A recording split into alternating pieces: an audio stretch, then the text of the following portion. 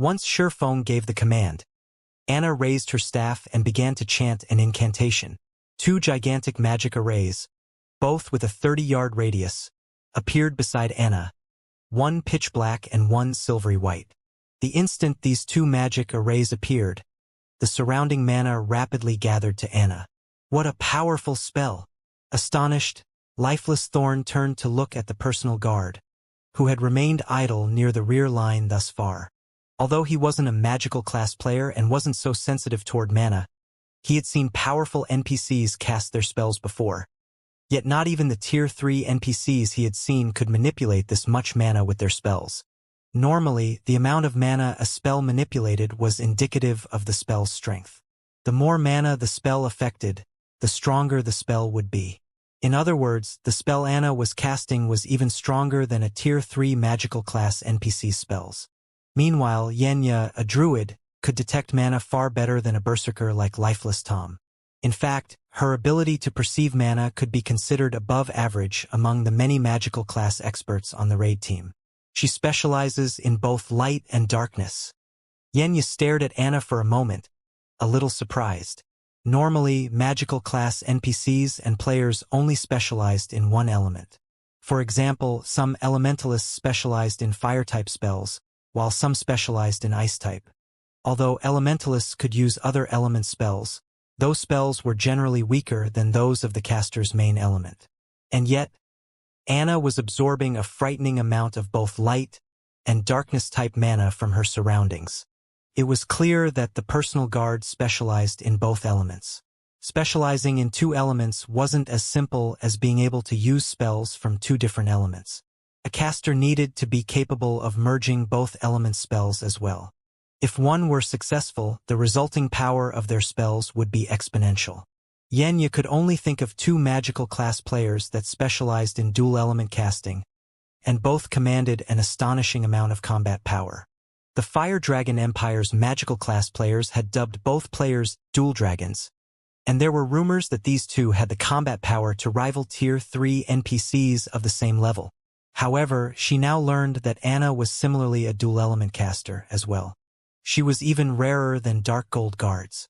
Before anyone could shake off their shock after sensing the mana surge Anna had caused, the NPC in question raised her staff and completed her spell. 36 magic arrays appeared around the Frost Monarch, some black and some white. Yin-Yang spears then shot forth from these magic arrays. Every Yin-Yang spear was powerful enough to tear apart space itself.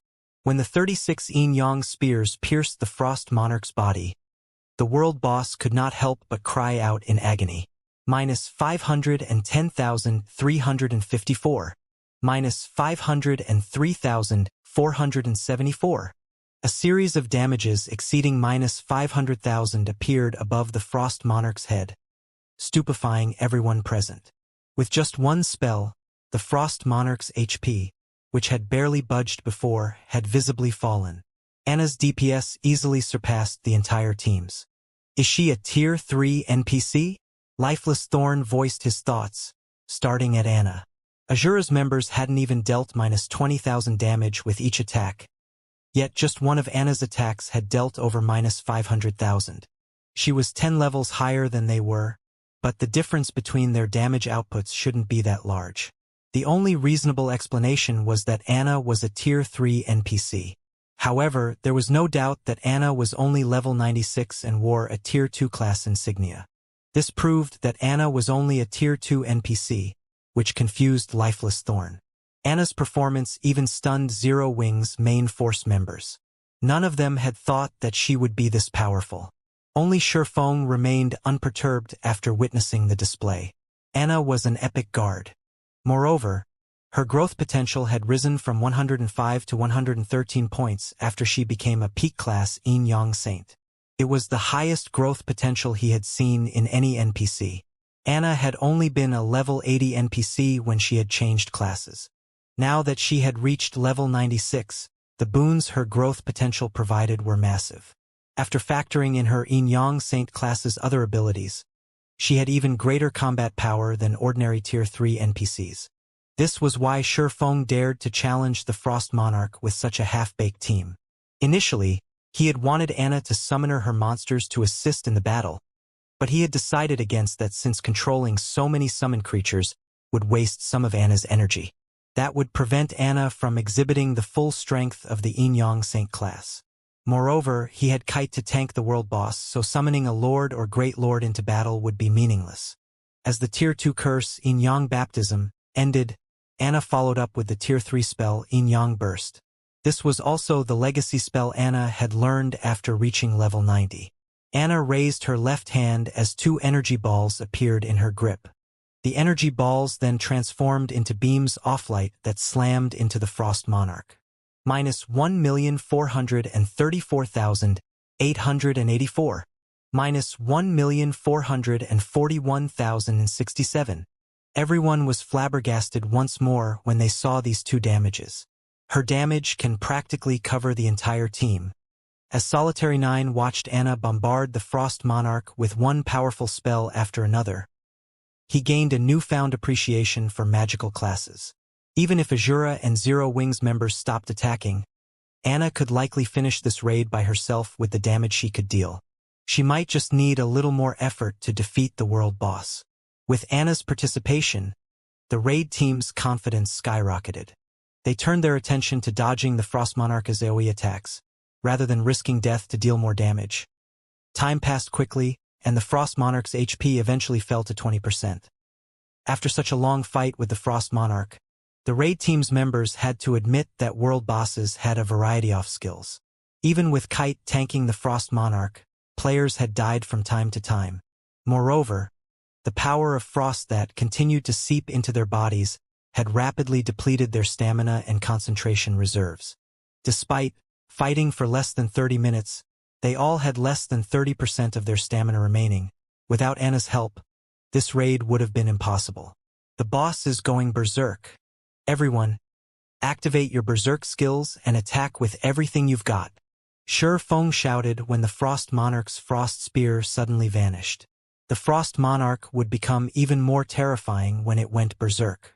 It would directly manipulate the power of frost around it to layer its attacks.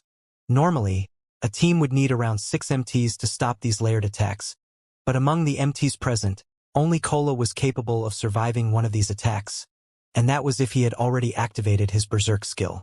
The world boss would instant kill the rest of the MTs, whether or not they had activated their berserk skills. The only option they had left was to kill the boss before it slaughtered the team. The Frost Monarch bellowed as soon as Shi Feng finished issuing his orders. The power of frost began to grow turbulent as it gathered to the world boss. Not only did this significantly increase the Frost Monarch's defense, but it also manifested 6 gigantic hands of frost energy around the world boss. These 6 gigantic hands began to swat at the offending players. Every hand was as powerful as the frost spears the Frost Monarch had thrown at the start of this raid. Only, the hand's attack speed wasn't as high as the frost spears. In exchange for the reduced speed, the hands had a much larger attack range, with each possessing a 12-yard radius AoE. The moment the 6 hands descended, 3 Azura members died instantly. However, the Frost Monarch's increased defense shocked the raid team's members far more than the 6 gigantic hands. They had already activated their berserk skills, yet they dealt less damage than they had earlier. As expected of the Frost Monarch, its famed defense wasn't an exaggeration. When Shi Feng's sword struck the Frost Monarch's body, his entire arm went numb from the impact. Getting past the Frost Monarch's frost armor with dark gold weapons had already been quite difficult, and now that it had entered its berserk state, even Shi Feng's killing ray barely left a scratch. As several more players died, Shi Feng knew that he couldn't afford to hold back, and he ordered Anna to use Summon Angel. Within seconds, a spear-wielding Valkyrie dropped from the sky, and everyone felt their bodies grow heavier as her horrific aura washed over them. Before anyone could react, the Valkyrie had appeared before the Frost Monarch and swung her spear of thunder at the world boss. Pong! The Valkyrie's spear sliced through the Frost Monarch's armor like a streak of lightning before cracks began to form across the previously indestructible ice armor. The Frost Monarch cried out as it stumbled several steps back, and a damage of over -6 million appeared above its head. The Valkyrie was even several times stronger than Anna. When Azura's members saw the Frost Monarch stumble backward, their jaws nearly hit the ground. The Valkyrie's attacks were extremely fast. Even after transforming its two hands into sharp blades, the Frost Monarch had failed to defend itself. It had been forced to use the 6 gigantic hands it had summoned against the Valkyrie's attacks. However, a Tier 4 Valkyrie was no easy opponent, and her life rating was considerably higher than the world boss's. Even while using the 6 colossal hands to protect itself, the Frost Monarch took one hit after another. The world boss was utterly helpless against the Valkyrie. When the Valkyrie's 10-second duration was almost up, she went berserk and used Thunder's Judgment. A purple lightning bolt then shot down from the sky and through the Frost Monarch's body, dealing over -15 million damage. Good. The boss is heavily injured. Everyone, focus on your attacks. Shi Feng hurriedly shouted as the Frost Monarch's aura weakened. The surviving raid team ignored the world boss's 6 hands and desperately bombarded the monster. 12%, 10%, 8%. As the Frost Monarch grew closer to its death, it began a frenzied slaughter. By the time there were less than half of the original 200-man raid team, the Frost Monarch had 2% of its HP remaining. Gentle Snow, Zhao Yueru, and Violet Cloud stopped holding back and used their strongest moves. Myth of Light, Frost Flame Hell, Dimensional Fracture. As these attacks struck the Frost Monarch, its HP bar visibly shrunk. Die! When the world boss had less than 1% of its HP left, Shi Feng activated Divine Providence, Flame Burst, and Lightning Slash. I am immortal, human. You will not get away with this. The Frost Monarch snarled, its voice echoing throughout the purple frost field. As its HP fell to 0, and its crystalline body crumbled to the ground, the instant the Frost Monarch died, everyone's experience bars exploded. The level 90 world boss had provided a bounty of EXP. Lifeless Thorn and Azura's other members instantly climbed to level 80. Although Zero Wing's main force members didn't level up, having already reached level 86 and 87, their experience bars did grow by a large chunk. They had earned enough EXP to cover more than a full day of grinding. It's finally dead. As their experience bars filled, the raid team members breathed a sigh of relief. They celebrated their survival throughout the raid. When the Frost Monarch had gone berserk, its attacks had become faster as its HP decreased. They hadn't been able to keep up, relying on luck to survive. Fortunately, their overall DPS had been high enough for this raid. Had the battle continued for another 30 or so seconds, they might have lost their lives before the Frost Monarch died. Once they had a chance to catch their breath, they turned toward the numerous items scattered around the world boss's corpse. So many items dropped. We're rich. That's the loot of a level 90 world boss. That's right. Based on how much mana is gathering around those items, they must be extraordinary.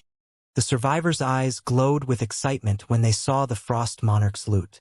With a casual glance, they could count more than 10 pieces of dark gold equipment and a few rare dark gold weapons. After level 50, monsters' drop rates drastically decreased. High-ranked items like dark gold equipment became very difficult to acquire. Normally, players had to challenge 100-man, Hell Mode team dungeons to acquire weapons and equipment of such rank. Moreover, players would be lucky if a single piece of dark gold equipment dropped from each of the dungeon's bosses. One raid wouldn't even be enough to fully gear a player, not to mention a 100-man team. Most of God's Domain's expert players would be envied among their peers if they had a single piece of up-to-date dark gold equipment.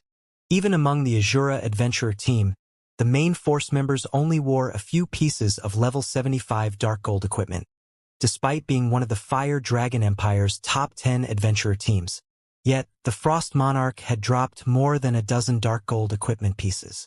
Its drop rate was many times higher than the bosses in 100-man, Hell Mode team dungeons. Naturally, the weakest piece of equipment the Frost Monarch had dropped was for level 90. Even the various superpowers only dreamed of acquiring level 90 dark gold weapons, and players could likely rely on these weapons even after they reached level 100.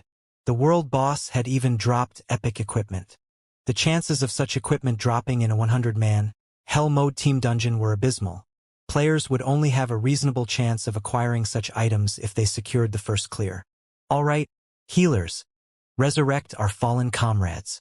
We'll distribute the loot once you're done, Shifeng said, smiling when he saw the hunger in everyone's eyes. There likely wasn't a single player in God's domain who wouldn't be tempted by a world boss's loot. World bosses represented the peak of power among monsters of the same level, and any random item they dropped could raise a player's strength by a considerable margin. Shifeng's reminder snapped the healers out of their daze, and they promptly went to work, resurrecting their fallen allies. Meanwhile, Shifeng turned to organize the Frost Monarch's loot. The rest of the raid team took a seat and watched Shifeng with eager looks since they didn't have anything better to do. Even Kola stared at the pile of items in the snow. The healers finished resurrecting the fallen players after a short moment, and Shifeng quickly appraised the items, sharing the statistics in the team chat. Isn't this world boss's loot a little too generous? This loot is 10 times better than the items a Hell Mode Team Dungeon's final boss drops. Zero Wings members were no strangers to a world boss's loot, so they, more or less, held their composure when they saw shared information. However, Azura's members were a different story. They were ecstatic after reading the loot's details. The Frost Monarch dropped a total of 115 items, far more than what ordinary mythic bosses typically dropped. Among the 115 items, there were 17 pieces of dark gold equipment and 3 dark gold weapons. The world boss hadn't even dropped one fine gold weapon or equipment piece. They'd likely have to raid 8 or 9 mythic bosses in Hell Mode Team Dungeons to acquire so many pieces of dark gold equipment. Unfortunately, Team Dungeons had very long cooldowns, and players couldn't raid them as often as they'd like. Furthermore, every dark gold weapon and equipment piece the Frost Monarch had dropped was top tier. This Golden Razor's attributes are just as high as an epic weapon's, Kola said, astonished as he inspected a dark gold ranked greatsword. Although the Golden Razor was only dark gold rank, its attack power and strength were on par with epic ranked two-handed weapons. Most importantly, the Golden Razor had a passive skill that allowed players to wield it as a one-handed weapon as long as they had the required 1,800 strength. In other words, players could wield a one-handed weapon with the attributes and attack power of a two-handed greatsword. This passive skill alone placed the Golden Razor at the top among level 90 dark gold weapons. Although the required 1,800 strength was relatively high to ordinary Tier 2 berserkers, it wouldn't be an issue for expert players of Kola's caliber. In fact, Kola already met the requirement, despite being a Guardian Knight under level 90. He couldn't help his growing excitement when he thought about wielding a two-handed weapon alongside his shield. That's nothing. Take a look at the Extreme Frost set. It's practically made for berserkers. The 4-piece set effect even lowers the level requirement by 5 levels, on top of increasing the wearer's ice resistance by 100 and maximum stamina by 10%. The 6-piece set effect even increases the user's strength by 20% and all berserker skills by 1 tier. Blackie nearly drooled as he examined the Extreme Frost set's attribute bonuses and set effects. He even wished he had chosen the berserker class instead of becoming a cursemancer. Moreover, the Frost Monarch had dropped the complete Extreme Frost set. This meant that berserkers could equip the set at level 85, and the armor would forcibly elevate all berserker skills by 1 tier to a maximum of Tier 3. Tier 3 skills. Tier 3 skills were far more powerful than Tier 2 skills. Zhao Yueru had already made that much clear. Despite the fact that Gentle Snow and Fire Dance had higher basic attributes, Zhao Yueru had dealt considerably more damage in the raid than her companions. Her total damage had almost been as high as Shifeng's monstrous damage. If a Tier 2 berserker equipped the Extreme Frost set, they'd be on par with an actual Tier 3 berserker, not including their basic attributes and physique. Indeed, this Extreme Frost set's effects are truly amazing. The berserkers in the team have just won the lottery, Yan Tianxing chimed in. Even he was moved when he saw the Extreme Frost set. If the set were meant for assassins, he wouldn't have hesitated to replace 3 of his epic equipment pieces for the set. Tier 3 skills would drastically increase a player's combat power. If the Extreme Frost set's effects were specialized for assassins, Yan Tianxing would even be confident of contending with Sword Demon. While the team discussed the Extreme Frost set, Feng shared the next item's attribute panel. When they saw this item, every one of them gasped. This next item was a weapon, and one the team recognized and feared. This weapon was none other than the icy blue spear the Frost Monarch had used against them throughout the raid. The entire raid team had personally experienced how powerful this spear, which the Frost Monarch had manifested with condensed power of frost, was. The Frost Monarch's extraordinary strength and speed hadn't been the main reason that the raid team had struggled against it. They had relied on Kite as the lead MT, and the NPC was more than capable of surviving the world boss's attacks, taking barely any damage. Rather, the Frost Monarch's Frost Spear had been the main reason that these players had had so much trouble. Despite the Frost Monarch's focused attacks against Kite throughout the raid, it had used its attack's residual power to assault the players, sapping their stamina and concentration. This, in turn, had steadily decreased the team's combat power, and to make matters worse, they hadn't been able to block or dodge this residual power. If Anna hadn't been so powerful, the team would have died from exhaustion before they could kill the world boss. It's even possible for such a weapon to drop? Its attributes are insane. The team's berserkers have truly hit the jackpot. When they saw the Frost Spear's attribute panel, everyone on the team felt jealous. Even Shadow Sword and Rampant Blade, who both used an epic weapon, couldn't help their desire for the spear. Its attribute bonuses were just that awesome. Winter Spear, Replica, Spear, Epic Rank, Level 50, Level 100. Equipment requirement. Strength 2100 attributes adjust according to user's level. Comma. Attack power plus 2550, Level 50, comma. Strength plus 301. Agility plus 210. Endurance plus 270. Attack speed plus 12. Attacks carry the power of frost. When attacking, all attacks reduce the target's stamina and concentration.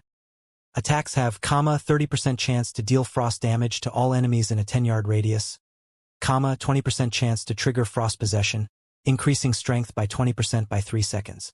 During this time, attacks also deal an additional 270% frost damage and reduce target's movement speed when struck by 30%. When equipped, main attribute increased by 25%, all secondary attributes increased by 15%, reaction speed increased by 10%, ignore levels plus 10, all berserker skill effects increased by 30%. All item level requirements reduced by 5 levels. Additional passive skill 1-, chaotic battle, strength, attack speed, and movement speed increased according to the number of enemies hit. Each enemy hit will grant a 3% increase for 5 seconds. Bonus can stack to 30%. Additional passive skill 2-, Ice Guard. When HP falls below 50%, Power of Frost triggers to improve the user's physique by 15%, main attribute by 15%, and defense skill by 3 levels. Additional active skill - Frozen Century. Converts a 100-yard radius into a frozen realm, using the power of frost to corrode all enemies in range. At the same time, the user creates 2 frost doppelgangers, each with 115% of the main body strength. Duration 5 minutes, cooldown 1 hour. Even Feng was relatively surprised to see the Winder Spear replica drop. The original Winter Spear was a legendary weapon, but even a replica would be extraordinarily powerful. The epic ranked replica could likely rival an ordinary fragmented legendary weapon's strength. In terms of attack power, this replica was even stronger than Gentle Snow's Glorious Will. The only difference between the Winter Spear's replica and Glorious Will's was that the latter could be upgraded to fragmented legendary rank, while the former could not. Even so, the Winter Spear was the best weapon under fragmented legendary rank for berserkers at level 100 or below. If current players wielded this spear, their attack power would be among the best in God's domain. Moreover, players wouldn't have to worry about fighting groups or a single opponent with the Winter Spear's effects. Naturally, every berserker on the raid team grew restless after seeing the Winter Spear's attribute panel, and they all turned toward Feng almost as one, waiting to learn how he intended to distribute the weapon.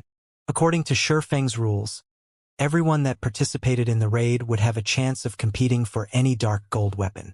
Unfortunately, those rules didn't hold true for epic ranked weapons. Even the various superpowers treated epic weapons and equipment as a part of the guild's foundation, and not even the guild's upper echelons could claim such an item simply because they wanted it. Guilds had strict inspections and evaluations before they'd assign an epic item to their members, especially when it came to a top-tier epic weapon like the Winter Spear. The Winter Spear and Extreme Frost set will go to Lifeless Thorn, Shifeng announced after giving the matter some thought.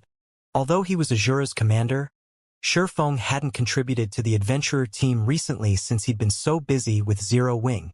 As a result, Lifeless Thorn had taken full responsibility for leading the Azura adventurer team and the massive Adventurers Alliance.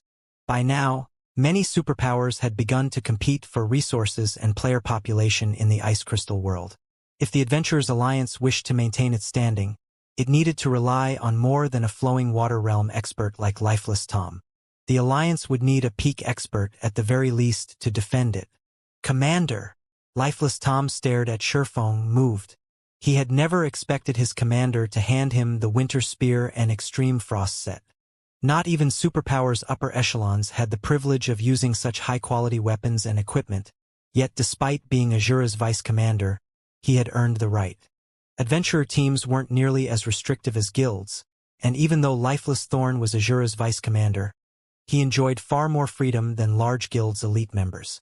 Moreover, Zero Wing's members wouldn't be pleased to hear that their guild leader had given him such powerful items. The consequences were just too high. Lifeless Tom couldn't understand what Shifeng was trying to do. And yet, despite carrying an epic weapon and multiple pieces of epic equipment, he was sorely tempted to wield and wear the Winter Spear and Extreme Frost set. Refusing such a generous offer wasn't easy. Naturally, Shifeng understood what Lifeless Thorn was thinking. Taking the initiative, he said, "There's no need to say anything. Zero Wing isn't like other guilds. Azura may only be Zero Wing's subordinate adventurer team, but it's still a part of Zero Wing. As long as you perform well, I have no problems giving you weapons and equipment of this quality. I hope that you will use this weapon and set equipment to improve Azura further." Zero Wing was quite different than the various superpowers. It didn't have the support of major corporations, and it wasn't as attractive to expert players. If Zero Wing wanted to contend with super first-rate guilds and super guilds, subordinate, independent organizations like the Azura Adventurer Team were necessary. Furthermore, if an adventurer team wasn't led by a powerful expert, it would struggle to develop. Although Azura was impressive enough to become one of the Fire Dragon Empire's top 10 adventurer teams, that was its limit. Growing any stronger would be an incredible challenge for the adventurer team. Unless Lifeless Thorn increased his strength, it would only be a matter of time before another adventurer team, one with a powerful background, surpassed Azura. If possible, Shifeng wanted to help Lifeless Thorn reach the Void Realm, but doing so wouldn't be easy. One would have to improve their senses on a qualitative level, which couldn't be done by simply improving one's combat standards. If it were that easy, the various super guilds would have more than just a few peak experts among their ranks. After Shifeng's comment, Lifeless Thorn turned to Zero Wing's members to see their reactions. But to his surprise, none of the main force members seemed dissatisfied with the situation. They didn't actually seem to care who received the Winter Spear and Extreme Frost set. When Azura's other members saw this, they couldn't help but feel a little ambitious. As players that had chosen to join an adventurer team, they had knowingly forsaken the resources a guild could provide in exchange for more freedom. However, enjoying the freedom of an adventurer team, as well as access to a guild's important resources, was better than they could have hoped for. In that moment, Azura's members silently decided that they would become an even more powerful adventurer team in the future. Even if they couldn't obtain top-tier epic weapons like the Winter Spear, they'd still have a chance of securing ordinary epic weapons. Such a situation was normally unthinkable for adventurer team members like them. While everyone secretly envied Lifeless Tom, Shifeng revealed a playful grin as he shared the attribute panel for a jade flute. When the raid team saw this item, their jealousy of Lifeless Thorn vanished. Crap! Am I seeing things? This is a flying mount. Upon seeing the summoning flute decorated with blue runes, every member of the raid team was ecstatic. Thanks to the flying mount that had appeared in the Sea of Death, players were no longer strangers to the concept of flying mounts. News of that mount had spread across God's domain, giving countless players a new dream of obtaining one for themselves. Even Aqua Rose and Zero Wing's other main force members, who already knew that Sherfong was the owner of that mysterious flying mount, were at a loss for words, not to mention Azura's members. Except for Sherfong, they hadn't heard of any player owning a flying mount at this stage of the game. In other words, this summoning flute was only the second flying mount found in God's domain.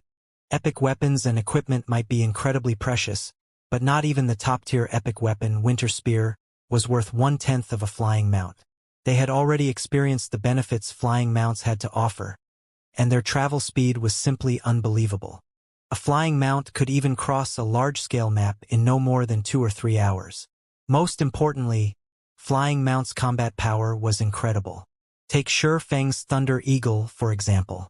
The Thunder Eagle was a bona fide Tier 3 combatant with the ability to contend with level 100 Great Lords. If they had a flying mount, they'd have their own powerful companion in battle. I won't say much about this flying mount. If you want it, fight for it. The starting bid will be 300,000 GCPs or 300,000 Azura contribution points. The highest bid wins, Sherfong said, chuckling as he glanced at the excited crowd before him. In truth, even Sherfong had been quite surprised to see the Frost Monarch drop a flying mount. Even a common flying mount was easily worth several level 100+ epic items. Although this Frost Bone Dragon, the flying mount the Frost Monarch had dropped, wasn't as powerful as his Thunder Eagle, it was an intermediate extraordinary flying mount. It was even more valuable than ordinary fragmented legendary items. Initially, he had intended to give the flying mount to someone of his choosing to maximize its usefulness, but everyone's intense desire for the mount had changed his mind. Hence, he had resorted to an internal auction. 300,000 contribution points was exceedingly cheap for a flying mount like the Frostbone Dragon. Normally, he should have set the starting bid at 3 million CPs, but since this was an internal auction, he didn't mind lowering the price. Moreover, the sooner one of his players was spotted using the flying mount, the more Zero Wing or Azura could benefit. Naturally, there was no chance of some low-rank player claiming the Frostbone Dragon. 300,000 contribution points was an astronomical amount for both Zero Wings and Azura's members. Not even ordinary core members could afford that price. Of the 200 players participating in this raid, only a dozen or so had enough CPs to bid for the flying mount. Every member of the raid team stared at Sure Feng in astonishment. They had never expected him to sell off the flying mount in an internal auction. He had even assigned the Winter Spear and Extreme Frost set to a specific player, yet the flying mount would go to the highest bidder. Most importantly, Sure Feng was actually allowing them to compete for it, not keeping such a precious flying mount for himself. No other guild leader or commander would be as generous as Sure Feng. It didn't take long for the raid team members to snap out of their daze after Sure Feng's announcement. "I bid 300,000 GCPs, Blackie shouted, placing the first bid. "In that case, I'll bid 310,000, Cola shouted, not willing to concede. "Commander, I bid 320,000 CPs, Solitary 9 shouted, unable to help himself from participating in the auction. Azura's contribution system was similar to Zero Wings, and earning contribution points wasn't easy. Of course, as one of Azura's 2 vice commanders, he could afford to hand over 300,000 plus CPs. "I bid 350,000 CPs, Lifeless Thorn announced. Although Lifeless Tom had already acquired a top-tier epic weapon and dark gold set equipment, the idea of owning a flying mount was simply too tempting. A flying mount would also affect his development rate, so he couldn't just give up this chance. Zero Wing and Azura's members frantically bid on the Frostbone Dragon, the price quickly climbing to 450,000 CPs. Once the price rose that high, Azura's Lifeless Thorn and Solitary 9 had to drop out of the auction. Unlike a guild, there were fewer means for adventurer team members to earn contribution points. Adventurer teams didn't have access to guild quests, for example. Now, only Zero Wing's upper echelons could compete over the flying mount. In the end, Gentle Snow had won the Frostbone Dragon for 580,000 contribution points. Although Shurfeng didn't prohibit his players from borrowing points, they had silently agreed to rely on their own contribution points due to the importance of a flying mount.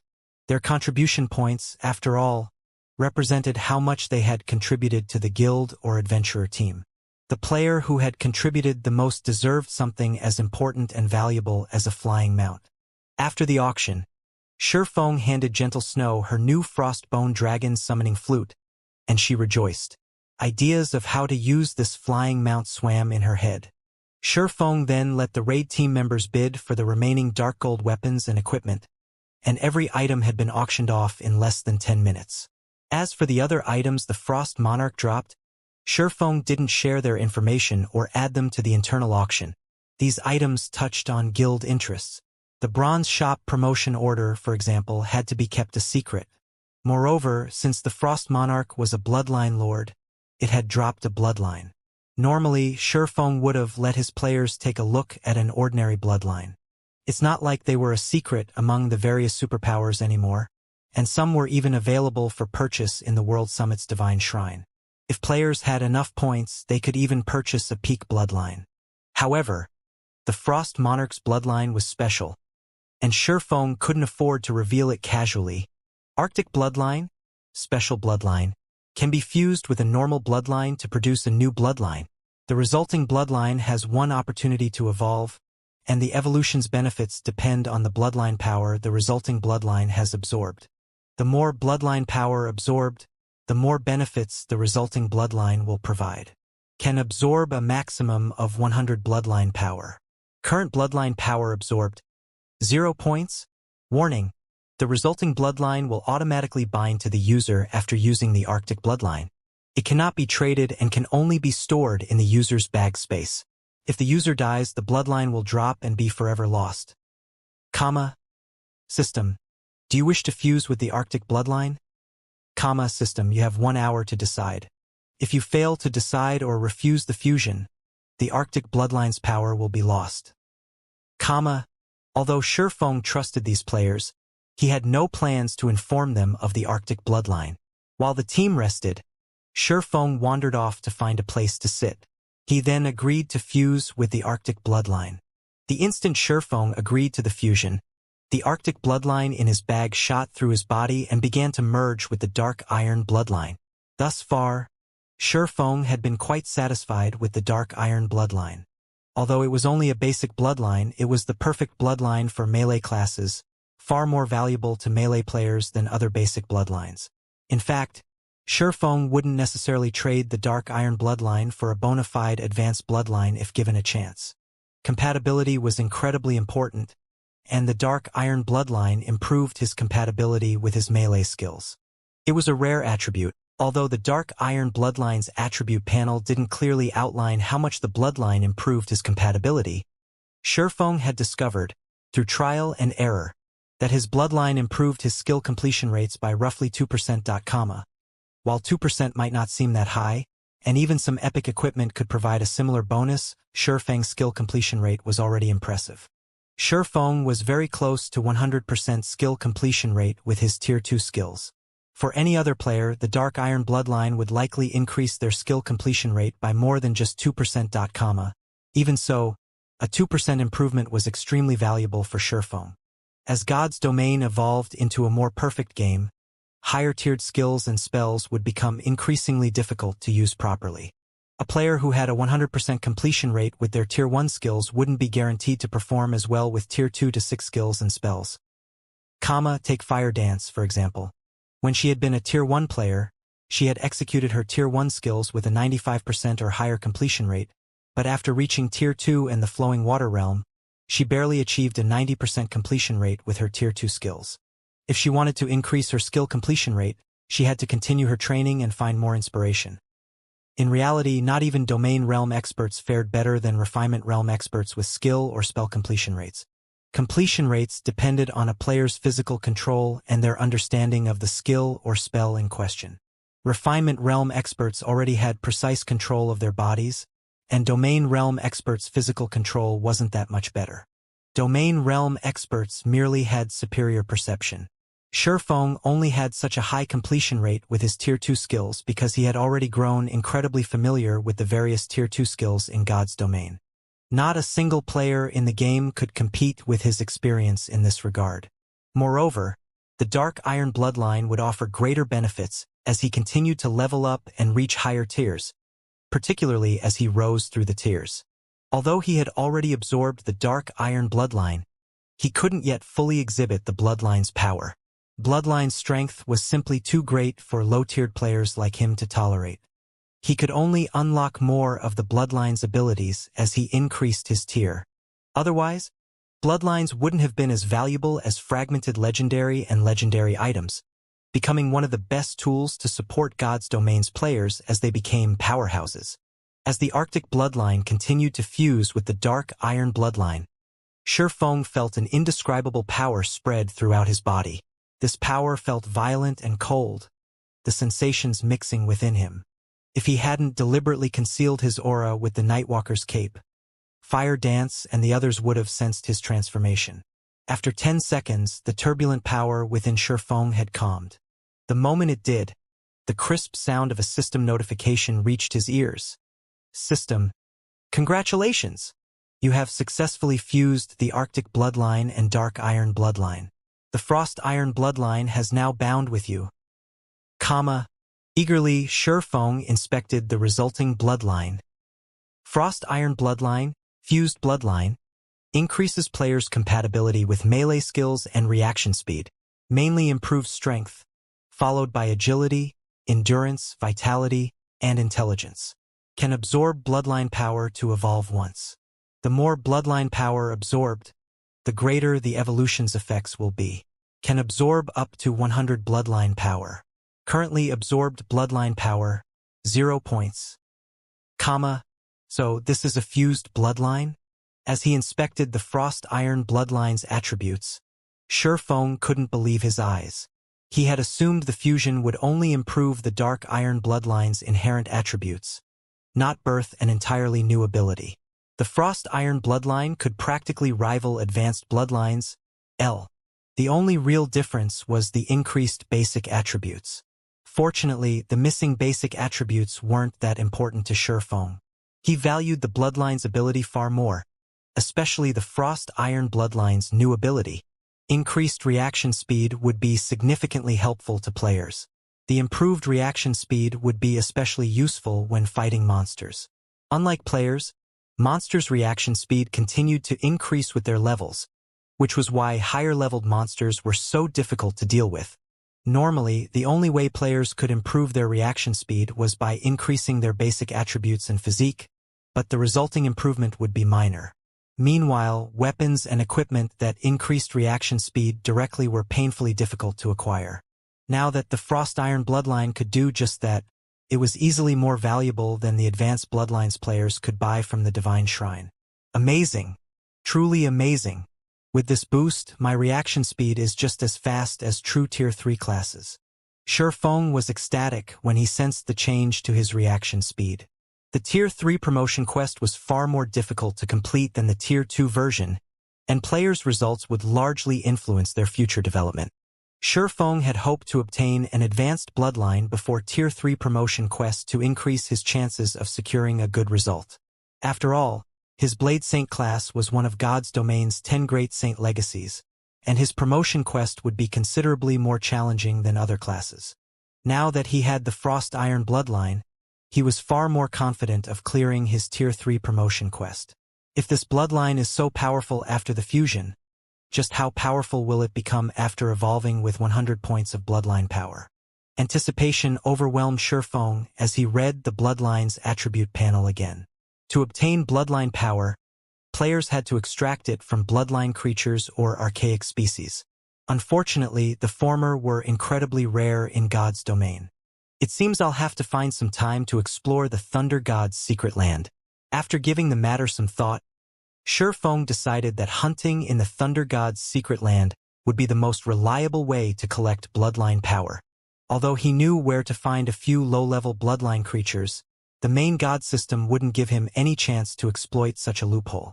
His chances of extracting bloodline power from low-level bloodline creatures would be abysmal. To increase his chances, he had to hunt bloodline creatures in the Thunder God's secret land. Unfortunately, it wasn't easy to gain access to the secret land. He would need an entry pass, and entering the secret land by himself wouldn't be efficient. He'd need to obtain enough entry passes for a group of players. As a result, Shifeng decided to prioritize Zero Wings development in the Sea of Death. However, he hadn't come to that decision simply because he wanted entry passes to the Thunder God's secret land. After level 100, the various major powers would turn their attention to the sea due to its many available resources, and if Zero Wing wanted a cut of that pie, it would have to secure a foothold in the Sea of Death as soon as possible. Thinking up to this point, Shifeng's gaze drifted taut he bronze shop promotion order in his bag. His desire to upgrade the Wanderer's shop as soon as possible growing. The naval resources he obtained through his partnership with Phoenix Rain wouldn't be enough for Zero Wing to establish itself in the Sea of Death, and Zero Wing still had to deal with Starlink's harassment. Once the raid team had rested, Shifeng returned to White River City alongside his companions. Star Moon Kingdom, White River City. Hashes of light illuminated the teleportation hall as Shifeng's team returned to White River City. After Monarch raid, they had spent almost all of their stamina and concentration. Although they had rested in the Purple Frost field for some time, they were visibly exhausted. How strange. I'm back in the city, yet my stamina still feels like it's barely recovering. Aqua Rose muttered as she concentrated on her physical state. Fire Dance, Yen Tianxing, and the other Refinement Realm experts felt the same. Once players reached the Refinement Realm, they gained more precise control over their bodies, and when they lacked stamina, it subtly influenced their physical performance. Hence, Refinement Realm experts could sense how much stamina they had remaining based on their physical condition. Normally, players' stamina rapidly regenerated when they returned to a town or city, yet Aqua Rose and her companion's stamina had barely changed. Their stamina recovery rate was surprisingly slow. Don't worry about it. It's just the result of the power of frost that infected your bodies. Once the power of frost dissipates, you'll return to normal, Shifeng explained. Not only were high-level maps dangerous, but they also inflicted lasting negative effects on the players that dared to explore them. Even among high-level maps, the Purple Frost Field was considered a special place. All forms of energy, with the exception of the power of frost, had been expelled from the map. Not only would players' stamina deplete far faster than usual if they remained in the map for a long time, but their stamina recovery rate would also be affected. Fighting a world boss like the Frost Monarch would only make their condition worse. In their current state, these players would need to rest in a city for at least 10 hours to recover fully. Doesn't that mean that we'll have to rest for a long time, unable to do much else? Gentle Snow asked, frowning. She had just obtained the Frostbone Dragon, and she wanted to lead a team to grind field bosses in unexplored high-level maps as soon as possible to utilize this advantage and secure a large stock of high-level equipment. Zero Wing's main force members had reached such a high level, but most of their weapons and equipment hadn't. If they had had up-to-date weapons and equipment in their competition with Starlink, securing their victory would have gone much smoother. But it can't be helped. High-level resource maps aren't like they were before. Shifeng responded with a shrug. Reaching level 100 in God's domain wasn't difficult. The true difficulty lay in obtaining top-tier weapons and equipment that corresponded with their levels. The Purple Frost Field was one of the best places to acquire top-tier level 90 equipment. Not only did the map have its own level 90 world boss, but it was also home to quite a few level 90+ mythic bosses. Unfortunately, maps like the Purple Frost Field had their own form of special energy, so grinding for top-tier weapons and equipment was even harder than normal. In reality, the Purple Frost Field's harsh environment was gentle compared to the various maps available at that level. Some environments even affected players' physiques and basic attributes. This was also why the various minor powers and adventurer teams had survived in God's domain in Shifeng's previous life. Grinding in these special maps for long periods was impossible due to their environments, and as a result, the various major powers hadn't been able to monopolize these maps' field bosses. To dominate these maps, God's domain's major powers would need a lot more manpower. This was precisely why Shifeng wanted to develop the Azura Adventurer team, using it to attract more expert players. Although Zero Wing had an incredible main force, the guild's other teams lagged far behind them. Gentle Snow's and Aqua Rose's frowns deepened. This meant that their level and mount advantages weren't as great as they had thought. Forget about farming top-tier weapons and equipment for now. You should help our other members level up. Once the power of Frost's effects wears off, you can organize teams to raid team dungeons and get our raiding progress up to speed, Shifeng said, chuckling. Collecting a large stock of top-tier weapons and equipment wasn't a walk in the park. If it were, the various superpowers would have squashed the game's minor powers and adventurer teams. They wouldn't have poured so much attention into nurturing lifestyle players and grinding for resources, either. I'll do that, then. Gentle Snow felt helpless. She had no choice but to accept Shifeng's suggestion and take things one step at a time. After their conversation, Gentle Snow and Aqua Rose left the teleportation with the rest of Zero Wing's members. They planned to take the guild's members out to power level in high-level maps. Shifeng, on the other hand, led Azura's members to the Candlelight trading firm and loaded them up with advanced mana armor kits, all-round devices, and other consumables that the trading firm only sold internally. He also instructed Melancholic Smile and her team to produce some resistance equipment for the adventurer team members to help them develop at a higher rate. Shifeng then found a special forging room before using the Abyss Pendant to teleport to Dragonheart Island. In the blink of an eye, Shifeng appeared in an alleyway in Dragonheart City's outer area. But for some reason, Dragonheart City seemed livelier than during Shifeng's last visit. Hardly any players had spent their time in the city's outer area before, but now, he noticed a large number of players in this area of the city. Moreover, most of these players were neutral race players, not human. Why are so many neutral players here? Shifeng was astonished when he saw how many neutral players roamed the street.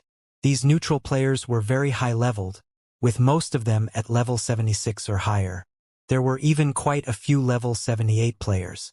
Mainstream players had just reached level 72 and 73 at this stage of the game, so these neutral players' levels were surprising. Even most large guilds' peak experts had only just reached this level. Meanwhile, Dragonheart City was located in the Sea of Death's inner region, and the closest neutral city was very far away. There should only be a small number of neutral players that would bother traveling this far. Neutral experts weren't the only players in the city right now. There were also large crowds of experts from the various major powers and many from second- and third-rate guilds. As Shifeng observed the passing players, he noticed a familiar group. It was none other than Thoughtful Rain and Blue Bamboo, who loved to vanish from the guild, and they seemed to be in the company of Melody and a few other Ninth Heaven members. Since Shifeng was still disguised as Black Flame, Thoughtful Rain and her companions quickly recognized him. "You're here, too, Big Brother Black Flame." Blue Bamboo promptly walked up to Shifeng as soon as she saw him. "Guild Leader Black Flame," the half-elf Melody greeted. "Why are you guys here?" Shifeng asked, surprised. The fairy country, Melody's home country, was quite a distance away from Dragonheart Island. Traveling so far was a major challenge. "Oh? You don't know Guild Leader Black Flame?" Melody asked, giving Shifeng an odd look. "No what?" Shifeng asked. "We're here because we've received news that a pathway to the Western continent has appeared in Dragonheart City. All of the various major powers are heading this way to test their luck and see if they can make it to the Western continent," Melody explained. "A pathway to the Western continent?" Shifeng was surprised to hear the news. God's domain consisted of two main continents, separated by a massive distance. Even with a flying mount, it would take several days to travel from one continent to the other. To make matters worse, one would encounter many level 180 and 200+ sea monsters and flying monsters. Even after players reached Tier 3 during Shifeng's previous life, very few people had been strong enough to travel between the continents. Normally, players would have to rely on teleportation arrays or special paths that had survived since ancient times. Take Starlink, for example. The guild must have secured a teleportation array that only it alone knew of. However, Shifeng had never heard of a path leading to the Western continent in Dragonheart City during his previous life. Shifeng was also certain this wasn't because of a weakness in his information network or his guild's inability to learn it. If a path had appeared in the middle of a city, it would have shaken every power on the continent. The current situation was the best proof of this. Guilds from the eastern continent's various kingdoms and empires were rushing to Dragonheart City after learning of the pathway. Even the various neutral powers were making the trip. It would be very difficult not to learn of this pathway's discovery. A pathway between the two main continents represented unimaginable opportunities and wealth. The two continents had different cultures and development goals, which was why neither Unyielding Heart nor Crimson Emperor was a match for Starlink's economic development. I'm not sure about the exact details. I came here with a friend who was trying to find out more about the situation, Melody explained. Big Brother Black Flame, why don't you come with us and take a look at this pathway? Rain and I have explored so many places, but we've never visited the Western continent. Blue Bamboo invited Surefoam. My friend has been in Dragonheart City for quite some time now, so his connections and information network are quite impressive. I'm sure he'll find the facts soon, Melody said, nodding in agreement. She had considered inviting Surefoam to join them as well, but it wouldn't be proper to invite another guild leader without a good enough reason. Since Blue Bamboo had taken the initiative to invite him, she might as well go with the flow and use this opportunity to develop the relationship between Ninth Heaven and Zero Wing. Zero Wing had prospered lately, and because of that, the Death God workshop had calmed quite a bit in the fairy country, allowing Ninth Heaven to develop peacefully.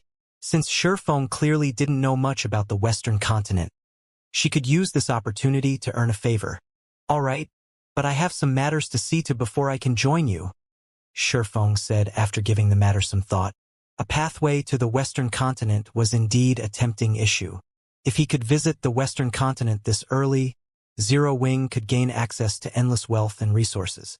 Since Melody was trying to do him a favor, likely to earn one back, he didn't mind taking advantage of this situation. That won't be a problem. In any case, my friend still needs some time to investigate. We'll be wandering around this area of the city in the meantime, Melody said. She secretly rejoiced when she heard Shurfang's answer.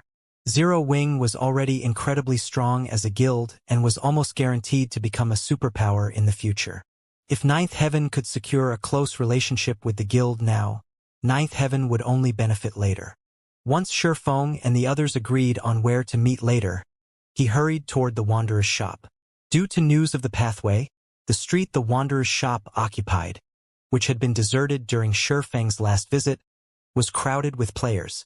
Everyone was here to learn more about this mysterious path to the Western continent.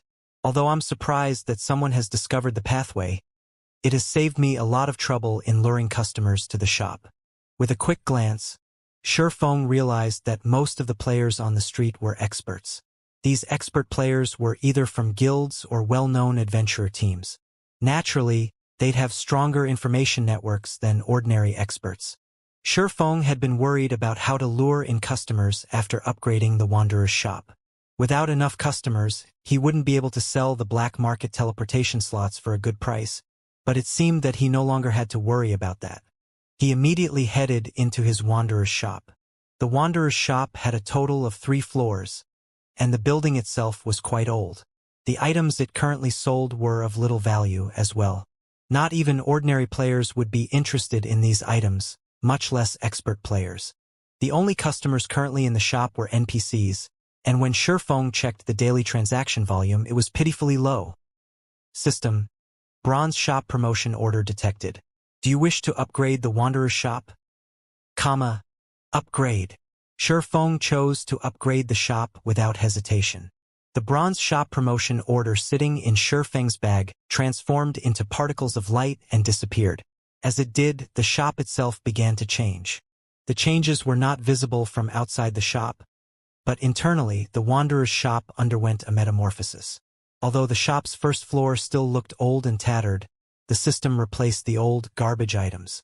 Now the shelves held magic tools that could even tempt expert players, including Tier 2 magic scrolls. Among the various new items, one stood out to Surefoam, surprising him: the Spirit Stone.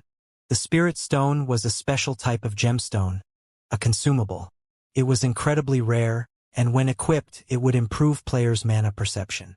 The improved mana perception would be useless to physical class players, but to magical class players, the Spirit Stone was a priceless treasure.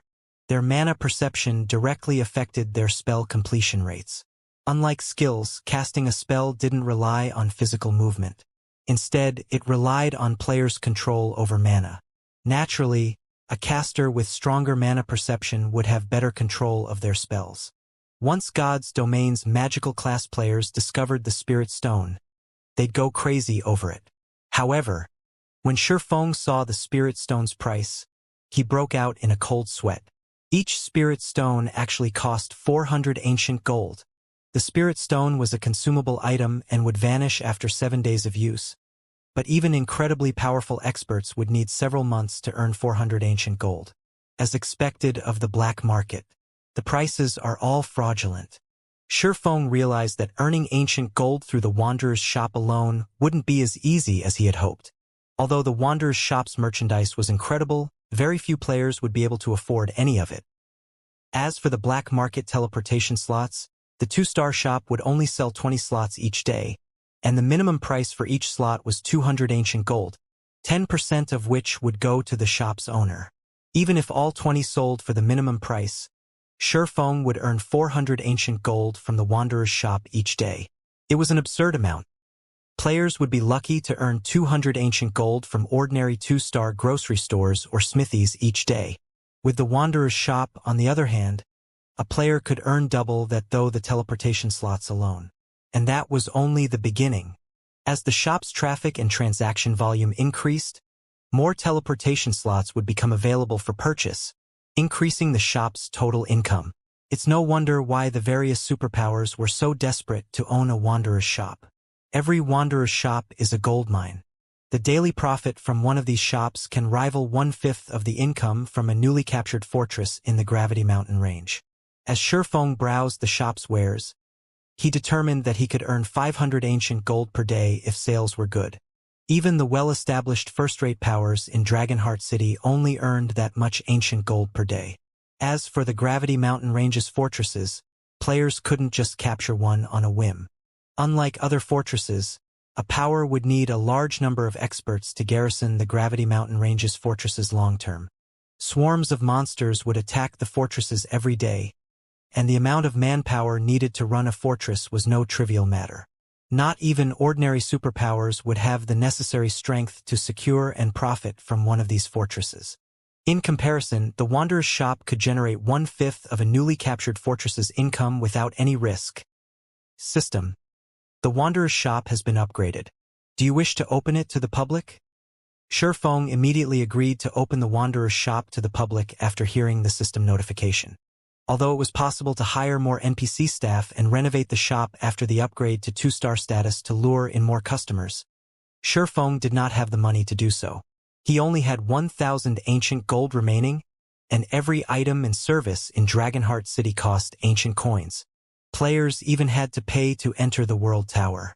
To enter the World Tower's first floor, where the Gravity Mountain range was located, a team had to pay 5 ancient copper per player. If one wished to explore the World Tower's second floor, it would cost 1 ancient gold per player. Dining in Dragonheart City was also very expensive. However, it was an unavoidable expenditure as the food and drink in Dragonheart City accelerated stamina and concentration regeneration, as well as expelling the otherworld energy that infected players' bodies, allowing players to re-enter the World Tower sooner.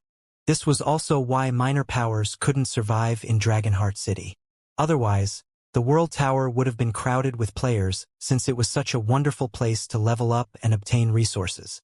Players wouldn't need to waste hours traveling to high-level maps, subjecting themselves to strange energies. Shifeng planned to bring Zero Wings members to develop in Dragonheart City in the near future, so he couldn't afford to waste money. Most importantly, he needed to pay 3,000 ancient gold once every 10 days to maintain the Wanderer's shop. It was best that the shop started conducting business as soon as possible. Shortly after the Wanderer's shop opened to the public, an NPC entered the shop to sell his item. Surprisingly enough, the NPC was selling a Tier 2 skill book. Unfortunately, his asking price was 60 ancient gold. Not long after this NPC entered the shop, players began to cross its threshold. These players had only intended to window shop, but once they saw the available merchandise, they froze, their feet glued to the ground. Crap! Isn't this a resurrection scroll? These are even rare in Empire's auction houses. The last one I saw even went for 200 gold. Yet this place is only selling it for 50 gold. Take a closer look. It cost ancient gold, not normal gold. The players' eyes glowed with excitement when they saw the shop's merchandise. But once they saw the listed prices, that excitement vanished. Well-known adventurer team experts like themselves could save up 50 gold. But even if they sold everything they had on them, they still wouldn't have 50 ancient gold. Yet, every item in the Wanderer's shop cost ancient gold. When Shifeng heard this group curse the Wanderer's shop for its blackheart prices, he couldn't help but shake his head and chuckle. He had felt the same in the past. Despite being the guild leader of a second-rate guild, the Wanderer's shop's goods had been too expensive for him. Needless to say, adventurer team members wouldn't fare any better. Shifeng then left the shop and hurried toward the agreed-upon meeting place to meet up with Melody and the others. Since the Wanderer's shop was now open for business, it would only be a matter of time before the various major powers in the city discovered it. He would not have to worry about the black market teleportation slots selling.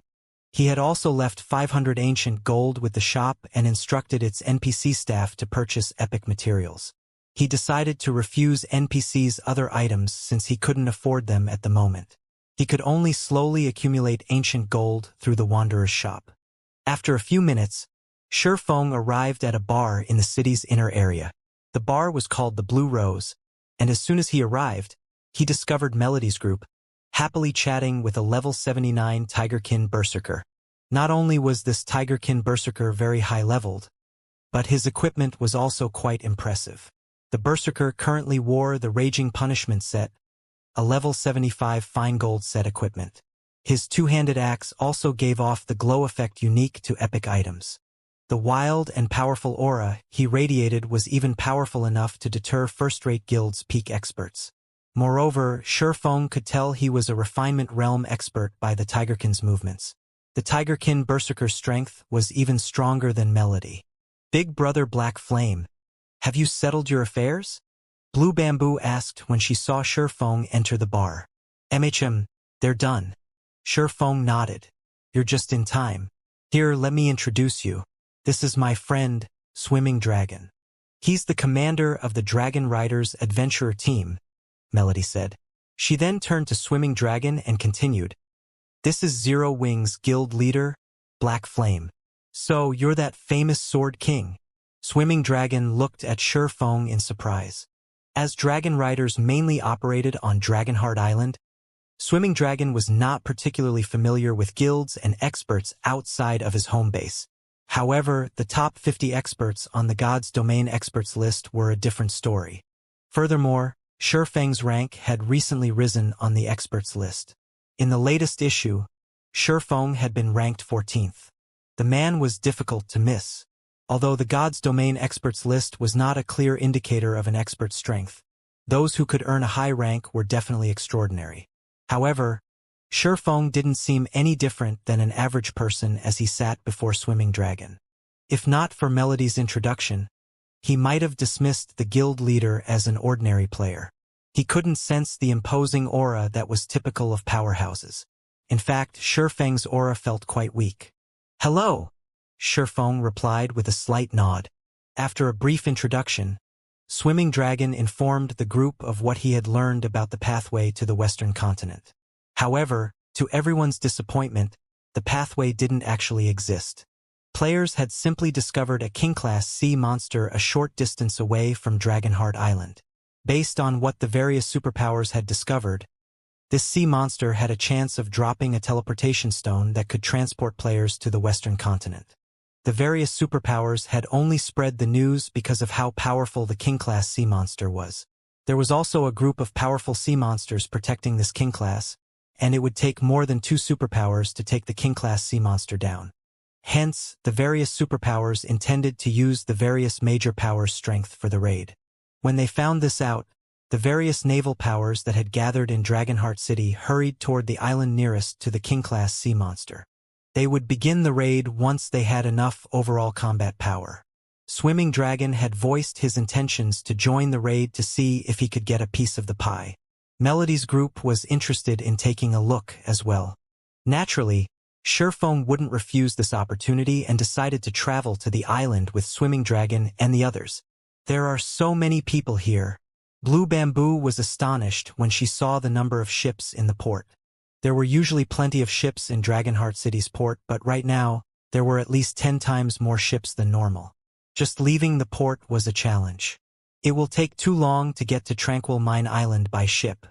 Dragonheart City has a specialized transport ship that travels to that island. The trip will be easier if we take the transport ship, Swimming Dragon said. Previously, I've already asked someone to purchase our tickets. We can just get on board the transport ship directly. After saying so, Swimming Dragon led Surephone and the others to the transport ship's dock. Players crowded around the docked transport ship, everyone waiting to board. With no other choice, Surephone and his latest companions patiently waited in line. After waiting for more than half an hour, it had come time for Surefeng's group to board the ship. But suddenly, two burly men approached them. One of these players was level 78, while the other was level 79. When the surrounding players saw these men, they promptly stepped out of the way and did their best to avoid meeting their eyes. Both of these experts possessed powerful backgrounds in Dragonheart City, and ordinary experts wouldn't dare provoke them. Swimming, I've heard you've purchased tickets to board the ship. Give them to me. I'm in a rush, the level 78 shield warrior said, grinning at Swimming Dragon. Relax. I won't just take advantage of you. I'll pay the favor back later. You're too late, Iron Hand. I've already given my tickets away, Swimming Dragon said, shaking his head. Does that matter? People are easy to replace. Tell me who they are and I'll negotiate with them. I'm sure they'll gladly agree to give me their tickets, the shield warrior named Iron Hand said, laughing. Swimming Dragon's expression darkened at Iron Hand's words. Stop messing around, Iron Hand. The Dragon Riders Adventurer team is working under Heaven's Blade, Swimming Dragon warned. The shield warrior, Iron Hand, was nobody of significance. Like Swimming Dragon, Iron Hand was only a refinement realm expert. However, the Nine Snakes Adventurer team stood behind the man. Plenty of powers operated on Dragonheart Island, and the various adventurer teams ruled over a significant portion. Naturally, the island's top 10 adventurer teams led the way. These 10 adventurer teams were extremely powerful and had support from various corporations. They walked the path of the elite and had a large number of capable experts. In terms of strength, these top 10 adventurer teams were even stronger than the various first-rate guilds on Dragonheart Island. Meanwhile, Nine Snakes was one of the top 10 adventurer teams. Due to Nine Snakes' position on Dragonheart Island, the adventurer team's members were particularly arrogant. Unfortunately, very few players and powers had the strength to put Nine Snakes in its place. As a result, most of the adventurer teams and independent players on Dragonheart Island tried to avoid Nine Snakes members as much as possible. The Sea of Death situation wasn't like that of the main continent. Not only was the competition here extremely intense, but the consequences for dying were also more severe. On land, players would only lose a piece of equipment and a level if they were killed. Out at sea, however, one would lose a ship. These ships were the key to naval players' survival. Without a ship, naval players' development would stagnate. Of course, as Dragon Riders was a well-known adventurer team as well, it had caught the eye of many powerful adventurer teams. As a result, Dragon Riders could ally itself with one of these adventurer teams for protection. The adventurer team Dragon Riders had chosen to ally with was none other than the Heaven's Blade adventurer team. Like Nine Snakes, Heaven's Blade was also one of the top 10 adventurer teams on Dragonheart Island. You think Heaven's Blade is that awesome? Do you know who this expert beside me is? Iron Hand asked, sneering. This is the Warblood adventurer team's newly promoted team leader, Snowy Afterglow. He's that genius from Warblood? Swimming Dragon's expression turned serious as he looked at the slightly arrogant-looking level 79 Berserker youth beside Iron Hand. Practically every adventurer team on Dragonheart Island knew the name Snowy Afterglow. The man had become one of Warblood Adventurer Team's team leaders despite being only 22 years old. Warblood was the third-ranked adventurer team on Dragonheart Island, and overall, it was even stronger than Nine Snakes and Heaven's Blade. In fact, the two adventurer teams combined might not be a match for Warblood. It was no exaggeration to say that Warblood was half as strong as a superpower. Of course, one had to be a peak expert to become one of its team leaders.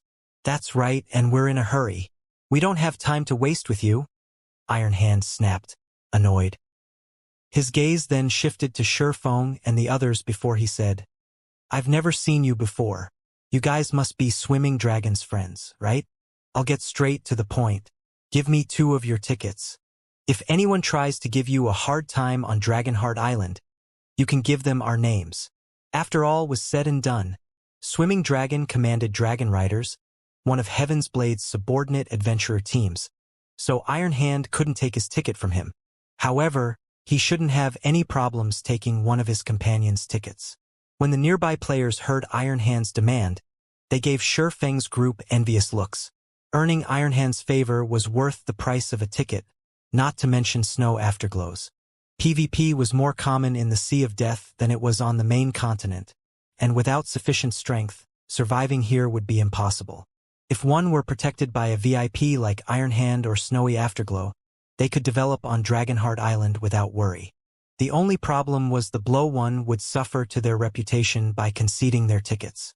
Unfortunately, there wasn't much Swimming Dragon could say against it.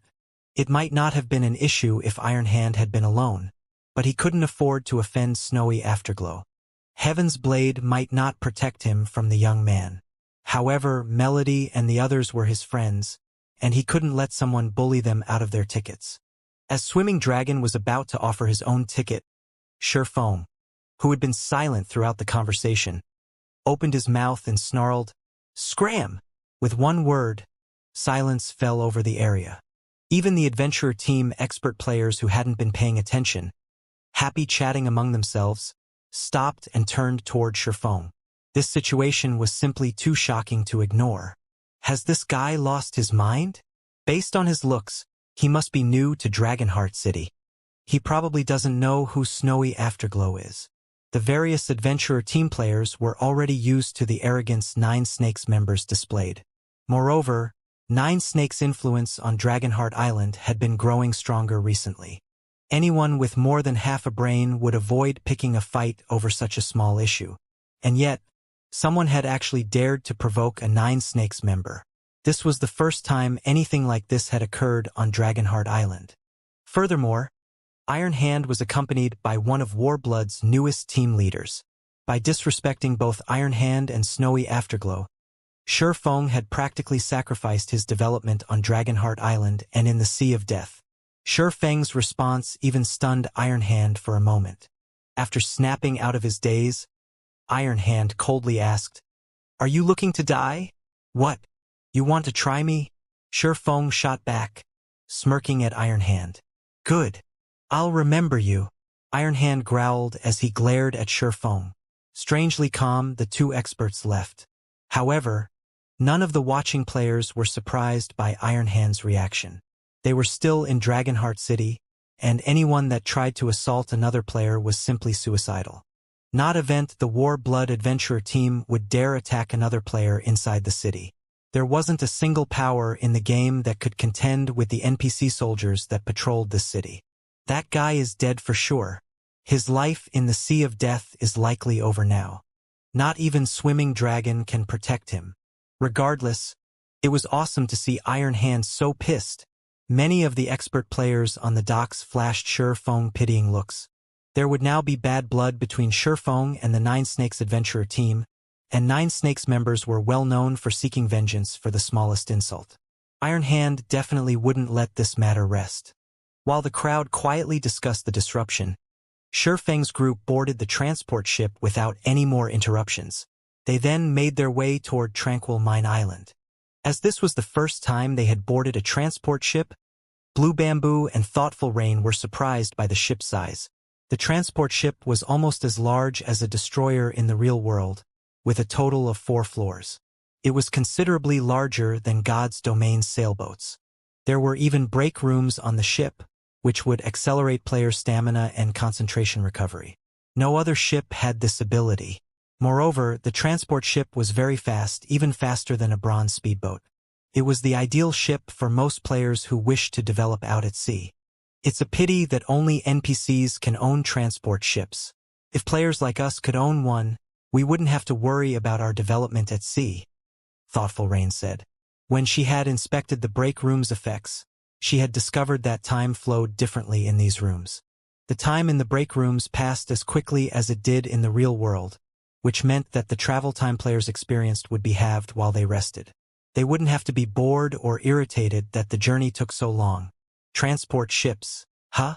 When Shifeng heard Thoughtful Rain's comment, he remembered a shipyard in Dragonheart City. It was a large shipyard that was capable of producing a unique transport ship. Although that ship wouldn't be as powerful as the transport ship they currently rode, it had a transport ship's basic functions. Back when player-owned transport ships had emerged in the past, it had caused quite a commotion among the various naval powers. Players had only discovered which shipyard had been responsible for these transport ships after in-depth investigations. However, a superpower had long since purchased the large shipyard in question by then. Players had only started developing on Dragonheart Island, and the shipyards here were still extremely expensive. Even the cheapest shipyard cost 80,000 ancient gold, a price only superpowers could afford. However, the various superpowers were busy contesting over Dragonheart City's shops. They had no time to pay attention to these shipyards. If Shifeng could purchase the large shipyard in question early on, not only would it generate a significant amount of wealth, but it would also drastically increase Zero Wing's naval strength. While Shifeng pondered over how to earn a large sum of ancient gold as quickly as possible, Swimming Dragon approached with a worried expression. Guild leader Black Flame, 9 Snakes, the adventurer team Iron Hand that belongs to, is one of the local tyrants on Dragonheart Island. I don't think we should participate in the joint sea monster raid near Tranquil Mine Island. 9 Snakes will definitely try to pull something to punish us, Swimming Dragon said. Although Swimming Dragon knew that Shifeng was very powerful, they were in the Sea of Death. The rules here were drastically different than those on land. Otherwise, the various adventurer teams wouldn't have been able to secure territory on Dragonheart Island, despite so many superpowers present. Relax. I know what I'm doing, Shifeng said, chuckling. He did not bother to explain further. Swimming Dragon sighed inwardly. He thought that Shifeng was acting a little too full of himself. He simply didn't know how powerful naval adventurer teams were. After a little over 2 hours, the transport ship finally docked on Tranquil Mine Island. A thick layer of dark fog enveloped Tranquil Mine Island, and other than the port, a ghostly atmosphere devoured the island. Once players set foot on the island, they'd succumb to a chill, and their reaction speeds would significantly decrease. Players could even freeze to death if they lingered for too long on the island. This was practically an island of death. However, the port was full of bronze and mysterious iron speedboats. There were even a few sailboats here. The scene was even grander than in Dragonheart City's port. Shortly after the transport ship docked, and just as Shifeng and the others were about to step onto the wooden platform, they discovered a group of players before the transport ship. Every one of these players emitted a dense killing intent, and a few of them had already reached level 80. Even an expert like Swimming Dragon was afraid as he felt these players' dangerous auras washed over him. Meanwhile, 2 familiar figures led this group of experts, and they were none other than Iron Hand and Snowy Afterglow. Brat, you were quite bold earlier. Would you dare repeat yourself now? Iron Hand demanded, sneering at Shifeng. When the players on the transport ship saw the small fleet surround them, they couldn't help but grow nervous. Combat was a daily occurrence for Dragonheart Island's players, whether it be against sea monsters or players. Although large-scale naval PvP was common as well, none of those battles had involved a fleet as powerful as the one around the transport ship. Over 20 speedboats had the larger ship surrounded, 8 of which were bronze speedboats, and 1 was mysterious iron rank. 9 Snakes' grand display of strength even surprised the other powers on Tranquil Mine Island, not to mention the players aboard the transport ship. These powers' upper echelons immediately ordered an investigation into this matter. "We're doomed." Swimming Dragon stared at Nine Snakes' fleet with a grim expression. He hadn't expected Iron Hand to be so vicious. An ordinary adventurer team would be fortunate to have a single advanced speedboat in their fleet. The Dragon Riders were lucky enough to have 2 bronze speedboats, which were the reason that the adventurer team had become quite famous and gained some influence on Dragonheart Island. Yet, the Nine Snakes adventurer team had dispatched a mysterious iron rank and 8 bronze-ranked speedboats. Even if they could sprout wings and fly, they wouldn't escape Nine Snakes' encirclement. Unlike on land, there wasn't anywhere players could flee to at sea, especially when they were surrounded by a powerful enemy. Even if they had a bronze speedboat on their side, escape would be impossible. "Are we in trouble, Big Brother Dragon?" Blue Bamboo asked curiously. Since she was not familiar with naval players' ways, she didn't understand why everyone seemed so nervous about the few speedboats around them. "Trouble is an understatement," Swimming Dragon replied, gesturing to an elementalist aboard Nine Snakes' mysterious iron speedboat with a bitter smile. This elementalist was clad in pitch-black robes and wore a silver mask. "If we only had to face Iron Hand, I could find a way out of this, but that is Nine Snakes' vice commander, Undefeated Star. He used to be the 9-star family's vice guild leader, but he left the super first-rate guild a few years ago for some unknown reason and joined Nine Snakes. He is also one of the few naval legacy holders in the Sea of Death. Countless seafaring players dreamed of obtaining a naval legacy. Naval legacies might not be of much help, or any, to players on land, but they could help a seafaring player become an overlord on the open water. Picking a fight with a naval legacy holder at sea was suicidal. After listening to Swimming Dragon's explanation, the other players on the transport ship turned to Surefoam. Sure enough, the Nine Snakes adventurer team really shouldn't be provoked. That guy might have enjoyed a moment of glory, but now, he'll pay for it. I hadn't thought that Nine Snakes would respond so ruthlessly. Even Undefeated Star is here. Friend, Undefeated Star is vicious. It's best if you apologize. Otherwise, they might hunt you down and kill you back to level 0. I've heard that Undefeated Star has a special tool that can double the death penalty, and Nine Snakes has quite a few expert trackers. Another adventurer team's commander had provoked Undefeated Star not that long ago and lost over 10 levels as a result. That commander had no choice but to lead his adventurer team away from the Sea of Death. Many of the players on the transport ship pitied Surefoam. If he hadn't acted so rashly earlier, he wouldn't be in this situation. Some kind-hearted players even offered him advice. Being able to mingle on Dragonheart Island was already proof of one's strength, and everyone present knew how difficult it was to reach this point in the game. Losing 10 levels would be more than enough to despair over, not to mention dying back to level 0. "Punk, if you accept your death and obediently hand over all of your equipment, we might consider letting the insult slide," Iron Hand shouted. "It's only a ship ticket, Iron Hand. Do you really have to make such a fuss over this?" Swimming Dragon pleaded through gritted teeth, stepping forward. "Will you let me apologize for my friend?" "Why would I want an apology?" Iron Hand snapped, disgusted. "I had to mobilize Nine Snakes' mysterious iron speedboat just to get to Tranquil Mine Island. Do you really think an apology can make up for that? I know you're a righteous person, Swimming Dragon, but your friend has disrespected our adventurer team. Do you think we can let him get away with that without paying a price?"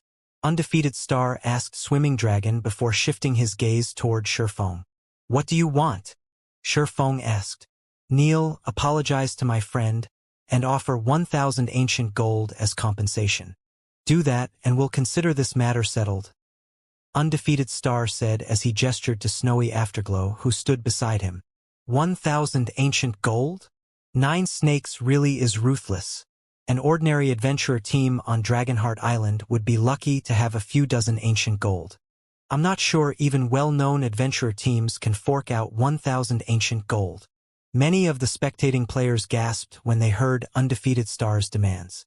Every player on Dragonheart Island knew how difficult it was to acquire ancient gold coins, yet Undefeated Star demanded 1,000 ancient gold as compensation, in addition to an apology. Undefeated Star was practically shoving Shurfeng toward his doom. Isn't this going a little too far, Vice Commander Star? My Dragon Riders adventurer team is working under Heaven's Blade. I hope that you will consider taking a step back out of respect for Heaven's Blade. Swimming Dragon tried to reason with the man again. Swimming Dragon hoped that he could convince Undefeated Star to back off by dropping Heaven's Blade's name. Heaven's Blade was the 5th-ranked adventurer team on Dragonheart Island, a rank higher than Nine Snakes. If Heaven's Blade found out that Nine Snakes refused to show respect, the larger adventurer team would take action. You're so brave to negotiate with Brother Star, Swimming Dragon. Not even Heaven's Blade's vice commanders would dare to speak to him that way, Iron Hand said, sneering at Swimming Dragon. Of course, if Commander Zvi were here, it might be a different story. Heaven's Blade had 4 vice commanders, but none of them was a match for Undefeated Star. Only Zvi, Heaven's Blade's commander, could suppress him. Swimming Dragon couldn't think of a response. He simply wasn't important enough to ask for help from Heaven's Blade's vice commanders, much less from Commander Zvi. Since Nine Snakes' Undefeated Star has spoken, that guy can only pay his due.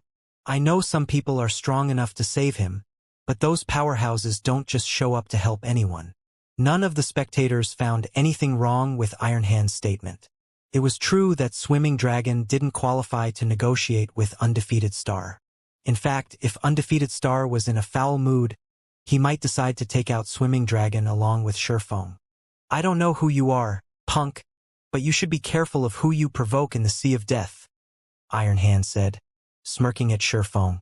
Well, hurry up and apologize to Brother Afterglow. The moment Iron Hand finished speaking, a blue sword light shot toward him. Instinctively, he tried to defend himself, but the attack had been too fast. The sword light had sliced through him, devouring all of his HP.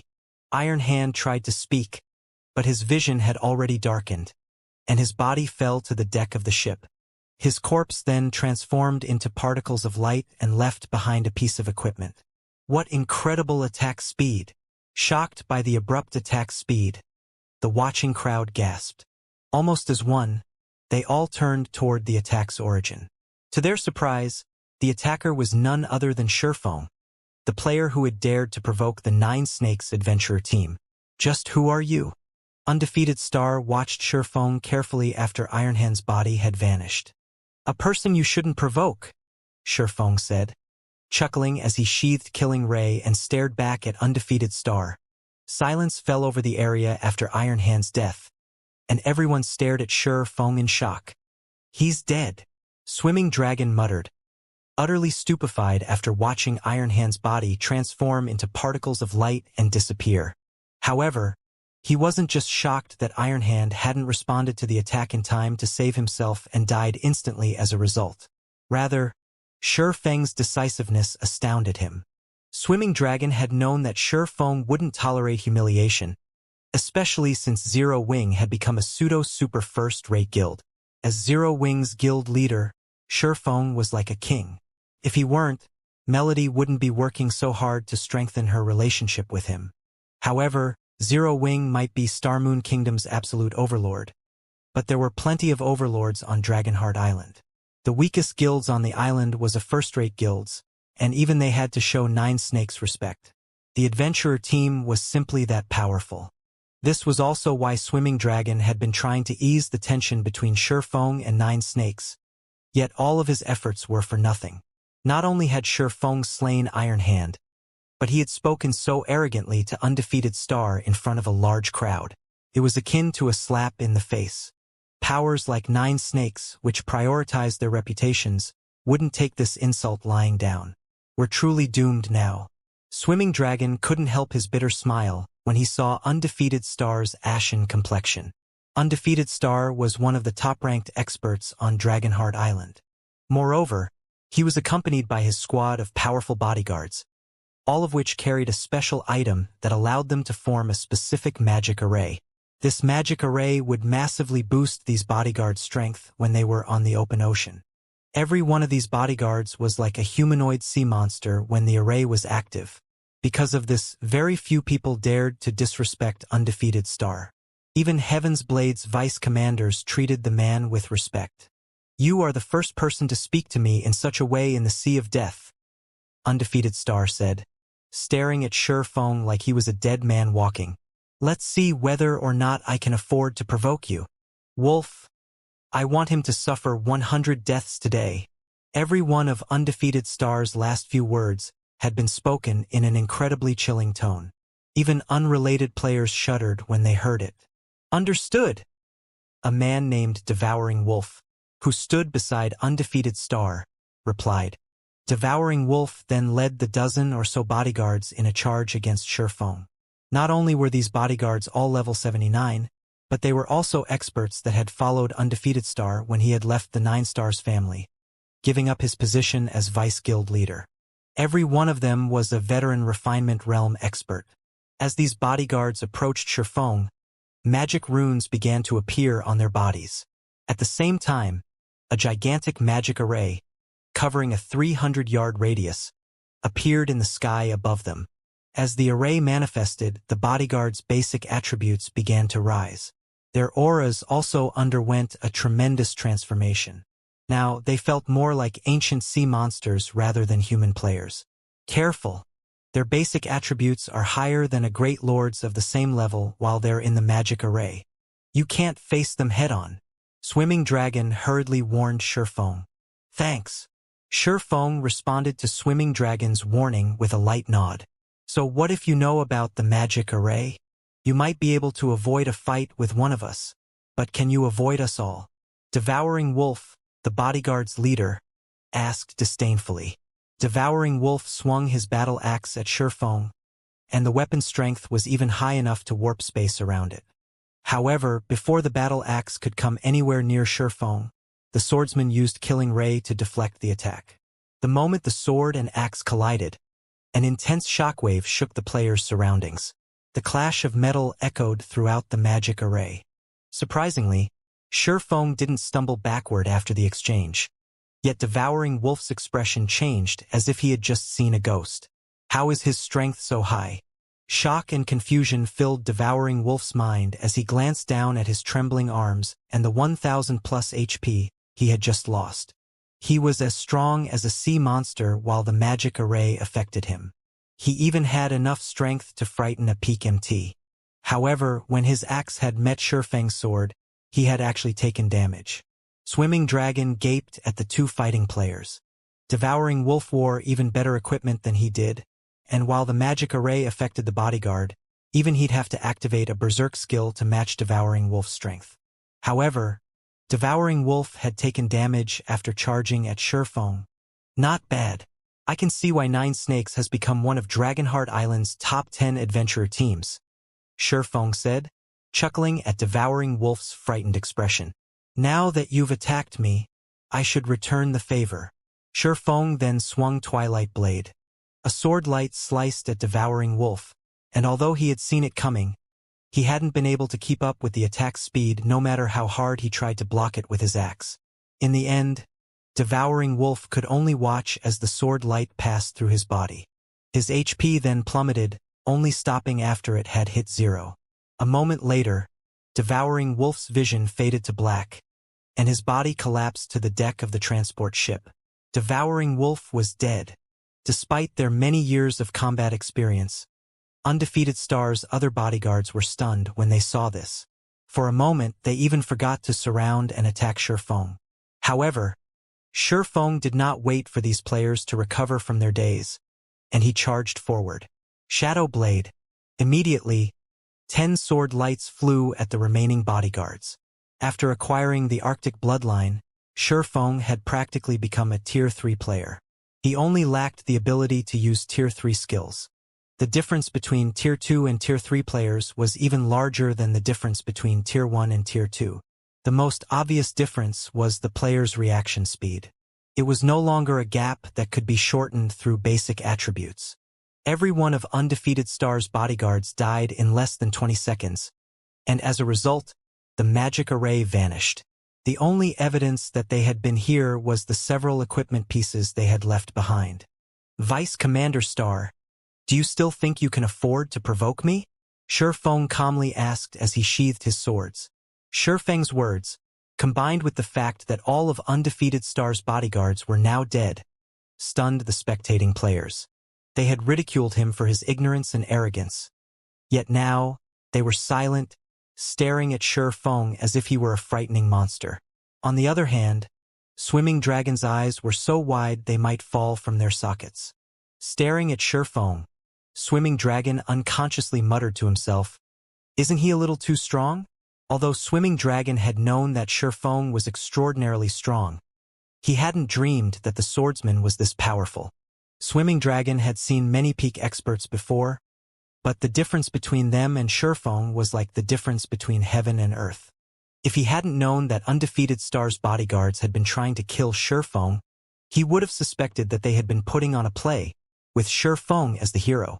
Those bodyguards' basic attributes were monstrous, and their combat standards were no weaker than his.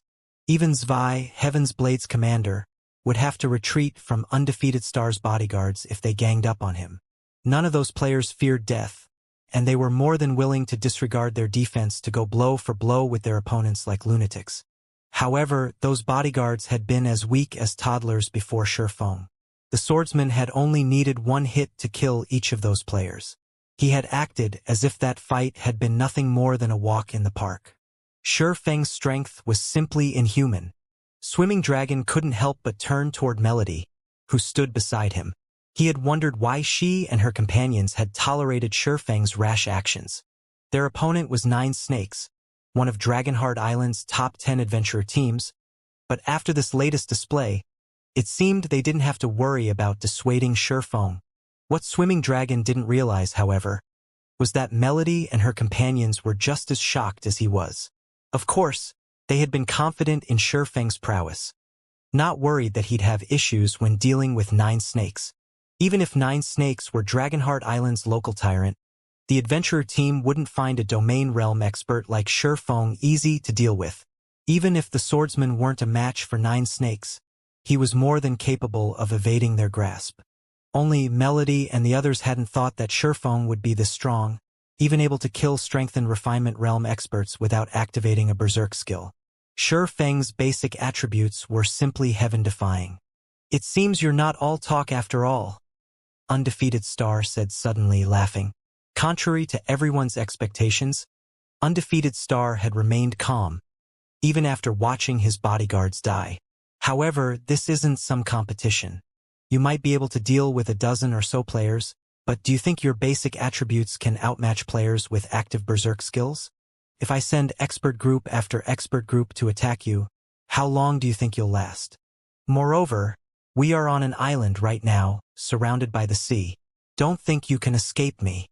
As soon as Undefeated Star finished speaking, another group of a dozen or so players stepped forward, sneering at Feng.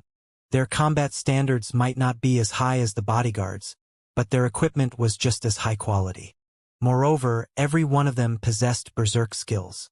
If they activated their berserk skills, their basic attributes would be even higher than the bodyguards, who had been strengthened by the magic array. Crap! Undefeated Star's aiming for a rotational battle. Swimming Dragon's expression darkened. Feng's strength was shocking, but they were still out at sea. These players didn't fight like those on land. On land, one could simply flee from an opponent with an active berserk skill, waiting until the duration ended, but an island was only so large. Where could players possibly run to? Moreover, Feng was greatly outnumbered. Even if he activated his own berserk skill and widened the gap in basic attributes, Undefeated Star's subordinates could take their time, dragging the fight out and waiting for Feng's berserk skill to end. Once it did, hundreds of experts with berserk skills would besiege Feng. "You're really quite brave to insist on provoking me. Unfortunately, you simply don't know how foolish it is to make me your enemy at sea," Undefeated Star said, glaring at Feng. However, he did not hurry to order an attack. He enjoyed seeing his opponent's despair before him. The stronger his opponent was, the more pleasure he'd get from seeing their anguish. "Are you not afraid that I'll kill you before my berserk skill ends?" Feng asked, curious. Berserk skills had short durations, but Undefeated Star only had so many players. Feng only counted 100 or so Nine Snakes members. If he activated his berserk skill, he could easily take these players out within a few minutes. You think our adventurer team has so few members on this island? Punk? A bald man beside Undefeated Star spoke up, laughing. Dragonheart Island's various major powers have dispatched several hundred players to Tranquil Mine Island to raid the King-class sea monster. Some of them have sent over 1,000 members. How many players do you think Nine Snakes, an adventurer team famed for its high member count, has sent? Moreover, everyone knows that 13 Thrones, a bona fide super guild, backs Nine Snakes. Do you really think you can take on 13 Thrones? None of the watching experts commented on the bald man's statement. What he had said was true after all. 13 Thrones support was the reason that so many major powers feared Nine Snakes, allowing the adventurer team to develop as rapidly as it had. 13 Thrones. The revelation surprised Feng slightly. What? Afraid now, punk? Undefeated Star chuckled when he saw the change in Feng's expression. Unfortunately for you, it is too late for regrets. Nine Snakes members aren't the only ones on their way. 13 Thrones experts are almost here. How long do you think you can evade us all? This latest information made Melody and her companions nervous.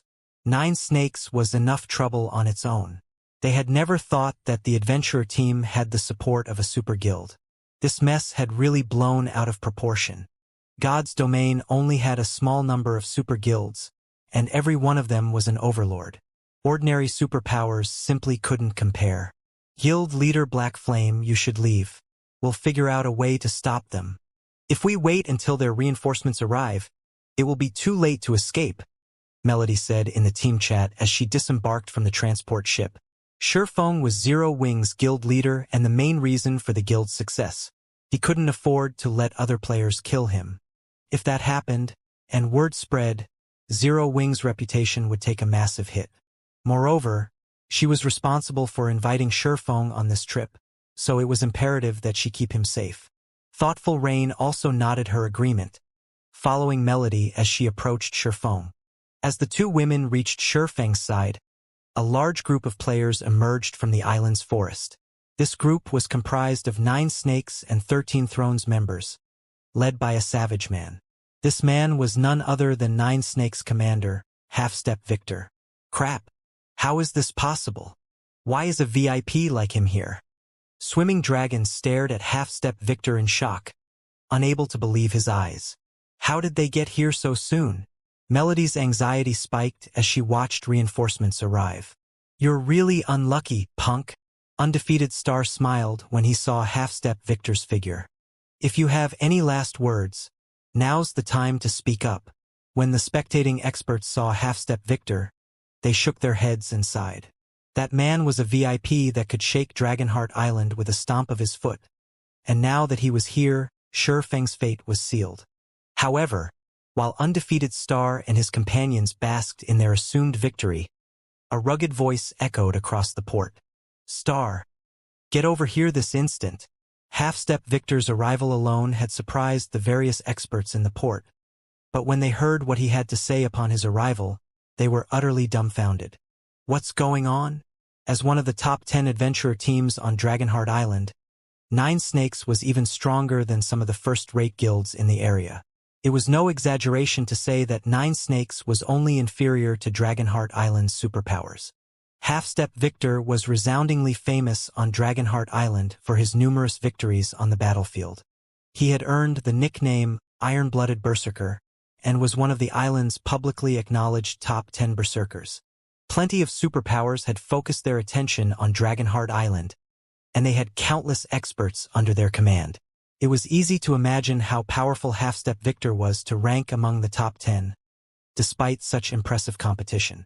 When such a big shot had arrived, the crowd had immediately assumed that Feng was a dead man. Unexpectedly, however, Half-Step Victor had disregarded Feng, yelling at his own vice commander instead. Based on the man's tone, he clearly wasn't pleased with Undefeated Star's latest behavior. Even 9 Snakes members were stunned. You called for me, Commander? Undefeated Star approached Half-Step Victor, confused. He had no idea what was happening either. "Order your men to pull back immediately," Half-Step Victor snarled, glaring at Undefeated Star. "But, Commander, we haven't taught that punk a lesson yet," Undefeated Star quickly insisted. "We invited Snowy Afterglow to further our relationship with Warblood. Yet that punk dared to disrespect us in front of him. If we don't deal with this properly—" "Enough! I will not repeat myself," Half-Step Victor frostily declared. Half-Step Victor commanded great respect, even on Dragonheart Island. Needless to say, his word was law within the Nine Snakes adventurer team. Not even Undefeated Star would dare to defy him. Obediently, Undefeated Star ordered his subordinates to retreat. The spectators on the docks were astonished as they watched Nine Snakes members withdraw. None of them understood what the adventurer team was up to. "They're not fighting anymore? What? Is this for real? Nine Snakes members are leaving. Just like that." Undefeated Star had been adamant about killing Shi Feng a moment ago. Yet now, his subordinates were pulling away from the fight. The watching experts simply couldn't keep up with this situation's development. Even Melody, Swimming Dragon, and their companions were confused. They didn't understand why the adventurer team would retreat so suddenly. While everyone wondered about Nine Snakes' intentions, Half-Step Victor approached Shi Feng. "Friend, this has all been a misunderstanding. I hope you won't take this matter to heart," Half-Step Victor said with an apologetic look. "Here, take this sea barrier stone as compensation for the Nine Snakes adventurer team's mishap." Half-Step Victor then revealed a fist-sized, light blue globe and handed it to Shi Feng. Right now, the man looked nothing like Nine Snakes' peerless commander. Undefeated Star's eyes nearly fell from their sockets as he watched the exchange.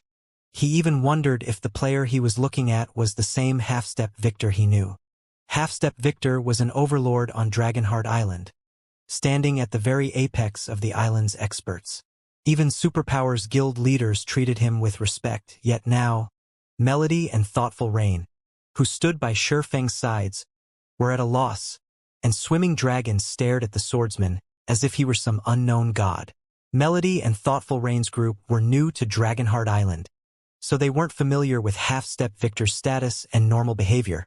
Swimming Dragon, however, was very familiar with what kind of person the commander was. Half-Step Victor was the Demon King of disasters. He was absolutely ruthless. He wouldn't have been able to tame Nine Snakes' arrogant members.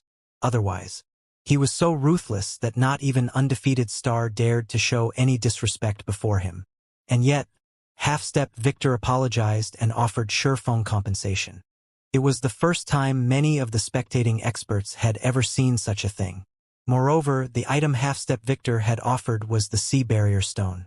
Players outside of the Sea of Death might not be familiar with the Sea Barrier Stone, but those who frequented the map knew it was a priceless treasure. First-rate naval guilds would go crazy over the item. The Sea Barrier Stone would generate a magic array that was strong enough to suppress any sea monsters caught within. Not only would players have an easier time defeating the sea monsters, but it also increased players' chances of escaping powerful sea monsters they encountered and couldn't defeat. However, the Sea Barrier Stone only dropped from level 70+ mythic ranked sea monsters. Mythic sea monsters were many times more difficult to defeat than mythic monsters on land. Even the various superpowers would have to pay a high price to take down such a powerful target. Hence, very few powers were willing to raid mythic sea monsters. Swimming Dragon was utterly flabbergasted that Half-Step Victor was actually willing to offer Shi Feng such a precious item. "Do we know each other?" Shi Feng asked. Half-Step Victor's behavior surprised him as well. Shi Feng had been prepared for a fight. Although the Nine Snakes adventurer team was quite formidable, the team had no hope against the cards he had on hand. Shi Feng certainly hadn't expected Half-Step Victor to submit before him. He knew quite a bit about Nine Snakes' commander. The man was undoubtedly a ruthless player. Not only was Half-Step Victor a domain realm expert, but he would also grow into a Tier 6 Berserker god in the future. Half-Step Victor had been known as the Iron-Blooded War God during Shi Feng's previous life. "No," Half-Step Victor said, shaking his head. "However, we have a shared acquaintance on Tranquil Mine Island. You'll understand once you meet them." A shared acquaintance? Half-Step Victor's answer confused Sherfong. He did not remember having any acquaintances on Dragonheart Island or Tranquil Mine Island. Since that is the case, let's forget about this issue. Take me to them. Please, follow me. Half-Step Victor released a held breath, relieved after hearing Sherfeng's reply. He then led Sherfeng away from the docks. When the spectating crowd saw this, they were dumbfounded. Undefeated Star had been out for Sherfeng's blood a moment ago. Yet a big shot like Half-Step Victor had shown up, offering peace and leading Sherfeng away. Moreover, Half-Step Victor smiled amicably and treated Sherfeng with immense respect. For a moment, the watching experts wondered if they were hallucinating. Who is that player? For Half-Step Victor to apologize and act as a guide, he must be some kind of VIP. The spectators discussed their guesses about Sherfeng's identity, but since he wore a black cloak, they couldn't learn anything about him other than the fact that he was a level 80 swordsman. They had no idea who Sherfeng really was. The experts from the various major powers promptly reported the situation to their superiors, while the adventurer team players spread the news throughout the Sea of Death. For a while, Dragonheart Island was in an uproar. As Undefeated Star watched Half-Step Victor lead Sherfeng's group to Tranquil Mine Island's inner region, he was overwhelmed with shock. "May I know what is going on here, Vice Commander Star?" Snowy Afterglow asked. As the Warblood Adventurer team's youngest team leader, Snowy Afterglow qualified to look down on Nine Snakes vice commanders. He wasn't a match for Undefeated Star, but his combat power did rival peak experts. Of course, Nine Snakes commander Half-Step Victor was an entirely different story. Nine Snakes was far weaker than Warblood, but it was still one of Dragonheart Island's top 10 adventurer teams, and as such, Half-Step Victor stood on the same level as Warblood's commander. "I don't know, but we have to put this matter to rest. I hope Brother Afterglow can forgive us for this," Undefeated Star said, shaking his head as he smiled bitterly. Undefeated Star had assumed Sherfeng had been joking. He hadn't actually thought that the man's claim was true. If even someone like Half-Step Victor had to treat Sherfeng with such great respect, how could a vice commander possibly afford to provoke the swordsman? "You jest, Vice Commander Star. Encountering such an important person had made this trip worth my time," Snowy Afterglow said, chuckling. Not even he could afford to provoke someone that even Half-Step Victor clearly feared. At this moment, he only hoped that Sherfeng would forget about what had happened between them. The various major powers had set up advanced tents on a vast open plain within the Tranquil Mine Island's forest. Swimming Dragon, who had followed Sherfeng, was stunned when he saw it. Every one of these tents housed a power that was much stronger than the Dragon Riders adventurer team. With just a casual glance, Swimming Dragon noticed quite a few of Dragonheart Island's top 50 adventurer teams, and those were the powers on the edge of the clearing. As Half-Step Victor led the group toward the clearing center, Swimming Dragon noticed increasingly stronger powers, many of which were first-rate powers on Dragonheart Island. Since Half-Step Victor was their guide, Sherfeng's group attracted a lot of attention as they passed. Who are those people?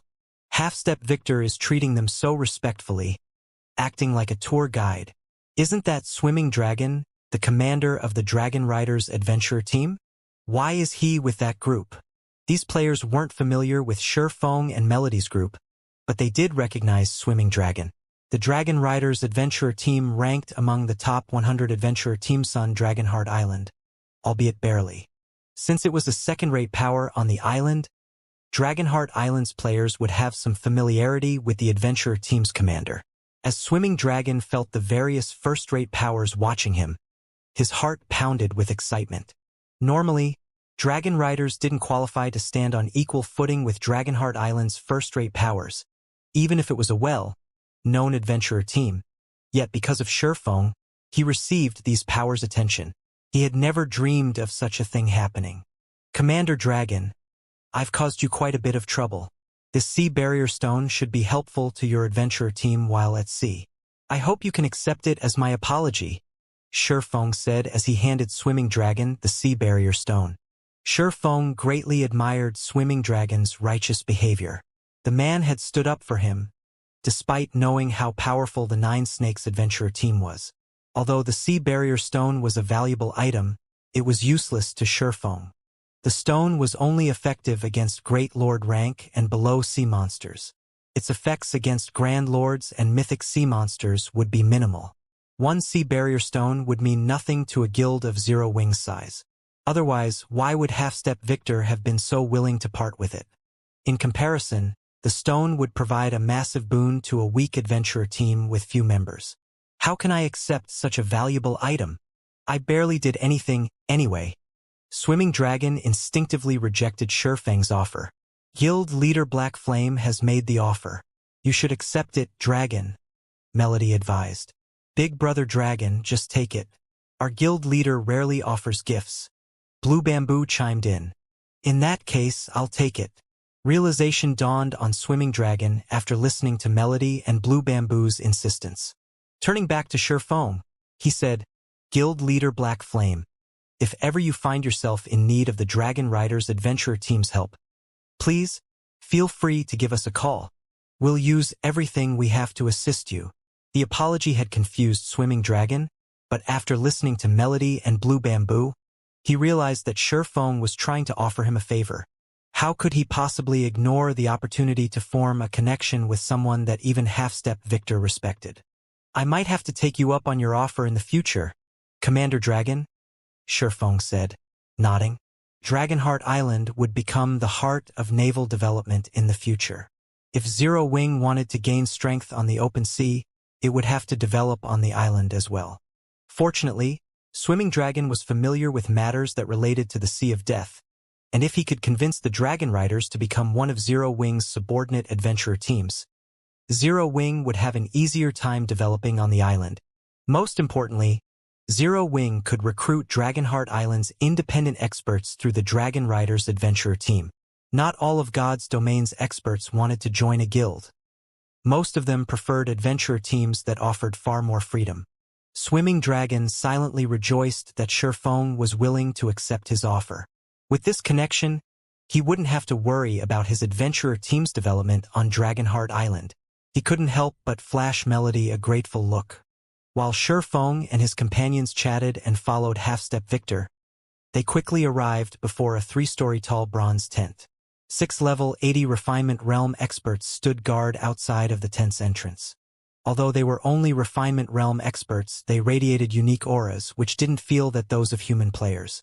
Their auras resembled undefeated stars, who possessed a naval legacy, yet somewhat different. See God's kin? Shurfeng looked at the 6 players in surprise. Bloodlines could increase players' life ratings, but there were other items and methods that could do the same in God's domain. One of these methods involved receiving a God's blessing and becoming said God's kin. This was akin to becoming a bloodline creature. In other words, the 6 players before him were bloodline creatures.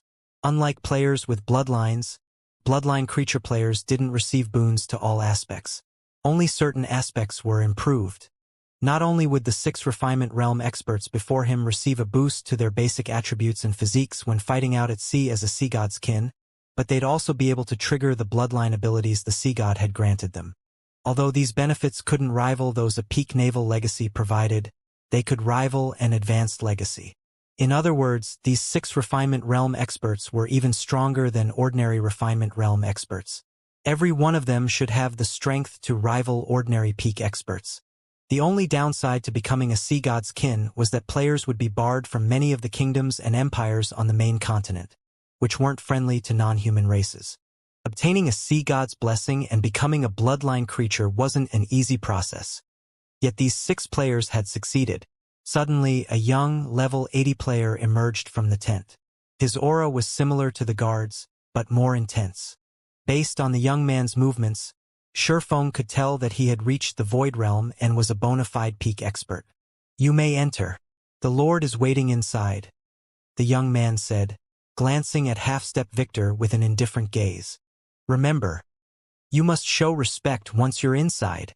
Half-Step Victor nodded in response before leading Shurfeng and his companions into the tent. Confused, Shurfeng followed Half-Step Victor into the tent. Just who was this shared acquaintance that could make Half-Step Victor submit? Half-Step Victor was a domain realm expert that would be considered an apex combatant in a super guild. Even super guilds' guild leaders had to show him respect, especially at sea. Naval transportation was both dangerous and inconvenient. The sea was vast, and because of this, the various superpowers couldn't control as much of the ocean's maps as they did on land. Since the various superpowers gathered on the sea, the competition here was far more intense than on the main continent as well. Even Melancholy, 13 Thrones guild leader, couldn't demand so much respect from Half-Step Victor. Every expert had their pride, after all, especially domain realm experts. While Shi Feng wondered who this acquaintance was, he and his group entered the tent's main hall. Although the bronze tent only revealed 3 floors from the outside, occupying a relatively small area, it was many times larger within.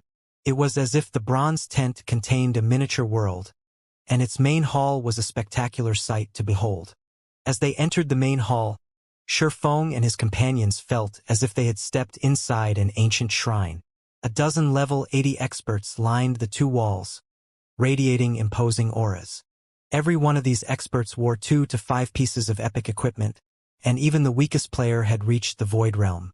Their frightening auras weren't that of a human player, but of bloodline creatures or wielders of advanced naval legacies. As these experts watched Shi Feng's group, even Swimming Dragon broke out in a cold sweat. He couldn't help but lower his head and avoid their gazes. Blue Bamboo, on the other hand, turned deathly pale when she sensed the experts' horrific auras. Only Thoughtful Rain fared better than her companions. Even Shi Feng was a little astonished to see these players. These experts could likely kill Half-Step Victor with very little effort if they wished to. Shi Feng would have to rely on his trump cards to escape their pursuit. Among the dozen experts, Shi Feng sensed 6 domain realm experts, 2 of which had even progressed even further in the domain realm than he had.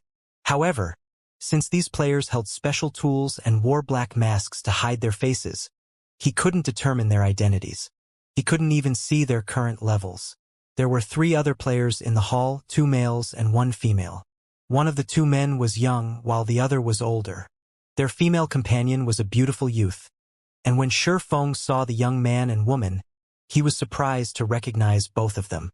The young man was none other than his old acquaintance Lu Xingluo, while the beautiful woman was Happy Art.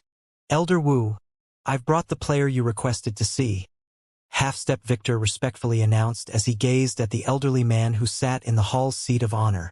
He behaved like a subordinate reporting to his superior. Elder Wu didn't radiate the terrifying aura the other experts in the room had. On the contrary, his aura felt ethereal, as if he had 1 foot in the grave. The elder was level 79, and there was no comparison between him and the other experts in the room. Shi Feng didn't recognize the older man at all, and he had never heard of him in this life or his previous one. However, the fear and respect Half-Step Victor showed this elder were legitimate. This wasn't some act. "You may go," Elder Wu said, nodding. Hearing this, Half-Step Victor bowed and left the hall, his usual arrogance in the sea of death nowhere to be seen. Swimming Dragon was stupefied, was so anxious he began to sweat. To Swimming Dragon's knowledge, Half-Step Victor could demand respect from Superpowers Guild leaders, even if he didn't stand on equal footing. Yet, while the Dragon Rider's commander wondered about the elderly man's identity, the player in question shifted his gaze to Shi Feng. Shi Feng felt as if this old man could look straight through him, and for a moment, even he felt a little afraid. Sure enough, the younger generation will always surpass the old. It's no wonder why Little Melancholy is so optimistic about your prospects, Elder Wu said, chuckling. Little Melancholy? Hearing the way Elder Wu referred to 13 Thrones guild leader confused Shi Feng. How is he still little? Melancholy might seem young in God's domain, but that was just his appearance. The man should be nearing his 60s. Moreover, Melancholy was 13 Thrones guild leader, and he had held that position for over 2 decades. His word was practically law within his own guild. Who would dare call him little? Big Brother Black Flame? Elder Wu is 13 Thrones' largest shareholder and one of the guild's founders. You might not know of him since he had been in seclusion for some time. Our guild leader is 2 generations younger than Elder Wu, Happy Art explained in a whisper to Shi Feng when she saw his confusion. The explanation stunned Shi Feng. 13 thrones had been established nearly a century ago. Initially, the guild had been supported by 2 major corporations. In other words, this Elder Wu was more than 100 years old. Although Elder Wu had the support of a super guild, it was astounding that a man like him had reached level 79 at this stage of the game. It was true that a person's physical body in the real world wouldn't impact their virtual body in God's domain. Someone as old as Elder Wu should have some mental deterioration. It was simply impossible for him to behave like a lively, young man, even in God's domain. If Elder Wu kept up with peak experts despite his extreme age, Shi Feng couldn't imagine how powerful this man had been during his prime. "May I know what business you have with me, Elder Wu?"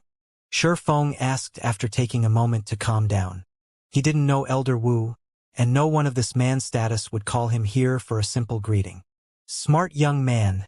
Elder Wu nodded approvingly. Smiling, he continued, "I've heard about your situation from Little Melancholy. I'll be direct.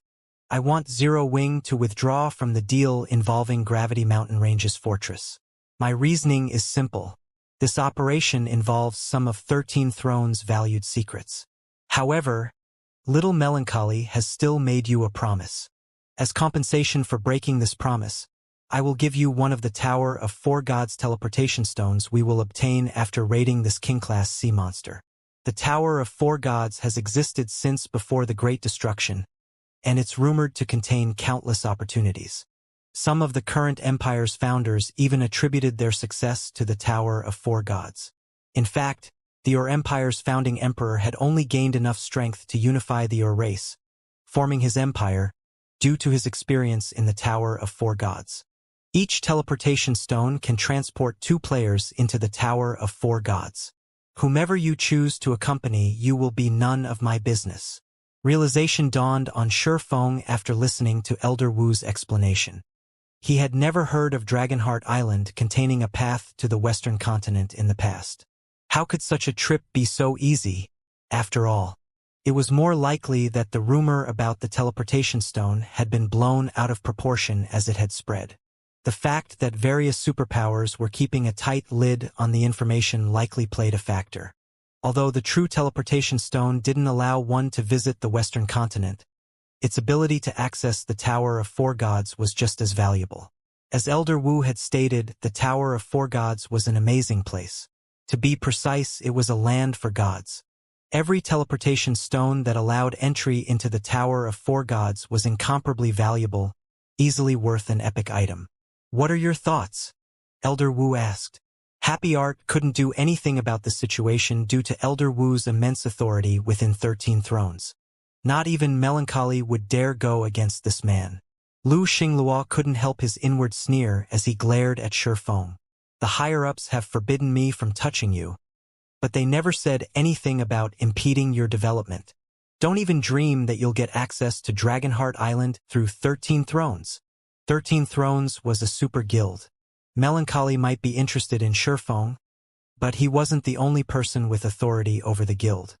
Although Elder Wu offered the Tower of 4 Gods teleportation stone due to the broken partnership, not everyone would find success within the tower, especially with a single teleportation stone. As Lu Xinglua felt pleased with himself for pulling this coup off, Shi Feng opened his mouth and replied, "Thank you for your offer, Elder Wu, but since Zero Wing will not be participating in the fortress's capture, we will not need compensation. Zero Wing has its own strength, and we will fulfill our dreams on our own." Lu Xinglua was stunned to hear Shi Feng's reply, but his lips curled into a sneer. "Black Flame, do you really think such a noble attitude will gain Elder Wu's favor?" Lu Xinglua inwardly chuckled. "Unfortunately, you've made the wrong bet. Elder Wu is not Melancholy." Lu Xinglua was very familiar with Elder Wu's personality. Elder Wu was a man of his word. Since Elder Wu had promised to give Shi Feng the Tower of 4 Gods teleportation stone, he would ensure Shi Feng took it. Rejecting the offer would only disgust Elder Wu.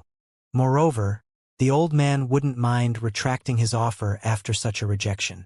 The experts standing guard along the hall's sides stared at Shi Feng in astonishment, looking at him as if he were a fool.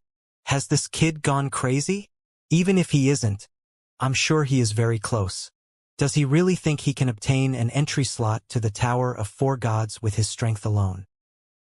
He might be trying to boast about his bravery before Elder Wu. The Tower of Four Gods entry slot presented a very rare opportunity, and only one King-class sea monster dropped the tower's teleportation stone. However, an extremely large number of powers was currently vying for these teleportation stones. There were already more than 10 superpowers preparing for the upcoming raid. At this point, only 13 Thrones was confident of securing these teleportation stones. The other superpowers had no guarantee of success. Shifeng had only recently reached Dragonheart Island, and even though Zero Wing had some naval power, it couldn't dispatch its forces to Tranquil Mine Island on such short notice. Swimming Dragon's Dragon Riders Adventurer team could help the guild by adding to its combat power, but the Adventurer team wasn't even strong enough to defeat the sea monsters that guarded the King-class sea monster, much less the main boss. The idea that Shifeng intended to rely on his strength to obtain the teleportation stones was simply a joke. However, the moment Shifeng finished his statement, he turned and left the tent. He didn't even pause to wait for Elder Wu's response. Startled, Melody and her companions followed Shifeng out of the tent. Youthful arrogance. Elder Wu indifferently commented as he watched Shifeng leave. His gaze then shifted to Lu Xinglua as he began to address their plans, reacting as if Shifeng had never arrived. The expert guards found nothing strange about Elder Wu's reaction. They had watched many arrogant players behave as Shifeng had, and they received nothing from Elder Wu after rejecting his offers. Youthful arrogance, huh? Inwardly, Happy Art couldn't disagree with Elder Wu more. She had gained some understanding of Shifeng's mindset during her time with him in the Thunder God's secret land. He didn't act unless he was absolutely confident in succeeding.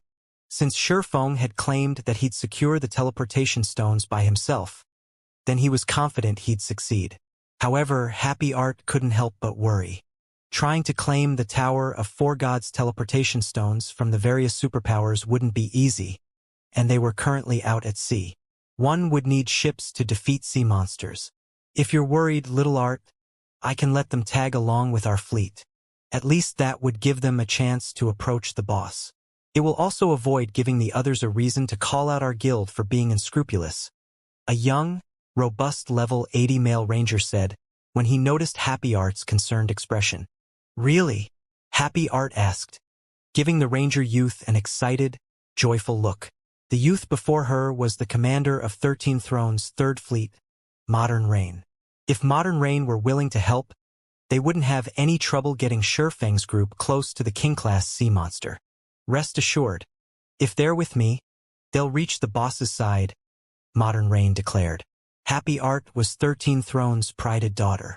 Modem Rain was a little annoyed with how highly Happy Art thought of Shifeng, but he could use this opportunity to show off his power before the young woman. Once Elder Wu and Lu Xinglua finished their business, Happy Art and Modern Rain left in search of Shifeng. Countless ships, all belonging to the various major powers, were tied to the docks in Tranquil Mine Island's port, including hundreds of bronze speedboats, which the various well-known adventurer teams considered quite rare and precious. There were also quite a few small sailboats, and many of the expert players on the island were shocked by the spectacular scene.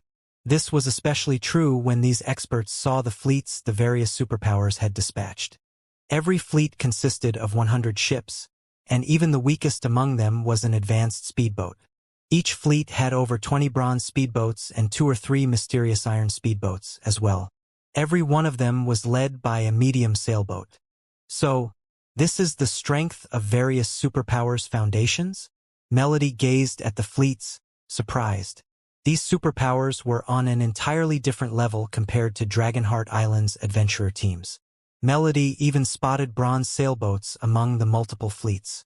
A single bronze sailboat was more than enough to annihilate the Dragon Riders adventurer team. Of course, adventurer teams had their own powerhouses. Take Dragonheart Island's top 10 adventurer teams, for example. All of these top adventurer teams had their own medium sailboats as the core of their fleet. They only lacked the bronze and mysterious iron speedboats that the various superpowers employed. With so many ships heading toward the boss, I'm afraid that there won't be any room for us to squeeze through, Guild Leader Black Flame, Swimming Dragon said, smiling bitterly as he watched the powerful fleet sail toward the King-class sea monster's last known sea zone. Although Swimming Dragon was confident in his bronze speedboat, every one of the powers participating in this raid had their own bronze speedboats.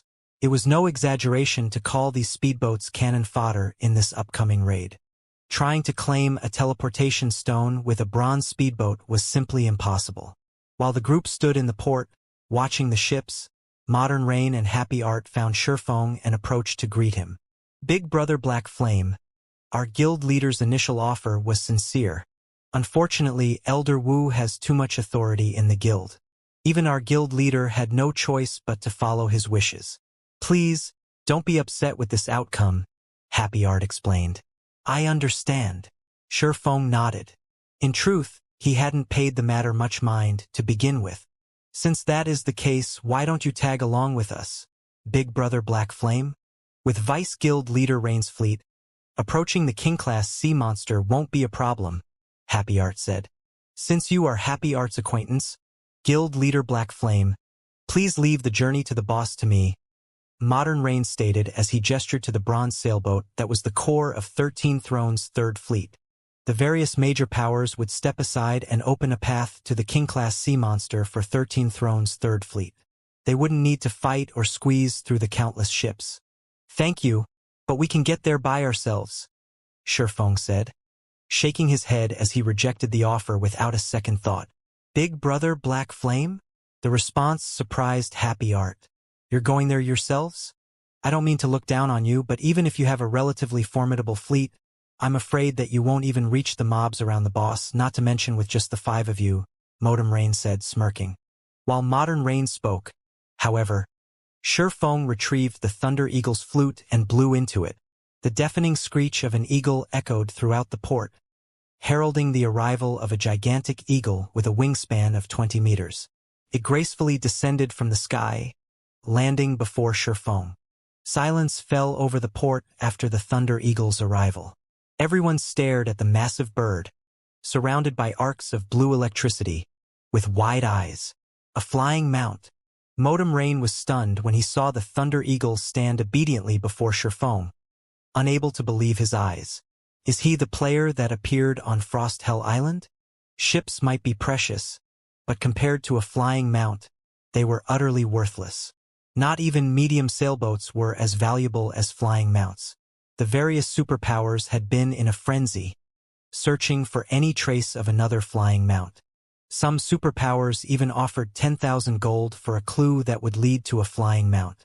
However, their search had been fruitless thus far, which was only a testament to how rare and valuable flying mounts were. The only player-owned flying mount anyone had heard of was the one that had appeared on Frost Hell Island.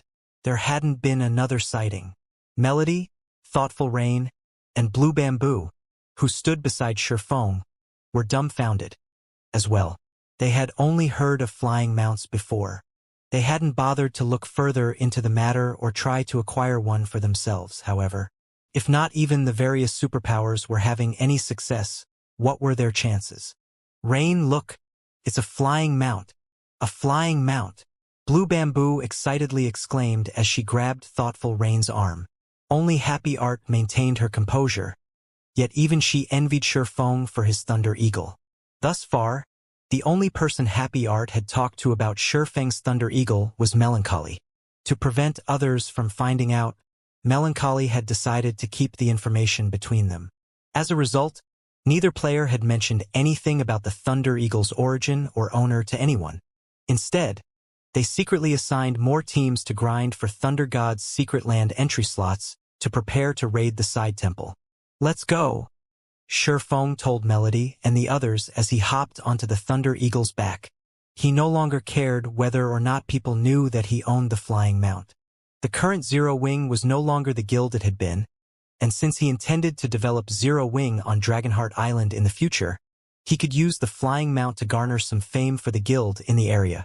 Melody and her companions quickly jumped up to join Shifeng on the Thunder Eagle's back as everyone around them watched.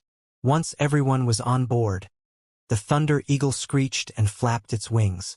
In the blink of an eye, it rose several dozen meters above the ground. With another flap, the flying mount broke the sound barrier, disappearing on the horizon and leaving behind a bunch of stunned players. Naturally, news of the Thunder Eagle quickly reached the various superpowers. So, it turns out this kid had such a trump card. It's no wonder why he was confident of securing teleportation stones to the Tower of Four Gods by himself. The masked man beside Elder Wu muttered, smiling as he watched the video of Shi Feng leaving Tranquil Mine Island's port on the Thunder Eagle. The masked man's information was thoroughly hidden. Not even his name or level was visible. So what if he has a flying mount? Does he think that King-class sea monster is so easy to approach? Would we have lost so much to that sea monster if it were? A similarly masked woman next to him said disdainfully, although a flying mount would give one an advantage in terms of speed, ships were king in a naval battle. Enough! Elder Wu snapped in a low tone. This matter is of no concern. Our goal is to secure as many teleportation stones as possible, as well as that item. Elder Wu was surprised to learn that Shi Feng possessed a flying mount, but it was of little significance to him. It was not worth his attention and time. Understood. Berated by Elder Wu, the masked man and woman lowered their heads and promptly left the tent to see to the final preparations for the raid against the King-class sea monster. Meanwhile, on a bronze sailboat amidst Starlink's fleet, what? The flying mount that was spotted on Frost Hell Island belongs to Black Flame. When Lu Xinglua heard his subordinate's report, envy flashed in his eyes. A flying mount. As someone with the ability to travel between God's domain's two main continents, he knew just how valuable and useful a flying mount could be. Information about flying mounts might be scarce on the eastern continent, but it had already become a well topic on the western continent. Some superpowers had even obtained clues leading to flying mounts. Based on what they had discovered, not only were flying mounts powerful tools for leveling, but they were also a miraculous addition to a team's strength. Flying mounts were particularly useful at sea. Ship travel was still incredibly inconvenient, and a single flying mount could carry multiple players at once. A flying mount could transport a team to various islands and provide a massive advantage when exploring new islands. Unfortunately, despite the discovery of quite a few clues, no one on the western continent had acquired a flying mount, yet the flying mount Lu Xinglua had been searching for belonged to Shi Feng. Why don't we shoot it down, guild leader? Although resurrecting a flying mount should be easier than reviving a personal guard, he won't be able to use it for some time, Bright Dawn ruthlessly suggested. His hatred for Shi Feng was truly immeasurable. Flying mounts had a certain degree of combat power and were much stronger than land mounts, but there was no way they could compete with speedboats and sailboats at sea. They wouldn't be able to destroy Shi Feng's flying mount completely, but he could use this chance to let off some steam. No need, Lu Xinglua said, shaking his head. Sneering, he continued. Black Flame is a gullible fool if he thinks he can approach the king-class sea monster just because he has a flying mount. They were going to raid a level 91 mythic-ranked king-class sea monster. Every one of its attacks had Tier 4 power. They were prepared to use their ship's extraordinary defensive capabilities to tank the boss. Even before this king-class sea monster, a level 100 flying mount was a joke. The shockwaves from the boss's attacks alone would likely be enough to throw the Thunder Eagle. Meanwhile, Shi Feng rode his Thunder Eagle through a stormy patch of the Sea of Death. If the Thunder Eagle hadn't been an extraordinary flying mount, it would have had quite a bit of trouble navigating through the powerful storm. Sure enough, ships still have an advantage when passing through special sea zones. When Shi Feng glanced at the mysterious iron sailboats below, he noticed that they made more progress than the Thunder Eagle. Of course, not even dark gold speedboats would be a match for the flying mount's speed through normal sea zones. After nearly half an hour, Shi Feng's group arrived in the heart of the stormy sea zone. When they saw the spectacle before them, Blue Bamboo and her companions gasped. A giant tornado stretched between the water and the sky, spinning in the very center of the stormy sea zone. Nestled within the eye of the tornado was a colossal sea serpent that was several thousand meters long. The sea serpent's body was pitch black, and a silvery white horn grew from its head. Storm Serpent King, Marine King Creature, King-class Sea Monster, Mythic, Level 91, HP 2, 250,000,000/2, 250,000,000,000. The Storm Serpent King's 2.25 billion HP was more than enough to induce despair. Yet the boss was protected by a group of Lord and Great Lord-ranked one-horned sea serpents. At a glance, they were easily more than 300 of these monsters. The one-horned sea serpents would likely devour an ordinary fleet before it even reached the boss. For the moment, every ship in the area remained at least 1,000 yards away from these monsters. None dared to approach, yet as more powers gathered, the various superpowers began to assign tasks to their ships. The fleets then began to surround the Storm Serpent King. As all 10,000-plus ships spread out, even Swimming Dragon, who had seen many naval battles, was shocked. When these ships began to attack, the results were catastrophic. The level 90 Great Lord-ranked sea serpents rapidly lost HP, unable to survive a bombardment from so many ships. However, as they fell, new sea serpents surfaced to replace them. Prepared for this, the various superpowers lured these sea monsters away with their weaker ships, leaving their main ships behind to attack the Storm Serpent King. Foolish humans! I will tear you to pieces to feed the fishes. The Storm Serpent King bellowed in rage as the numerous ships approached. A massive tidal wave rose around the boss and swept toward the offending ships. Defend yourselves! The main ships promptly activated their defensive abilities. Among the various superpowers' ships, the mysterious iron speedboats in the lead took the brunt of the Serpent King's attack. Boom! Boom! Boom! As the tidal wave slammed into the mysterious iron speedboats, their defensive barriers flickered with light. It was obvious that the barrier's durability had decreased by a sizable chunk. The lesser powers in the raid weren't as fortunate as the various superpowers. The tidal wave crushed their advanced speedboats, dragging ship and crew to their watery graves. Only their bronze speedboats had withstood the attack, yet they had lost nearly 100 durability from the blow. At this rate, the Storm Serpent King only needed 4 or 5 more attacks to skin the bronze speedboats. With its first attack, the King-class sea monster had sunk nearly 100 advanced speedboats. The attack's ferocity instilled fear in the various adventurer team's members. Of course, the superpowers didn't stop their assault, despite witnessing the Storm Serpent King's power. Immediately, several dozen sailboats responded with attacks of their own. Sailboats' cannons were far more powerful than speedboats, and the various superpowers had invested a large number of resources into reinforcing these ships. As a result, every one of their attacks had peak Tier 3 destructive power, and each sailboat carried 5 or 6 cannons. Each sailboat dealt over -1 million damage to the Storm Serpent King after a single round of attacks. The Storm Serpent King's HP fell by several tens of millions, inspiring hope in the various powers. They charged toward the boss without any regard for the sea monster's attacks. The Storm Serpent King shattered one speedboat after another, and in return its HP rapidly decreased. The scene even shocked Sherfong.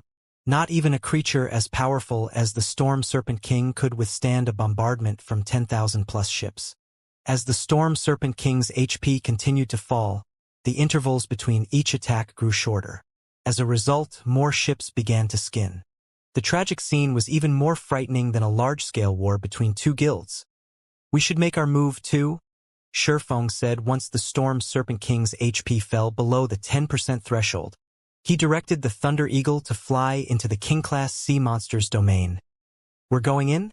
Sherfang's comment took Melody and her companions off guard. They had witnessed the Storm Serpent King's strength. Charging toward it now would be suicidal. When Lu Xinglua, who commanded Starlink's fleet, noticed the Thunder Eagle's approach, he sneered. The Storm Serpent King's attacks bombarded the entire area and were impossible to avoid, even from above. The sailboat's defensive magic arrays were the only reason that the various superpowers had survived the attacks thus far. How could a level 100 Great Lord-ranked flying mount possibly stand up against the Storm Serpent King's attacks? "Another attack is coming. Prepare to defend yourselves." The Storm Serpent King growled again, and the various superpowers' fleets deployed their defensive barriers once more.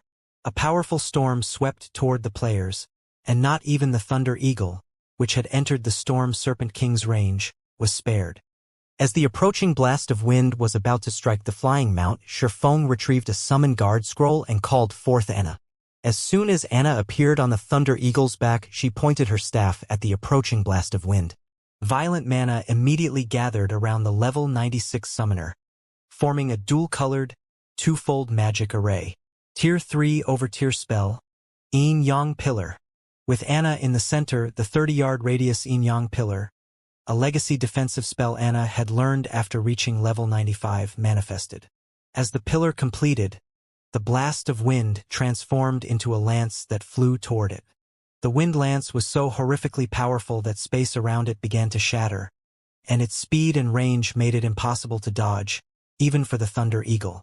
Melody and her companions paled, terrified, as the wind lance approached. They had only watched from afar before now, and although they knew that the Storm Serpent King's attacks were incredibly powerful, they hadn't been able to get a clear sense of just how powerful the attacks were.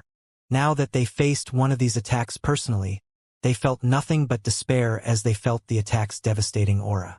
It was this moment when Melody and the others finally understood how frightening the Storm Serpent King truly was. The strongest monster they had faced thus far was a joke compared to the Storm Serpent King. Before this sea monster, Tier 2 players were little more than ants. Boom! A massive explosion blasted through the sky as the wind lance plowed into the Yin Yang Pillar. The resulting shockwave was so powerful that it even pushed away the water below, creating 10-meter-high waves around the impact. Fool! Lu Xinglua sneered up at the Thunder Eagle. The mist the explosion had created obscured his vision, but he was certain that both Shifeng and the Thunder Eagle must be dead. Do you think the Storm Serpent King's raid is a battle you can just stroll into? The King-class Storm Serpent King was just as powerful as a world boss of the same level. In fact, the sea monster might actually command even more destructive power than a world boss. The Storm Serpent King was impossible to raid with normal methods. They could only defeat this boss by relying on powerful war weapons. Even the various superpower ships, which had been upgraded multiple times, rapidly lost durability as the Storm Serpent King's attacks slammed into them. Trying to contend with this boss with the power of a single individual was extremely foolish. So what if you can fly? Did you really think that could save you? Modem Rain, who watched from his bronze sailboat's deck, was quite satisfied to see the Thunder Eagle collide with the Storm Serpent King's attack. A flying mount could cross the sea quickly, but one still needed ships for naval combat. However, to everyone's surprise, the mist revealed the Thunder Eagle, still hovering above them, as it dissipated. Shifeng and his comrades appeared completely unharmed atop the flying mount. How is that possible? Lu Xinglua stared, stunned. That had been a Tier 4 AoE attack with just as much power as an intermediate mana pulse cannon. Such an attack would even shatter an intermediate defensive magic array, yet Shifeng's group had emerged unscathed. What? They blocked it? Quite a few powers, aside from Starlink and 13 Thrones, were paying attention to Shifeng's group. The Thunder Eagle was just too eye-catching, after all.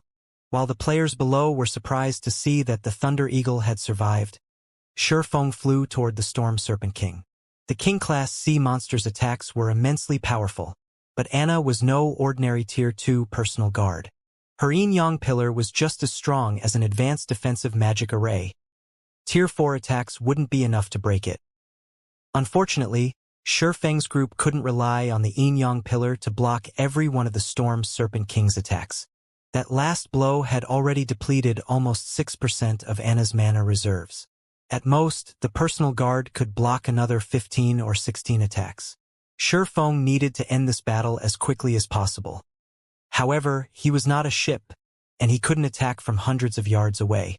He had to get closer to the sea monster boss if he wanted to hit it. Due to the looting rules for sea monsters, he wanted to attack the Storm Serpent King personally. If he did not deal any damage, he wouldn't have any claim to the items the boss would drop. He would have to wait until someone else picked them up and kill that player to get what he wanted. However, trying to take an item from another player was easier said than done. The various powers would do everything in their power to protect the players that collected the loot. The moment the boss died would be the only opportunity he'd have to claim any of the loot. Everyone would be busy contesting for their share and wouldn't pay attention to him. This was why he had decided to attack once the Storm Serpent King had very little HP remaining. Don't even think of touching the boss that easily. Attack him, Lu Xingluo commanded. He recognized what Shi Feng intended to do the moment he noticed the swordsman approach the Storm Serpent King. Several dozen ships within the boss's range immediately turned their attacks on the Thunder Eagle. Gnome cannons. Magic cannons. Several hundred cannonballs and beam attacks flew toward the Thunder Eagle, each with peak Tier 3 power. Moreover, every player in charge of these cannons was a refinement realm expert, and they all had an accurate grasp of the Thunder Eagle's flight trajectory. They were able to get an accurate grasp of the Thunder Eagle's flight trajectory. It's over. Swimming Dragon's expression darkened as he watched hundreds of beam attacks and cannonballs fly toward him. These attacks might not be as powerful or cover as much area as the Storm Serpent King's attacks, but there were many of them. Not even a fly could evade these attacks in time. Don't think I'm that easy to stop, Shi Feng growled as he glanced at the incoming attacks. Do it, Anna. All players still had the opinion that magical classes were weaker than melee players in PvP. At best, a team treated its magical class members like mobile turrets. However, God's Domain's magical class personal guards were far more valuable than melee personal guards. The value of a magical class fine gold guard could even rival that of a melee dark gold guard. During Shi Feng's previous life, most players with magical class fine gold guards had refused to trade, even when offered melee dark gold ranked personal guards.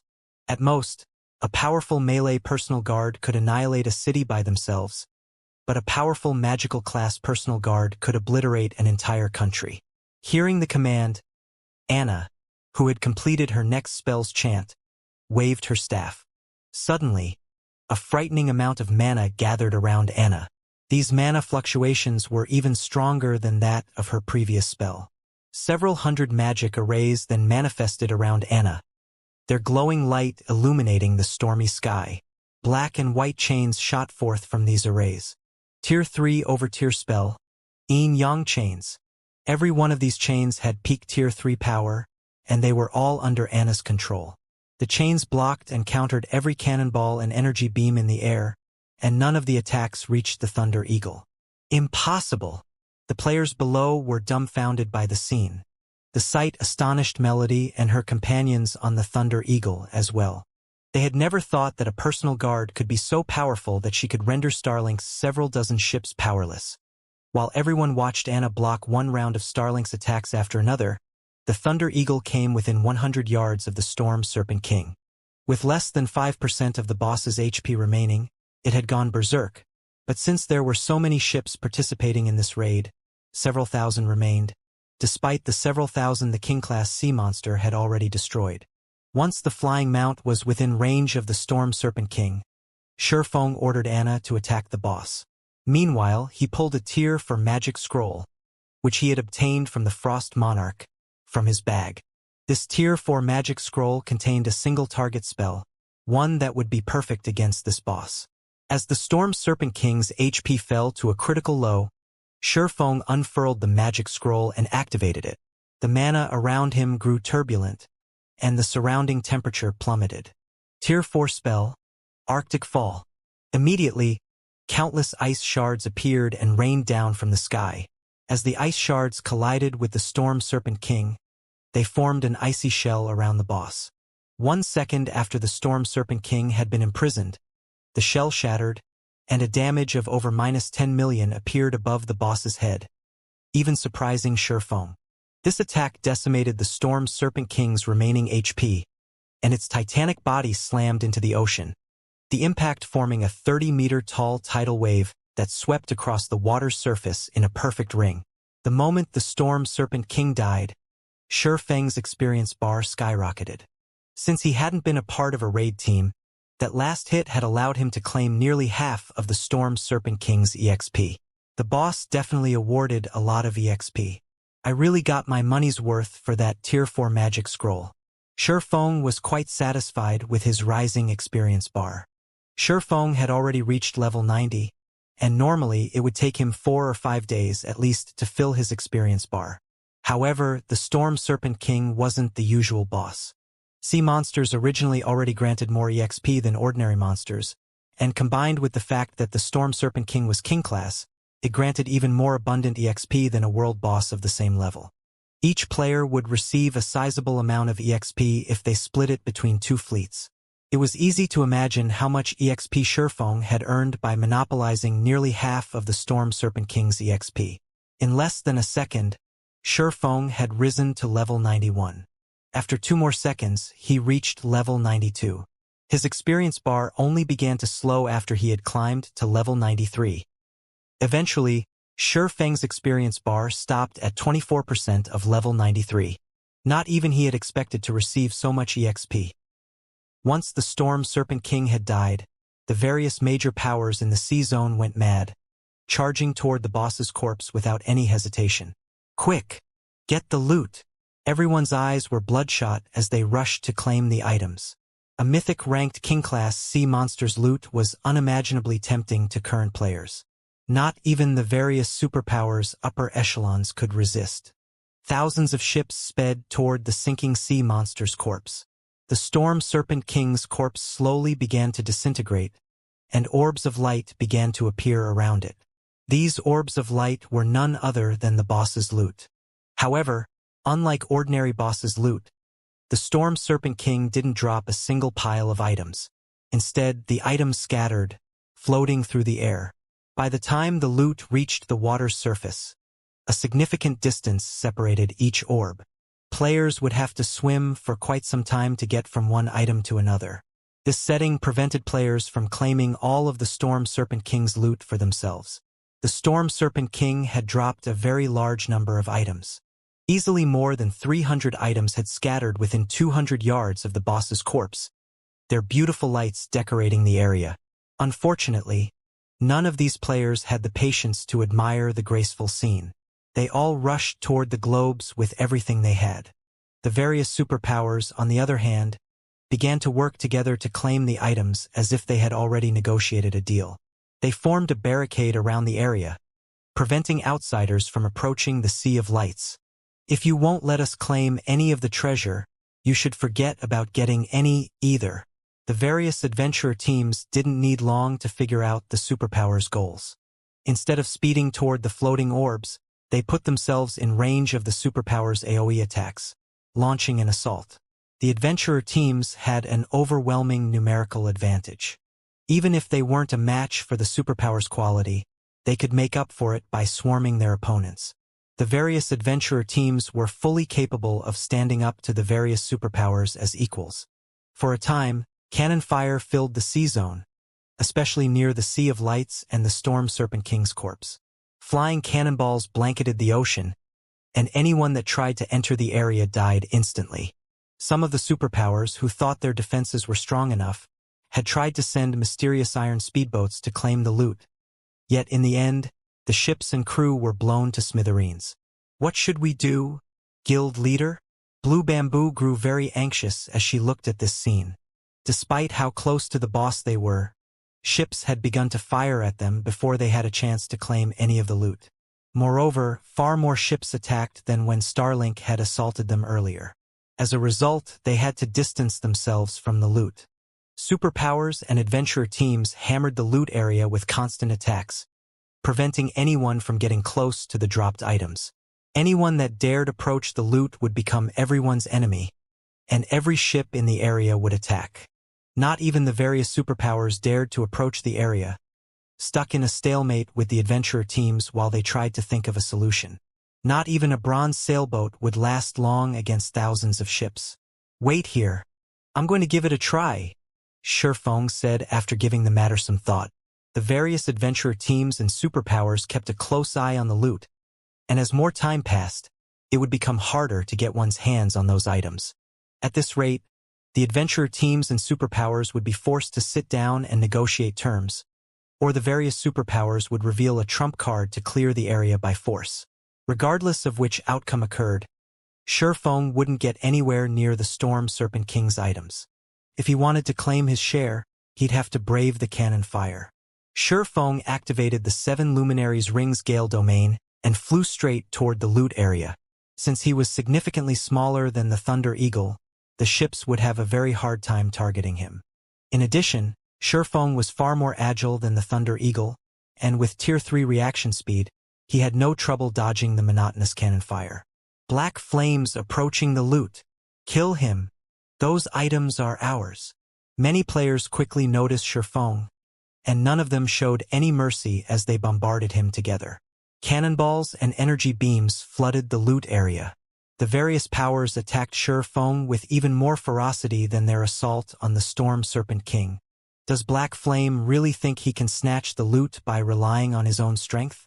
When Modern Rain saw the various powers target Shifeng, the corners of his lips curled to form a delighted grin. While the idea was that everyone would have an opportunity to claim some of the Storm Serpent King's loot, the true outcome of this raid would be based on the later negotiations. The quantity and quality of items each power would receive would be determined by their strength. This was also why Elder Wu had dared to offer Shifeng a teleportation stone to the Tower of Four Gods. Shifeng seemed to have some difficulty dodging the various powers' attacks, and as he got closer to the loot area, the more concentrated the attacks became. Some superpowers had even begun to use their basic mana pulse cannons against the Swordsman. Not only did the basic mana pulse cannons' attacks possess a huge 20-yard radius AoE, but they also carried incredible power. Anna was only able to stop a few of the shots with her yin-yang pillar. How ruthless! The superpower's bombardment astonished Shifeng. Basic mana pulse cannons were war weapons. Installing them on a city's walls was troublesome enough, and trying to install them on a ship was even more of a challenge. Installing a single basic mana pulse cannon would cost around 70,000 gold, and once it had been installed, it couldn't be removed. If the ship sank, all of the invested money would go to waste.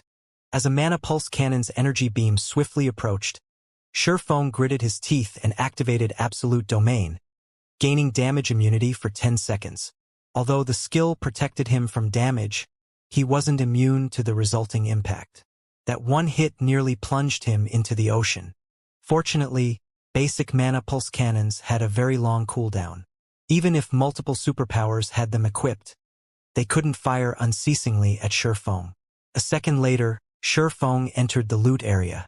Cannonballs continued to buzz through the area, but Shifeng's basic attributes were incredibly high. Even if a cannonball hit him, it barely affected his movement. However, since the various powers concentrated their cannon fire, Shifeng only caught a glimpse of a few items. He couldn't tell what any of the other items were. With little choice, Shifeng dashed for the items that were closest to him and those surrounded by dense mana. 1 item, 2 items, 3 items. Shifeng picked up more items, and the various superpowers went mad, firing 1 mana pulse cannon at him after another. Die! Kill him! Those treasures are mine! Lu Xingluo's eyes were almost fully red with rage as he watched Shifeng claim the loot. With how bright the light globes were, it was easy to watch them vanish from so far away. According to Lu Xingluo's count, Shifeng had already picked up 17 items, which was likely even more than Starlink would get after the negotiations ended. Unfortunately, no matter how loudly Lu Xingluo bellowed, it didn't affect Shifeng's looting spree. With less than a second of Absolute Domain's duration, Shifeng sighed as he pulled a Tier 1 instantaneous teleportation scroll from his bag. He activated the scroll immediately, vanishing from the loot area. The various powers' craze grew even more intense after Shifeng had left the loot area. In less than 10 seconds, as many as 26 light globes had disappeared from the Sea of Lights. The Storm Serpent King had only dropped a little over 300 items, and even if each participating power only received 1, there wouldn't be enough items for everyone. And now, Shifeng had gotten away with nearly 1/10 of the King-class sea monster's loot. The most infuriating part about all of it was how little Shifeng had contributed to the raid. The various powers, on the other hand, had lost a large number of speedboats. The imbalance of the situation only incited a deep hatred for Shifeng. Kill him! Kill him at all costs! Some particularly furious superpowers stopped focusing on the loot area and fired their mana pulse cannons when they found where Shifeng had reappeared. The various adventurer teams saw their opportunity. With the loot in a single location, the various superpowers could guard the items easily, but now that Shifeng had taken some of these items and teleported elsewhere, the Storm Serpent King's loot had been split.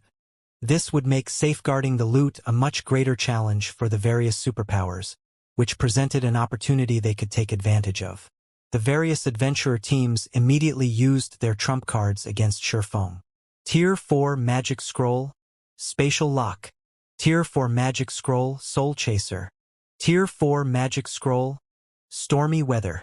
Any adventurer team that could survive on Dragonheart Island, especially the island's top 10, was far stronger than an ordinary adventurer team. Even the weakest of them had a foundation that could rival a pseudo-super first-rate guild. These top 10 adventurer teams might not possess large-scale war weapons like the basic mana pulse cannons, but acquiring Tier 4 magic scrolls wasn't impossible. Spatial Lock would prevent all players in an area from teleporting, while Soul Chaser would lock the target in place, allowing the user to keep track of their position for a certain time. As for Stormy Weather, it summoned a powerful magic barrier that trapped targets within. All three spells were Tier 4 and practically impossible for current players to escape. These people are insane. Swimming Dragon paled as he watched the magic barrier form around them. Do they really need to go this far? Tier 4 magic scrolls were incomparably precious. Although they were not as valuable as epic items, each Tier 4 magic scroll was worth half as much. Yet the adventurer teams below had used 3 Tier 4 magic scrolls in a row. Their small party had practically no hope of escape now. This kid really is amazing. He actually snatched 26 items on his first try. I doubt we'll even get that many after the negotiations, the masked man beside Elder Wu commented. He sighed ruefully, however, and continued, "It's a pity that this is a superpowers game. How could it be so easy to steal food from a tiger's mouth?" Even if the various adventurer teams hadn't attacked Shifeng, the superpowers would certainly take him down. Shifeng had simply taken too much of the loot. Worse, he had gotten close enough to pick and choose which items he took. Even if he hadn't taken the best of the loot, he definitely hadn't claimed the worst of it. It didn't take much effort to determine an item's quality based on the mana density around it. Shifeng had taken at least 10% of the loot's total value. How could the various superpowers afford to let Shifeng and his party leave with their lives? He is a fool that doesn't recognize his own limitations, the masked woman coldly commented. If he hadn't been so stubborn, he would have acquired a tower of 4 gods teleportation stone at least. Now he'll have nothing at all. The masked woman was still annoyed with Shifeng's prior behavior. 13 Thrones was a bona fide super guild and had existed in the virtual gaming world for nearly a century. Moreover, it occupied a significant portion of God's domain's eastern continent. Countless powers sought an alliance with the guild, yet Shifeng refused to cherish the opportunity he had been offered. Hence, she was quite pleased to see him in such a precarious situation. Even mythic monsters would have trouble escaping the Tier 4 Stormy Weather's magic barrier. Surrounded by so many enraged powers in such a cramped space, Shifeng wouldn't even escape death if he had multiple vulnerability skills. Guild leader Black Flame, we're in trouble. With us trapped in this barrier, we'll become moving targets for the powers below us, Melody stated grimly as she looked at the magic barrier that had completed around them.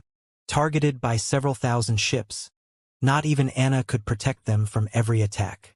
Moreover, the various powers had marked their souls. Even if they dove into the ocean, there was nowhere they could hide. These powers certainly came prepared. Shifeng smiled at the magic barrier surrounding them. You're still in the mood to smile at a time like this, Big Brother Black Flame? Blue Bamboo whined when she saw his grin. They had gone to great lengths to claim some of the Storm Serpent King's loot. Yet before they had a chance to inspect the items, they were going to die. It was a huge loss. Here, take these, Shifeng said as he took out 2 tokens made of 7 luminaries crystals. He then handed Thoughtful Rain and Melody 1 each. 7 luminaries crystal?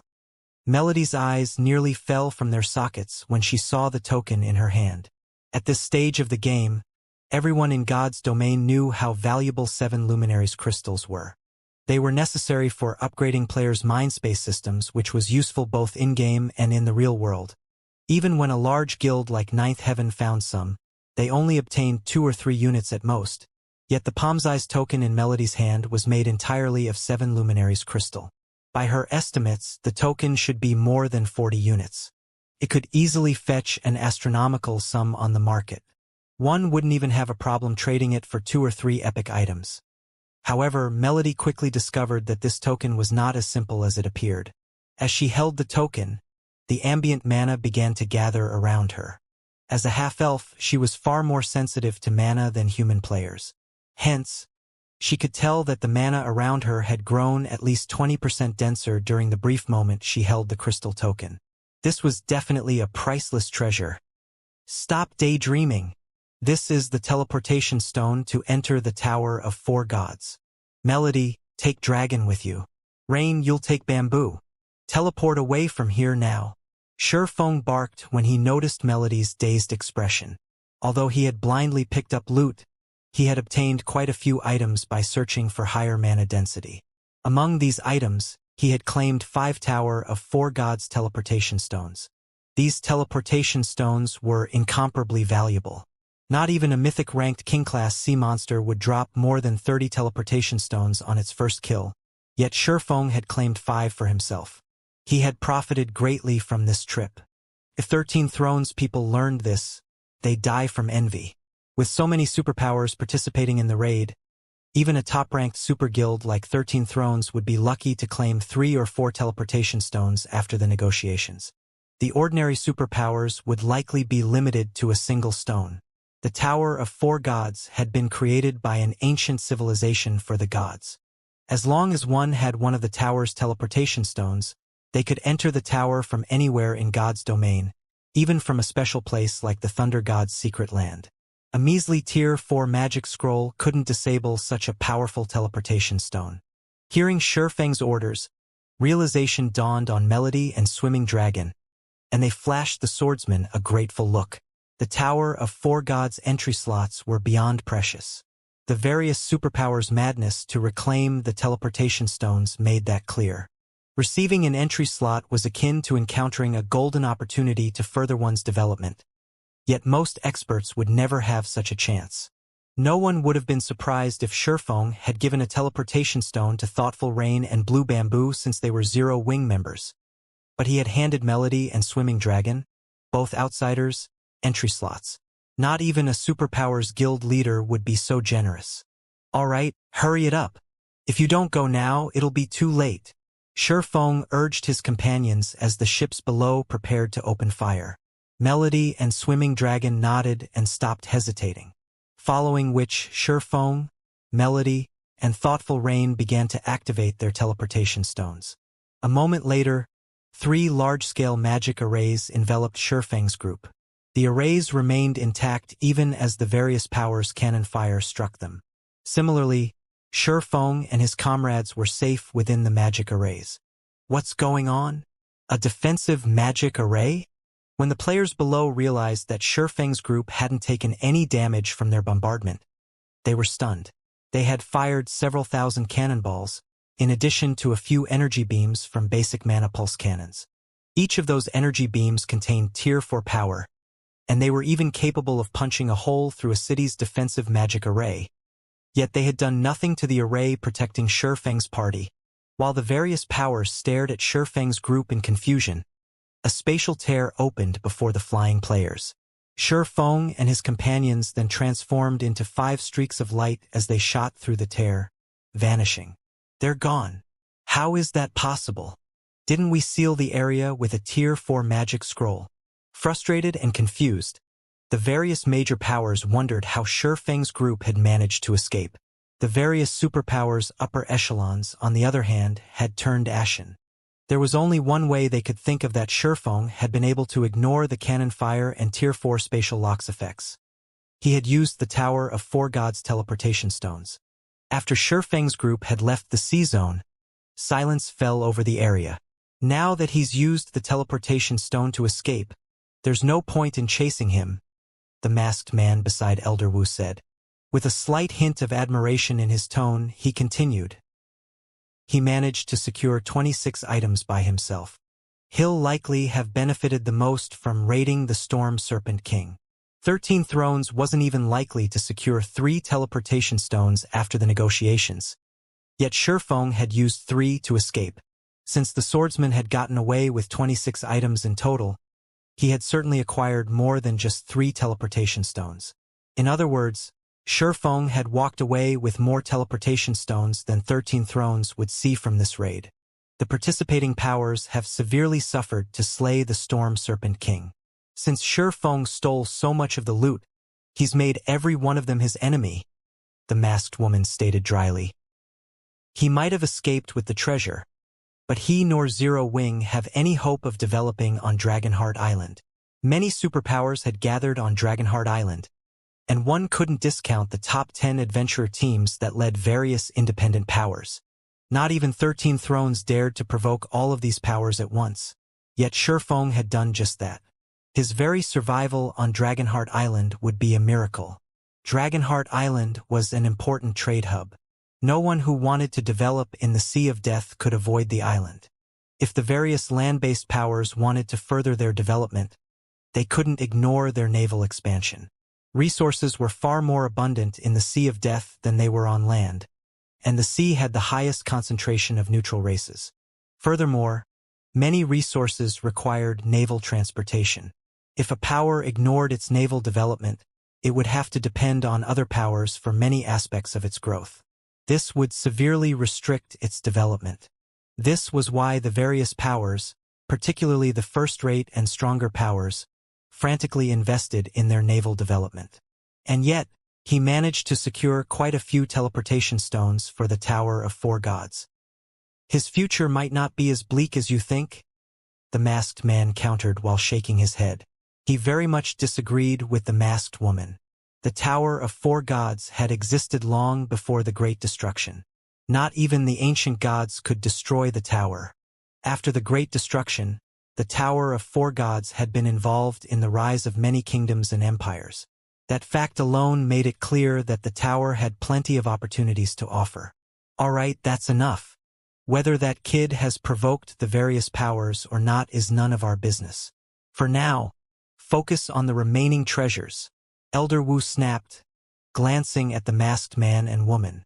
Shifeng's success in seizing many of the dropped items had surprised him, but that was all. He felt nothing about the situation beyond that. Meanwhile, among Starlink's fleet, Guild leader, what should we do? We have no way to reach Black Flame now that he's teleported to the Tower of Four Gods, Bright Dawn asked, staring at where Shifeng had been with a twisted expression. Oh? We have no way. Lu Xinglua suddenly laughed. How can we have no other method to reach him? Since Black Flame dares to steal food from the tiger's mouth, I will send him to hell.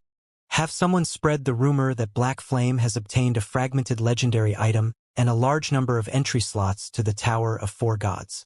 I want to see how he intends to survive in God's domain as the rumor spreads. The Storm Serpent King was a mythic-ranked king-class sea monster. Although Lu Xinglua did not know if the boss would actually drop fragmented legendary items, this had been the boss's first kill. As far as the public knew, it wasn't impossible for the Storm Serpent King to drop a fragmented legendary item. Every player in the Stormy Sea Zone had watched Shifeng snatch a bunch of items. Meanwhile, a fragmented legendary item was so rare that not even every superpower in God's domain had one. It was easy to imagine how tempting a fragmented legendary item would be. A fragmented legendary item wasn't like a flying mount, which bound to a player upon use. A flying mount wouldn't drop if its owner died. But fragmented legendary items were a different story. Understood. I'll get it done immediately, Bright Dawn said, a big grin appearing on his face.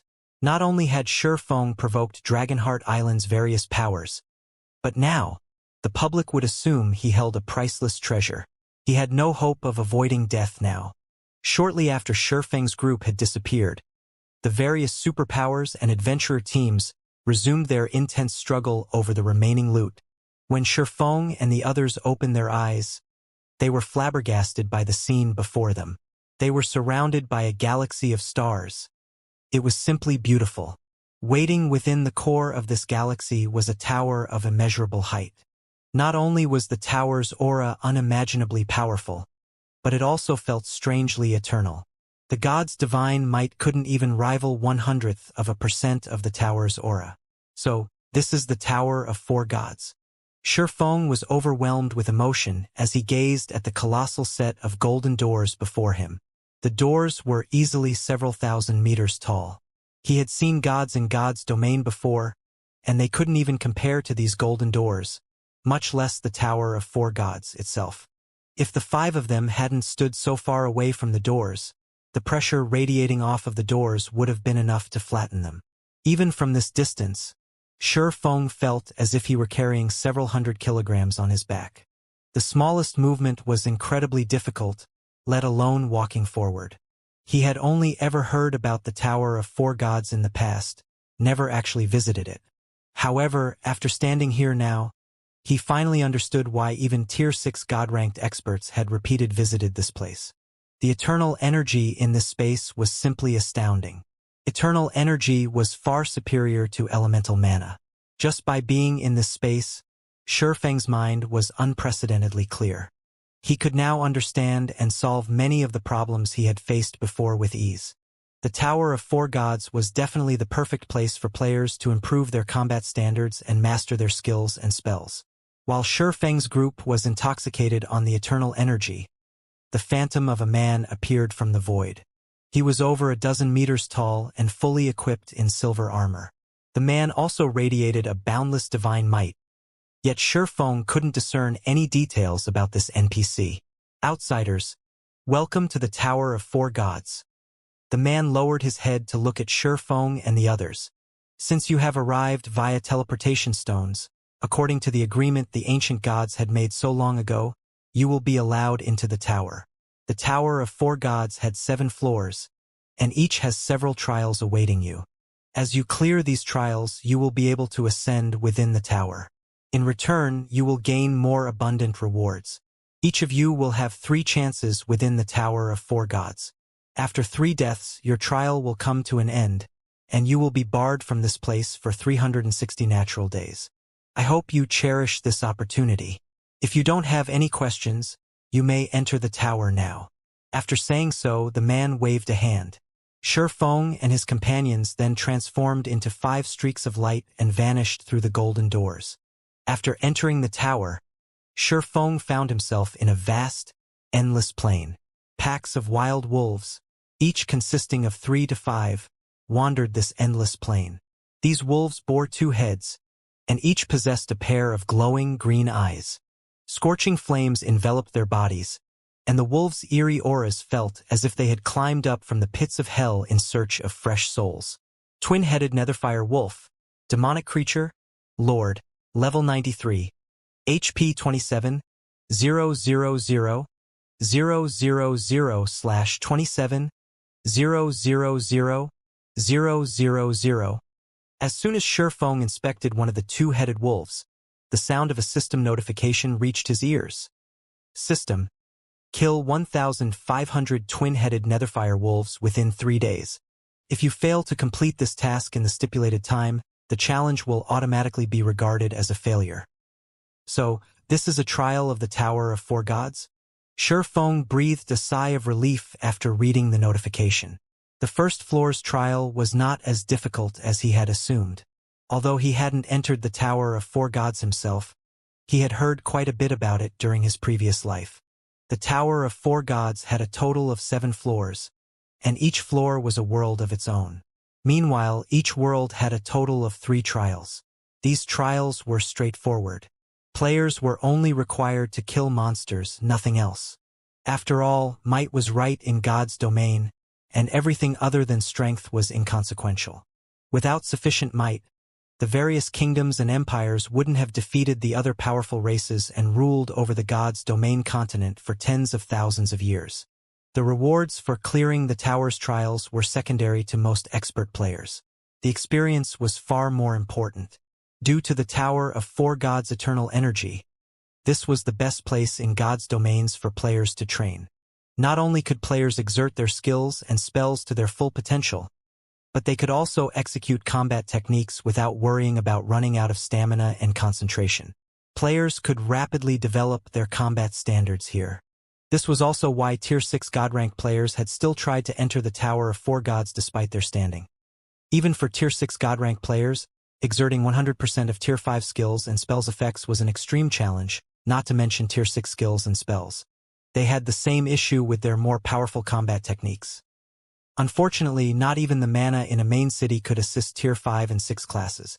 They'd have to rely on a location like the Tower of 4 Gods to practice their high-tiered skills, spells, and powerful combat techniques. This feature drove any player that visited the tower to remain within it for as long as possible, rather than rushing through the trials. If they missed this opportunity, they'd have to wait 360 natural days before they could enter the tower again. After a glance at the wandering Netherfire wolves, Shi Feng sat on the grassy plain and inspected the loot he had obtained from the Storm Serpent King, instead of rushing to kill the nearby monsters. Killing level 93 lords wouldn't be difficult for Shi Feng. In fact, this first trial was quite simple. 3 days was more than enough time to kill 1,500 Netherfire wolves. Since he had been in such a hurry, he had only spared a glance for the items he had picked up. Now that he had some time, he had to inspect his gains properly.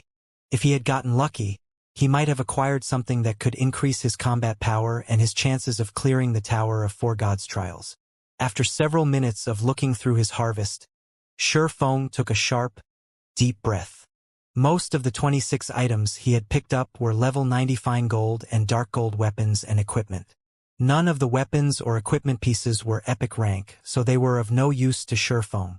If he sold these items, however, the various major powers would fight over them like madmen. Current players were nowhere near level 90, and top-tier level 90 weapons and equipment would provide the various powers an edge over their rivals. Most of the other items were materials from the Storm Serpent King's body, such as Storm Serpent King's scales.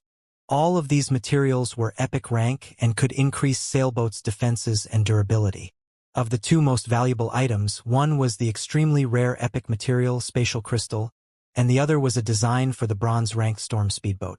If the various powers knew that I picked this up, they'd do everything in their power to kill me, Shi Feng said, chuckling as he looked at the Storm Speedboat design. The Spatial Crystal could be used to repair the mysterious iron-ranked Hurricane Sailboat, but it wasn't nearly as valuable as the Storm Speedboat design. The Hurricane Sailboat might be the strongest ship available at this stage of the game, but it couldn't withstand attacks from several thousand ships. If he had enough materials, however, he could produce an unlimited number of bronze speedboats with the Storm Speedboat design. Not even the various superpowers could form a fleet of bronze speedboats, led by a mysterious iron speedboat, yet now Zero Wing could. For some time now, Zero Wing had been stockpiling ancient origin and diamond wood, the two main materials to construct the Storm Speedboat. Zero Wing could definitely create the strongest player fleet in the game. This would also resolve the guild's lack of naval strength. Thinking up to this point, Shi Feng even considered leaving the Tower of 4 Gods to start production on the Storm Speedboats immediately. Fortunately, he suppressed the urge. Entering the Tower of 4 Gods hadn't been easy, and if he left now, he'd suffer an incredible loss. The environment he was in would even be helpful to Tier 5 and 6 players, not to mention a Tier 2 player like himself. Finished with his loot, Shi Feng decided to stop wasting time. He stored the Spatial Crystal and Storm Speedboat design and hastily walked toward the nearest pack of twin-headed Netherfire wolves. The 5 Netherfire wolves noticed Shi Feng as soon as he was within 100 yards of the pack. Their perception was far more sensitive than ordinary level 93 lords. The 5 Netherfire wolves were very smart. Like real wolves, they did not move alone. They slowly surrounded Shi Feng and planned their attack from multiple sides, searching for weaknesses. Why are they so intelligent? The Netherfire wolves' behavior surprised Shi Feng. Ordinary level 93 lords couldn't employ such a strategy. Monsters this intelligent generally had combat standards on par with the Trial Tower's 3rd floor. Before Shi Feng could refocus, the 5 Netherfire wolves pounced from 5 different directions. The Netherfire wolves were even larger than a normal lion. If 5 of them attacked together, they could topple a large elephant. However, these Netherfire wolves were still only Lord-ranked monsters. They might be a threat to ordinary Tier 2 players, but their attack speed was too low to be effective against Shi Feng. Their attack patterns were also quite obvious. Shi Feng evaded the Netherfire Wolves' attacks with slight movements. As the monsters brushed past him, he brandished Killing Ray and Twilight's blade. Shadow Blade. Like shooting stars, 10 sword lights sliced at the 5 Netherfire Wolves. The impact threw all 5 Netherfire Wolves as 2 damages of over -200,000 appeared above each of their heads. The counterattack heavily injured all 5 monsters, and with pained whimpers, they turned back to Shi Feng with fear in their eyes. System. Shadow Blade completion rate 100%, resulting in 150% of skills effect. Skill proficiency +5. 100%. Is this the Tower of 4 Gods effect? Shi Feng was stunned to see the system notification. Shadow Blade was a Tier 2 skill.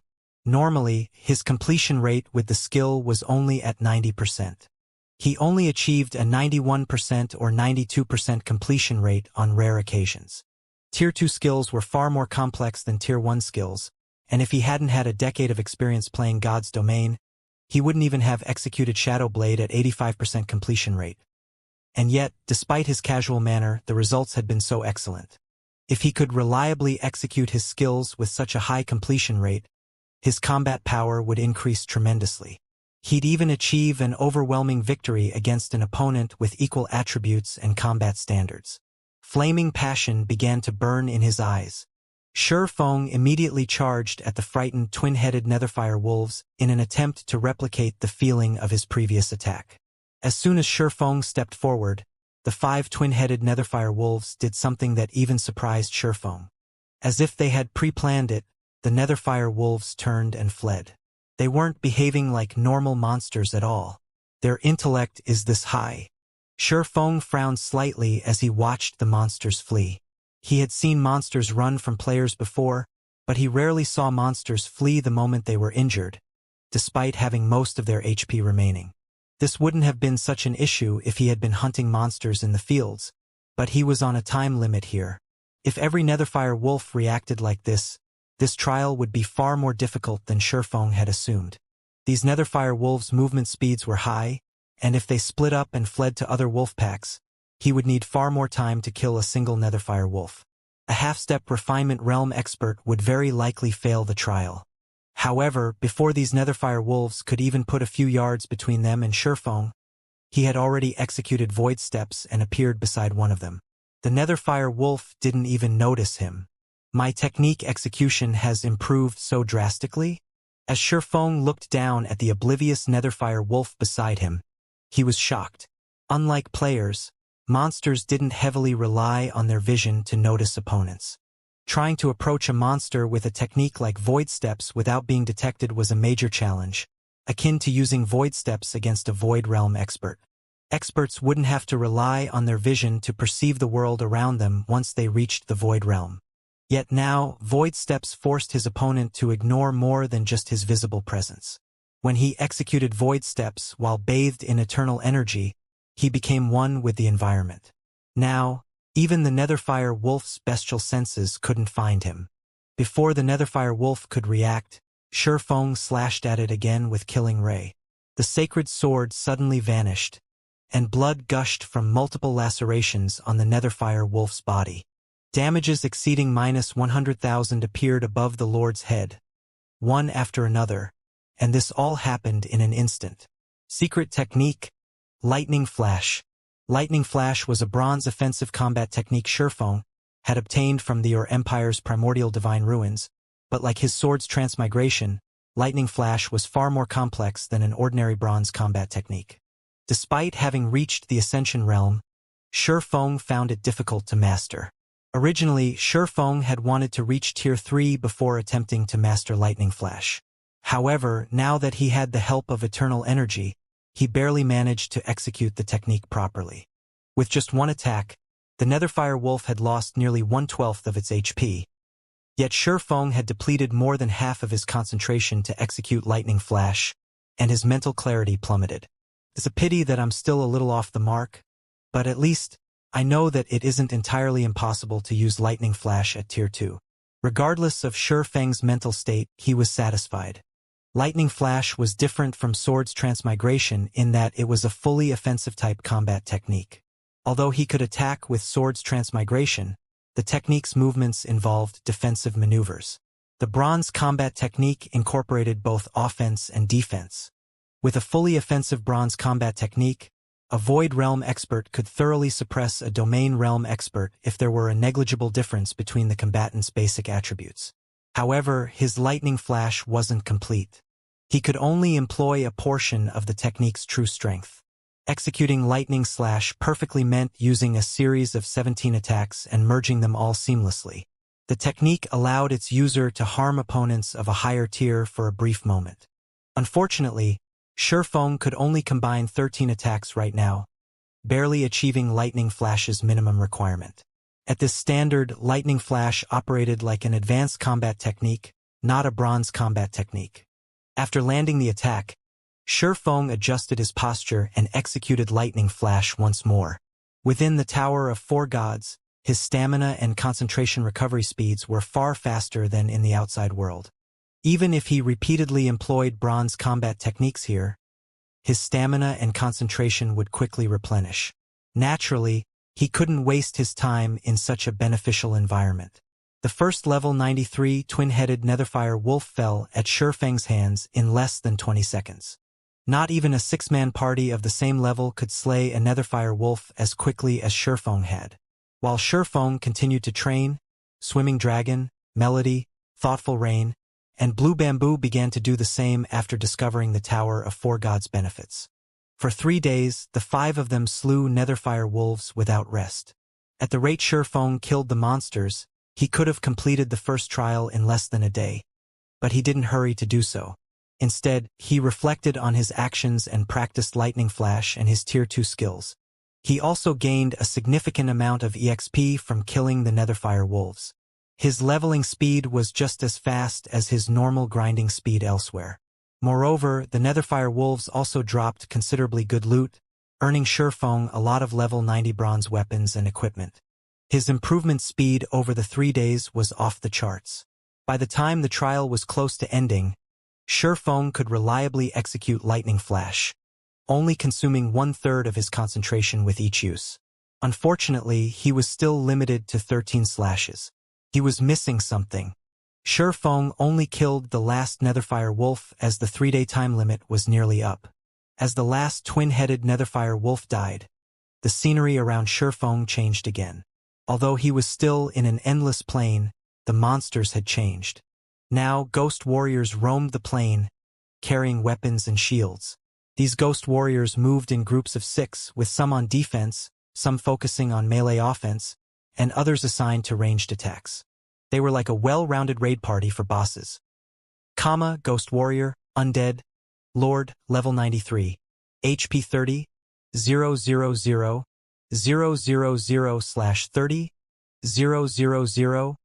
000, 000, System, kill 600 Ghost Warriors within 3 days. If you fail to complete this task in the stipulated time, the challenge will automatically be regarded as a failure. Wasting no time, Shurfeng charged at a Ghost Warrior party. The Ghost Warriors didn't attack the moment they noticed Shurfeng. Instead, the 2 shield-wielding Ghost Warriors moved to intercept his charge, while the 2 spear-wielding warriors moved behind them. The 2 spear-wielders prepared to attack the instant Shurfeng encountered the tanks. Meanwhile, the 2 Ghost Warriors carrying bows spread out to attack Shurfeng from the sides. The Ghost Warriors' combat standards were clearly a cut above the Netherfire wolves. Using the Trial Tower as a reference, they were at the 3rd floor middle stage standard.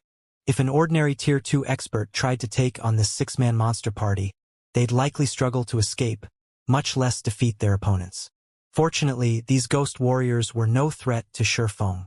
Like the previous trial, he continued to practice his Lightning Flash. Fighting humanoid monsters would help him improve far faster than fighting beasts. The Ghost Warriors also provided better loot and more EXP than the Netherfire Wolves.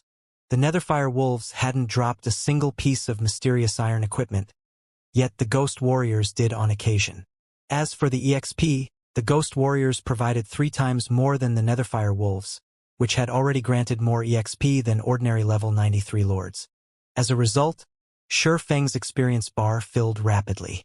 By the time Shurfeng cleared the second trial, he had reached 94. The scene around Shifeng changed after he cleared the second trial, but when he saw his new opponents, he was astonished. The third trial took place in an ancient Colosseum, which was home to 10 fully armed giants. Every one of these giants was Tier 2. They weren't monsters. They were bona fide Tier 2 NPCs. Giant Gladiator.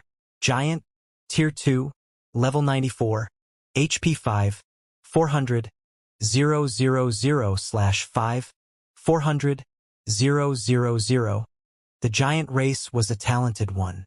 Not only did giants command immeasurable strength, but their earth affinity was unparalleled, as well. They were natural-born warriors. Moreover, unlike players, NPC giants had inherited the giant race's attributes perfectly. They wielded far more combat power than ordinary Tier 2 NPCs. And now, Shifeng had to face 10 of them. System: kill 10 giant gladiators within 1 day. If you fail to complete this task in the stipulated time, the challenge will automatically be regarded as a failure. Although the time limit isn't that short, this trial is far more difficult than the last. Shifeng thought as he observed the 10 giant gladiators standing on the elevated platform in the center of the Colosseum. If a half-step refinement realm expert attempted this challenge, they'd likely need a full set of up-to-date dark gold equipment to have a chance of passing.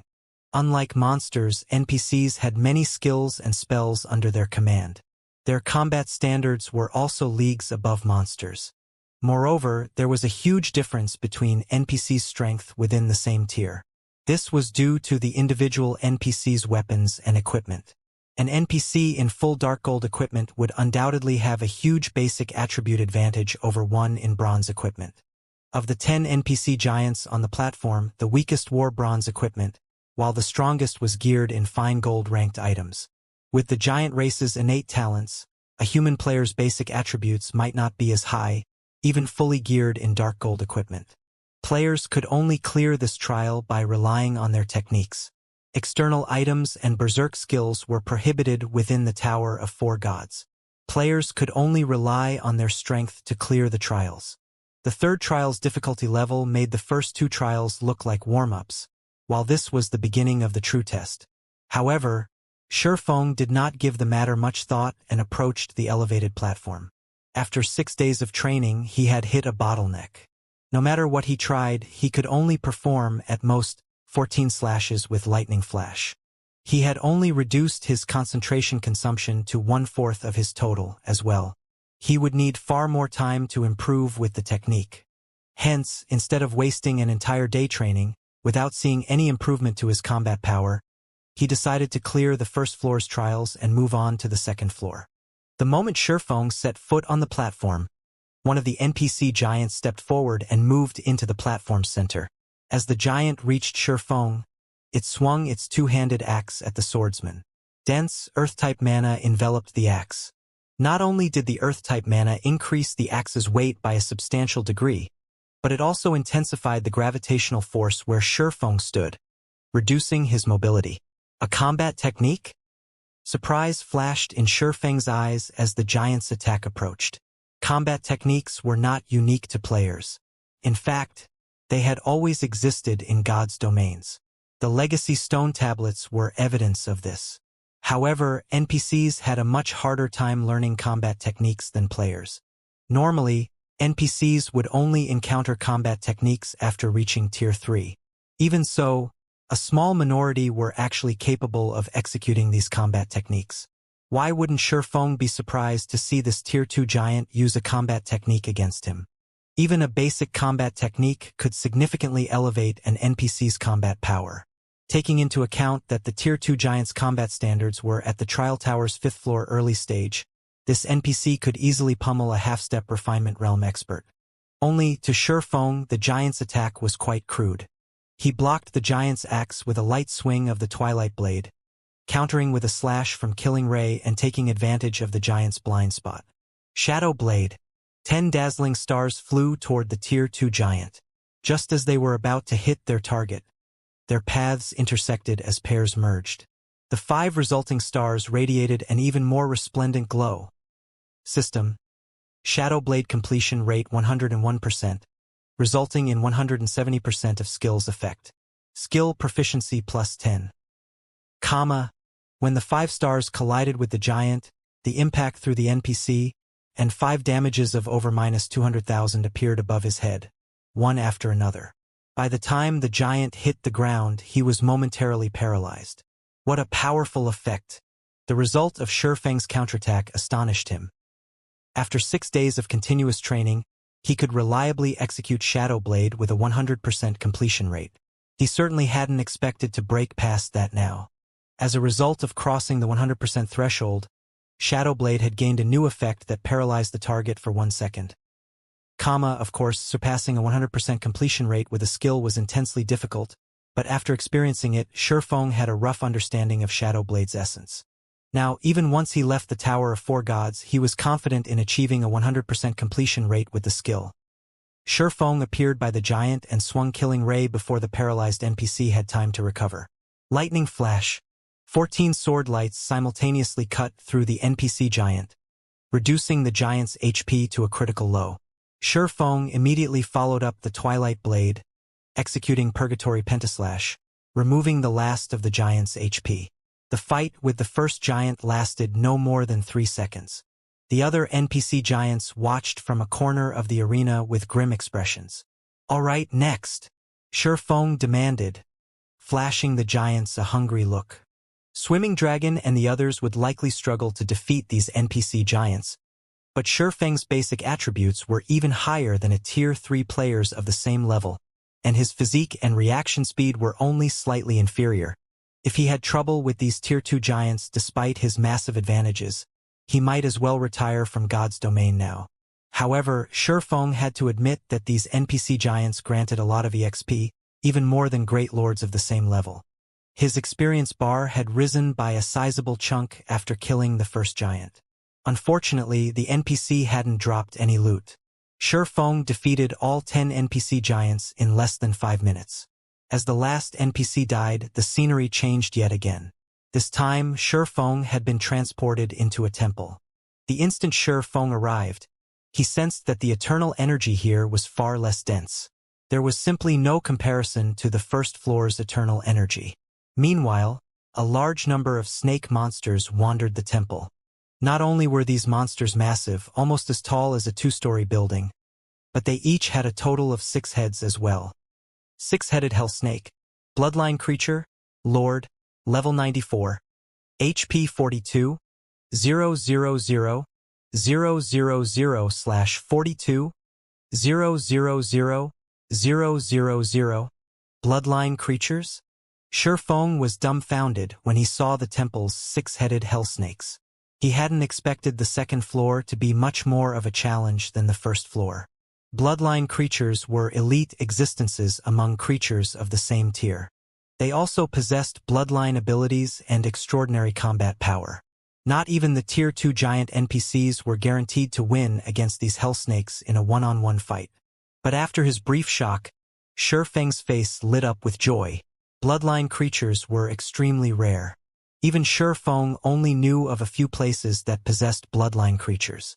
He had considered grinding the Nagas in the Thunder Temple's side temple to collect bloodline power, but it seemed that he could save himself the trip. System, congratulations! You have cleared the first floor's trials and reached the Tower of Four Gods' second floor. You may choose to rest here for 1 day or begin the second floor's trials immediately. I've been training without rest for quite some time. Even if my mind is clear, my physical body has been more or less affected. I should log off and rest for now. After giving the matter some thought, Shifeng decided to accept the system's offer to rest. By the time Shifeng exited his virtual gaming cabin, sunlight streamed into his room. It was already afternoon. Shifeng stretched, suddenly feeling physically powerless. Moreover, he was intensely hungry, and every cell in his body practically screamed for nutrients. He was also quite lightheaded and sleepy. What's going on? Shifeng's physical state surprised him. If he hadn't willed himself awake, he likely would have lost consciousness. Shifeng rapidly lost stamina due to his severe lack of energy. Ignoring the cause of his deprivation, for now, Shifeng moved to the fridge in his room and retrieved one of the life potions within. He popped the cap and downed the bottle's contents without hesitation. As the life potion flowed down his throat, Shi Feng felt a warmth spread throughout his body, and his mind started to clear. After the drink warmed him, his cells devoured the nutrients like ravenous wolves. When he had first consumed the life potion, his body had needed 3 to 5 days to process it, yet now his body rapidly absorbed its nutrients. After about 10 minutes, Shi Feng felt as if he had been resurrected. He had also completely digested the life potion. If any internal force expert saw this, their eyes would likely fall from their sockets. The life potion contained a frightening amount of nutrients, and even an internal force expert would need 3 days to process the powerful drink after training to their physical limits. Moreover, they would have to continue training like a madman during that time, yet Shi Feng had digested the life potion in 10 minutes and still felt as if he needed more. This life potion really is good stuff. Without it, I would have needed around 5 bottles of S-rank nutrient fluid to recover from my starvation, Shi Feng inwardly exclaimed as he stared at the empty container in his hand. Although he had been conserving the life potions, he had used far more than he had initially expected. He was already down to his last bottle. Once he was out, his physical and mental progress would plummet. In fact, the life potions were a large part of the reason for his rapid improvement in the Tower of Four Gods. As Shi Feng recovered from his hunger and looked around him, he felt as if he had emerged in an entirely new world. To be precise, his perception had sharpened drastically. What's going on? The development stunned Shi Feng. It wasn't just the world around him that felt different. He could also sense that his cells had become significantly stronger. Now, he felt that he could achieve a punching strength of 1,000 kilograms even with a casual hit. His reaction speed had also improved. With these changes, his physical control had reached a new level. Shi Feng had endured a constant headache over how to improve his reaction speed and physical control. He had never expected to make a breakthrough now. He could push his mental agility to its very limits in God's domain because he had an incredibly powerful body and sufficient reaction speed. But that wasn't the case in the real world. Because of this, he couldn't replicate many of his in-game actions in the real world. Now that his physical fitness and reaction speed had significantly improved, he would be able to exhibit greater strength. Moreover, Shi Feng could tell that his physical condition hadn't reached its peak. After making a mental breakthrough, his endocrine system had grown stronger, steadily flooding his bloodstream with more hormones and slowly altering and improving his physical fitness. Have I risen to the Grandmaster standard during my training in the Tower of Four Gods? Shi Feng considered the large possibility that he had become a neutralizing Grandmaster throughout his training. He couldn't think of another explanation for the changes his body had experienced. With his superhuman fitness and reaction speed, his overall strength was leaps and bounds greater than Apex internal force experts. He wouldn't need any fancy techniques to take care of Wang Zongquan if the man appeared before him again. He could easily finish the man with a straight punch. For a moment, Shi Feng was overwhelmed with the urge to run to the headquarters training room to test his physical state. He still had 2 teleportation stones, which meant he could send 4 more players into the Tower of Four Gods. If his guess was correct and players could gain real-world strength by training in the tower, as well as crossing the 100% skill completion rate threshold, he needed to send some of his guild's experts, those with great potential, to train in the tower. Although Lei Bao led the Heaven's Rumble Training Center, and Fire Dance and the others were extraordinarily strong, Lu Xinglua wasn't to be trifled with. Wang Zongquan's interruption during the training center's grand opening had merely been an attempt to test the waters. If Lu Xinglua decided to get serious and attack the training center in secret, he would have many methods to catch the training center off guard.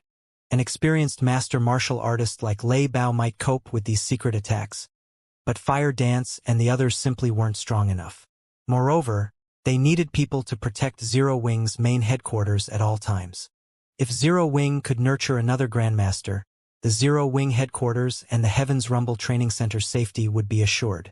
Neutralizing Grandmasters transcended ordinary human limits.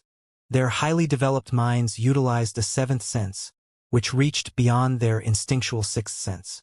Their perception of danger and survivability reached inhuman levels.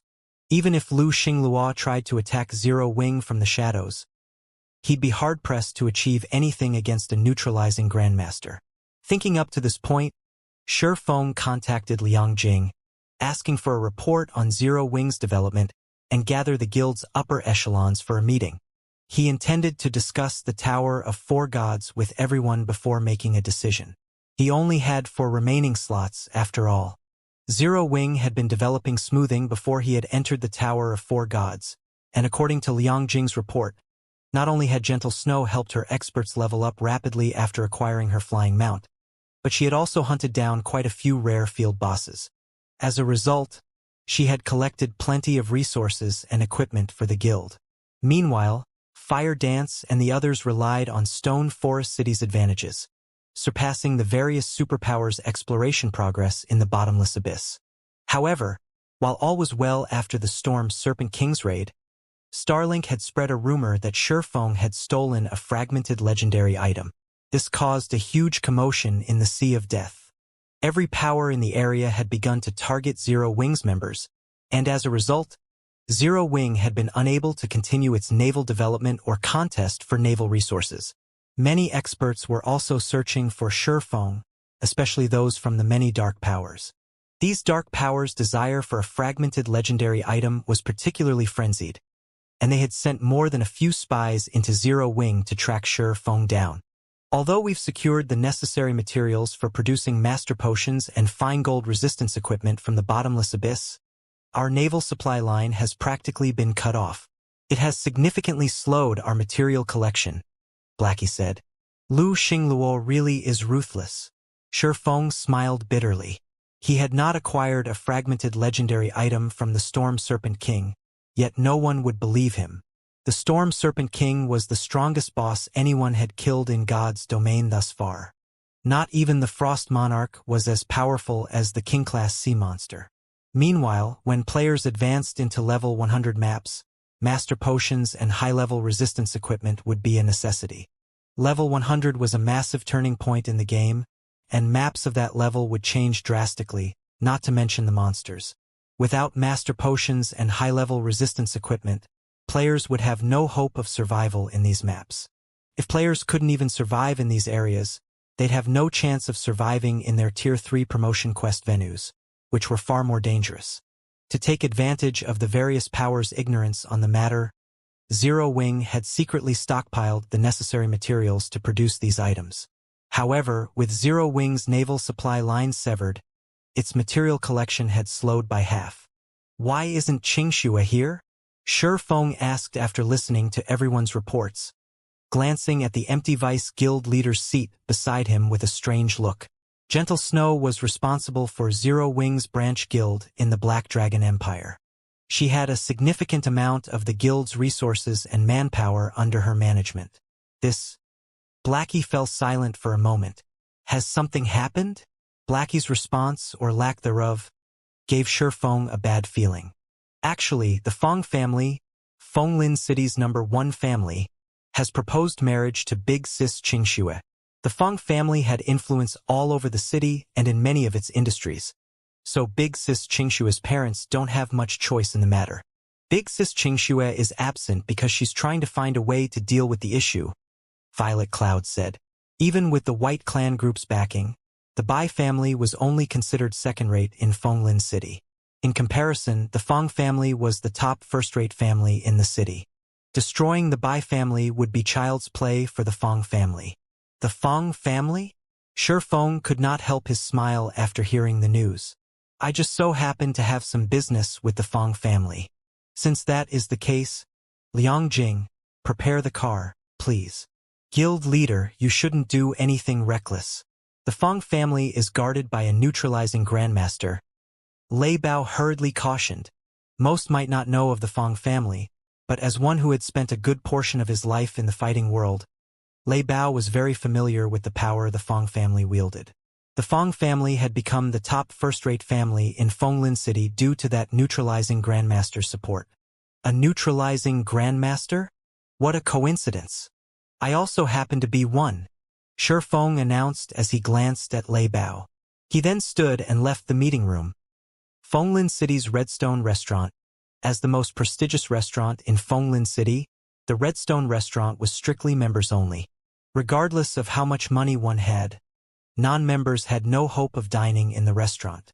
However, many of the city's high-profile individuals frequently visited the establishment to discuss business.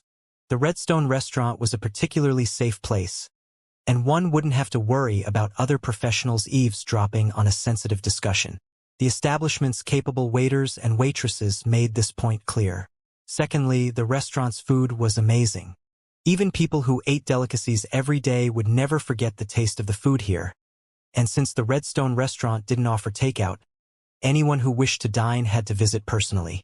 Because of these two factors, practically every respectable individual in Fonglin City took every opportunity they had to dine in the restaurant seriously. Naturally, the Fong family were frequent customers. Two young men currently occupied one of the restaurant's 7th-floor VIP rooms. While they conversed, the young men took their time to enjoy the delicacies that covered the table between them. One of the men was rough and robust, while the other seemed scholarly. No outsider would assume that these two were brothers by blood. The scholarly young man was the Fong family's current head, Fong Xiaotian. Fong Xiaotian currently wore a set of white robes, and although he looked to be in his mid-20s, he was already in his 30s. He was the Fong family's eldest young master. The muscular man across from him was the family's second eldest son, Fong Mingyu. Little 2. How are the preparations going for the annual martial arts competition between the 5 great families? Fong Xiaotian asked, looking up at Fong Mingyu. Unlike most families, the Fong family was an ancient martial arts family. To them, the annual martial arts competition between the 5 great families was even more prestigious than the national fighting competition. Rest assured, big bro. This year's competition is ours for the taking, Fong Mingyu responded with a laugh. He then pointed at the dozen or so youths standing behind him and explained, I've trained every one of them personally. 2 have even grasped internal force. The dozen or so combatants behind Fong Mingyu looked very young. None of them were older than 20, and the youngest was only 17. However, not even national-level fighters were a match for these youths' fitness. Good. Fong Xiaotian nodded approvingly. God's Domain has been growing more popular recently, and many major corporations have already invested in the game. Grandpa wants us to join the game as well, so you'd better be prepared. We're going to play, too? The revelation surprised Fong Mingyu. The game touches upon certain important secrets, so the Fong family intends to take part, Fong Xiaotian said. This is also why I suggested that we send a representative to propose a marriage with the Bia family. Not only is the Bai family's Bai Qingxue beautiful, but she is also quite capable. She successfully defended her elder brother's guild, albeit for a short time. With another decade to develop, the Bia family might be able to join our circle. It's a pity that the Blackwater Corporation interfered so soon, but I've recently heard that she's prospering in God's Domain and had earned quite a bit of profit for the White Clan group. She's just perfect for Little 3. Hopefully, this will help Little 3 finally control himself. Despite several scoldings from Grandpa, he refuses to change and continues to fool around, Fong Mingyu said, chuckling. Although their third brother was useless, he was still a member of the Fong family. Although the Bai family was second-rate in Fonglin City, the Fong family had displayed immense respect by allowing Bai Qingxue to marry into the family. Unfortunately, it seems that little girl has been playing tricks. If you have the time, pay the Bai family a visit and shake them up a bit. If she continues to be a problem, invite the Bai family's old man to speak with us. Tell him that our family's head wishes to meet with him, Fong Xiaotian said. Sure. I'll make sure it gets done, Fong Mingyu replied, nodding. Honestly, Fong Mingyu didn't think it was necessary for him to take action. The Fong family had already offered them a marriage, and if the Bai family didn't know how to appreciate that kindness, the Fong family could simply remove them from Fonglin City. The Bai family should understand this point and know which decision they should make. At this point, Feng arrived outside the Redstone restaurant. According to Liang Jing, Fong Xiaotian, the Fong family's current head and eldest son, was currently dining in the restaurant. Since Fong Xiaotian was responsible for this marriage proposal, Feng had to discuss the matter with him directly. Let's head inside, Feng said as he glanced at Xiaoyu, who had just arrived. Shi Feng wasn't a member and couldn't simply enter the Redstone restaurant. Xiao Yu, however, had gained membership through his connection with Han Yifeng. Even so, Xiao Yu still had to pay 2 million credits per year to maintain his membership. Ordinary citizens could only afford the membership fees in their dreams. Are you really planning to speak with Feng Xiaotian? Head instructor Shi? Xiao Yu asked anxiously. The Feng family can't compare to the Starline Corporation, but it has very deep roots in Fenglin City. Its influence across the city is immensely powerful, especially in the city's fighting industry. We've only opened the Heaven's Rumble Training Center recently.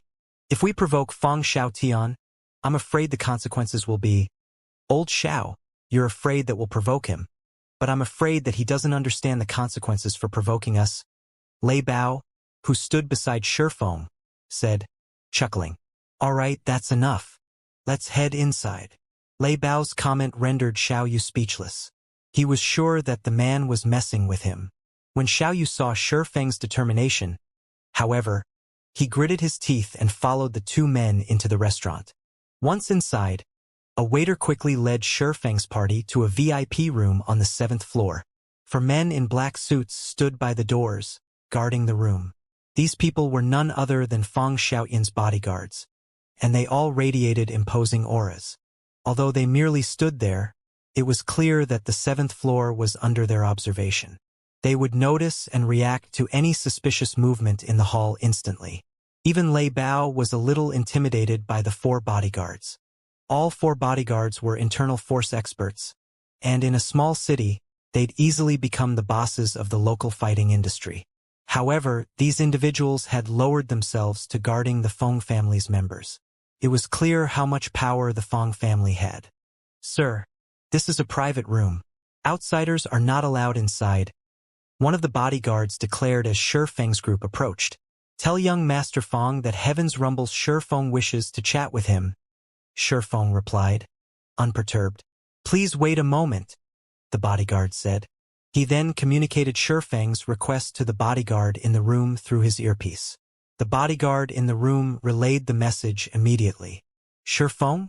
Heaven's Rumble's Hall Master. Feng Xiaotian chuckled. It seems he's here to stand up for Bai Qingxue. He overestimates himself. He's just a new training center's hall master. Yet he dares to interrupt us. Feng Mingyu said, frowning. It seems I've been away from Fenglin City for so long that these people have forgotten about me. Forget it. We'll just send them away. Feng Xiaotian decided after giving the matter some thought. The bodyguard beside Feng Xiaotian informed the bodyguards outside the room of his employer's reply and told them to deal with the problem. Suddenly, however, the room's doors burst open, and a young man entered the room, followed by Lei Bao and Xiao Yu. As Shi Feng and his 2 companions entered the graceful, antique-styled room, Feng Xiaotain and Feng Mingyu stared at them in shock. Who allowed them inside? Feng Xiaotian demanded coldly as he glared at the open doors. He was furious. He had clearly instructed his bodyguards to chase Shi Feng's group away, yet they had made it into the room. He hadn't heard a commotion outside the room, so he could only assume his bodyguards had allowed them to pass. However, Feng Xiaotian received no response as the seconds ticked by. The situation confused him. Had they all betrayed him? After considering the idea, he realized that would be impossible. The Feng family had paid a huge sum to train their bodyguards, so the men were absolutely loyal. Even if one of them had become a turncoat, there was no way that all 4 bodyguards had turned against him simultaneously. Save your energy, young Master Feng. Your bodyguards are already asleep, Shi Feng explained when he noticed Feng Xiaoyan's confusion. That's impossible. Feng Xiaotian denied Shi Feng's claim instinctively. He was very familiar with the 4 bodyguards' skills. They were only basic internal force experts, but if they worked together, they could even give a national fighting champion a run for his money. How could anyone knock all 4 of them unconscious without making a sound? Lei Bao could only shake his head and sigh from behind Shi Feng. The cooperation between 4 basic internal force experts would certainly be a magnificent scene to behold, but compared to a true neutralizing grandmaster, they were little more than infants. With exceptional reaction speed, perception, and physical prowess, if a neutralizing grandmaster wanted to go somewhere, how could a bunch of bodyguards stop him? Feng Xiaotian ordered one of the bodyguards behind him to check on the 4 outside. When he reached the door, he found the 4 bodyguards unconscious in a corner of the hall. Young Master Atao. The others, they're really unconscious, the bodyguard stammered. Silence filled the room, and Feng Xiaotian turned to evaluate Shifeng's group. It's no wonder why you were so confident to meet me here, Feng Xiaotian said. Despite his passed-out bodyguards, he didn't seem flustered. On the contrary, he maintained a calm attitude as he said, "However, do you think this display will change my mind? Stop dreaming. I know who you are, Shifeng. You're Heaven's Rumble's Hall Master. You've already defeated Wang Zhongquan and shook Fenglin City's various dojos and training centers with your name alone. Moreover, you are one of Zero Wing's core upper echelons. Zero Wing has been developing quite nicely in God's domain and has become a pseudo-superpower. It is now an overlord on the Eastern continent. Now, the guild has been recruiting a large number of talented fighters through the Heaven's Rumble Training Center and is rapidly growing stronger in the game. However, this is the real world, not some game. In the real world, Zero Wing has no background or supporters. It's nothing. I wouldn't even need to lift a finger to deal with you. A few words would be more than sufficient to end your business in Fenglin City." Xiao Yu felt an immense weight drop on his shoulders as Feng Xiaotian spoke. Zero Wing wasn't afraid of financial suppression. Only small, hostile tricks could affect the guild and workshop. Feng Mingyu stood abruptly, looming like a brown bear in the room, standing at 2.3 meters L. His arms were thicker than a woman's thighs, and his tanned complexion made him look like a golden statue. Unbreakable. Someone's actually trained in the Henglian style to the unbreakable realm. Lei Bao stared at Feng Mingyu as he walked toward the group in utter shock. Training with the Henglian style was a painful toil. One had to submit themselves to hellish training tactics to master this martial art, which was several times more challenging than other styles. Even internal force experts would struggle to deal with the difficult training regimen, but if one could master the Henglian style, they'd become horrifically strong. With basic mastery, one could face off against ordinary internal force experts. Not only would a combatant's punch carry 1,000 kilos of force as an advanced master, but they'd also be able to take hits from an internal force expert without injury.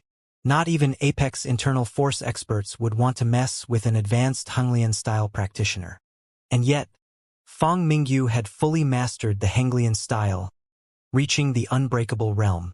If he fought someone like Wang Zhongquan, he could end the fight in one hit. Wang Zhongquan would be utterly helpless against Feng Mingyu. "You are quite strong to take out 4 of my elder brother's bodyguards simultaneously. I'll give you a chance. Join the Feng family and sell us all of your Zero Wing shares. You'll receive your share of the pie once the Feng family owns Zero Wing. You will enjoy greater status and authority than you could ever enjoy in Zero Wing," Feng Mingyu offered as he approached Shifeng, his firm tone leaving no room for negotiation. Xiao Yu, who stood behind Shifeng, felt the strength drain from his legs. Feng Mingyu's aura was simply too frightening. Xiao Yu normally trained as well and had cultivated a relatively formidable aura though his years work, yet he felt tiny before Feng Mingyu. Moreover, Feng Mingyu had something on him that most professional fighters did not: killing intent. As the man walked toward the trio, it felt like a mountain of corpses were lumbering toward him. "What if I refuse?" Shifeng calmly replied. "Then I'll just have to take you back to the family. Once you're there, I'm sure you'll change your mind," Feng Mingyu said, laughing. "You say that if I join the Feng family, I'll enjoy greater status and authority than I currently do in Zero Wing?" Shifeng asked. "That's right. You certainly qualify to receive such power," Feng Mingyu answered, nodding. "My position in Zero Wing is quite high. Not only do the guild's vice-guild leaders have to listen to my commands, but every large-scale operation the guild considers must receive my permission first. Moreover, I am responsible for approving any decision regarding the guild's finances and development," Shifeng said after giving the matter some thought. As soon as Shifeng finished speaking, silence returned to the room. Are you toying with me? Fang Mingyu demanded, his expression darkening. If the Fang family annexed Zero Wing, not even Fang Xiaotian would have such immense authority, much less Fang Mingyu. I'm not. It is simply the truth, Shi Feng said honestly. It seems you won't be convinced until you face reality. Since that is the case, you'll return with me. Fang Mingyu declared as he extended a hand to grab Shi Feng by the shoulder. Although the action seemed innocent, how could the touch of one who had reached the unbreakable realm in the Henglian style be so simple? The grab was actually a technique with 13 transformations. Even if Shi Feng were a lively monkey, there was no escaping Fang Mingyu's grip. However, as Fang Mingyu was about to clamp down on Shi Feng's shoulder to immobilize the young man, Shi Feng shrugged his shoulders slightly, so faint that the movement was barely discernible. As if he had been electrocuted, Fang Mingyu jerked back his hand. To an outsider, it would have looked like the larger man's hand had bounced off an invisible barrier. Losing his posture, Fang Mingyu stumbled back a few steps. Although Fang Mingyu had only stumbled back a step, the Fang family members were shocked. This was especially true for Fang Xiaotian. Every member of the Fang family knew how powerful Fang Mingyu was. The family's old man had even called him a talent that only appeared once a century in the Fang family and was the strongest member of the younger generation. Fang Mingyu's strength had been unparalleled among Fenglin City's younger generation even before he had mastered the Henglian style. Later, Fang Mingyu had gone overseas to continue his training and master the Henglian style, gaining monstrous strength. Yet, not only had he failed to affect Shi Feng, but he had taken a blow as well. Why wouldn't his family members be shocked to see it? Even Lei Bao, who stood some distance behind Shi Feng, was stunned. He knew that Shi Feng had become a neutralizing grandmaster, but that achievement should be recent. Neutralizing grandmasters' superior mental capacity allowed them to improve their strength in all aspects, which was a part of the reason that they were so powerful. It especially affected their physical fitness, but even with the help of various hormones, these improvements weren't immediate. Rather, these alterations would take place over a long time. Fang Mingyu, on the other hand, had already reached the Henglian style's unbreakable realm. Physically, he was a humanoid monster. Even some of the weaker grandmasters wouldn't be a match for his raw power, not to mention Shi Feng, who had so recently become a grandmaster. And yet, contrary to Lei Bao's expectations, Shi Feng had won a direct confrontation. It was simply unbelievable.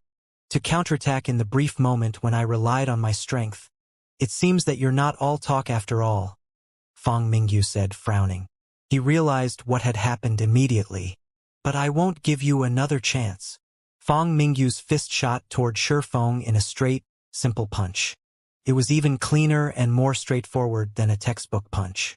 However, this simplicity was precisely the reason that not even a neutralizing grandmaster would find a gap to take advantage of. Lei Bao couldn't help but flinch. He felt as if the sky were falling as the punch shot toward Shi Feng. There was simply no room to flee. There were no holes to exploit. If he were on the receiving end, he'd have no choice but to take the hit. Worse, this punch hadn't made any sound that Lei Bao could hear. This meant that Fang Mingyu's punch was even faster than the speed of sound. Combined with Fang Mingyu's ferocious strength, the hit could likely kill an adult elephant. However, just as Fang Mingyu's fist was about to collide with Shi Feng's cranium, Shi Feng moved forward to greet the attack. Before meeting with the hit, Shi Feng sidestepped and allowed Fang Mingyu's fist to brush past his head. Shi Feng moved to the larger man's side, while Fang Mingyu's fist met nothing but air. Shi Feng's arm swayed as he placed his palm on Fang Mingyu's chest and shoved. Fang Mingyu lost his balance and fell, pinned to the ground by Shi Feng's hand. Boom! Fang Mingyu lay flat on his back, and the impact of his fall was so powerful that it cracked the marble floor and shook the room. The large man's consciousness wavered, his insides shaken. From an outsider's perspective, it had looked like Shi Feng had just appeared beside Fang Mingyu, grabbed the giant, and slammed him to the ground.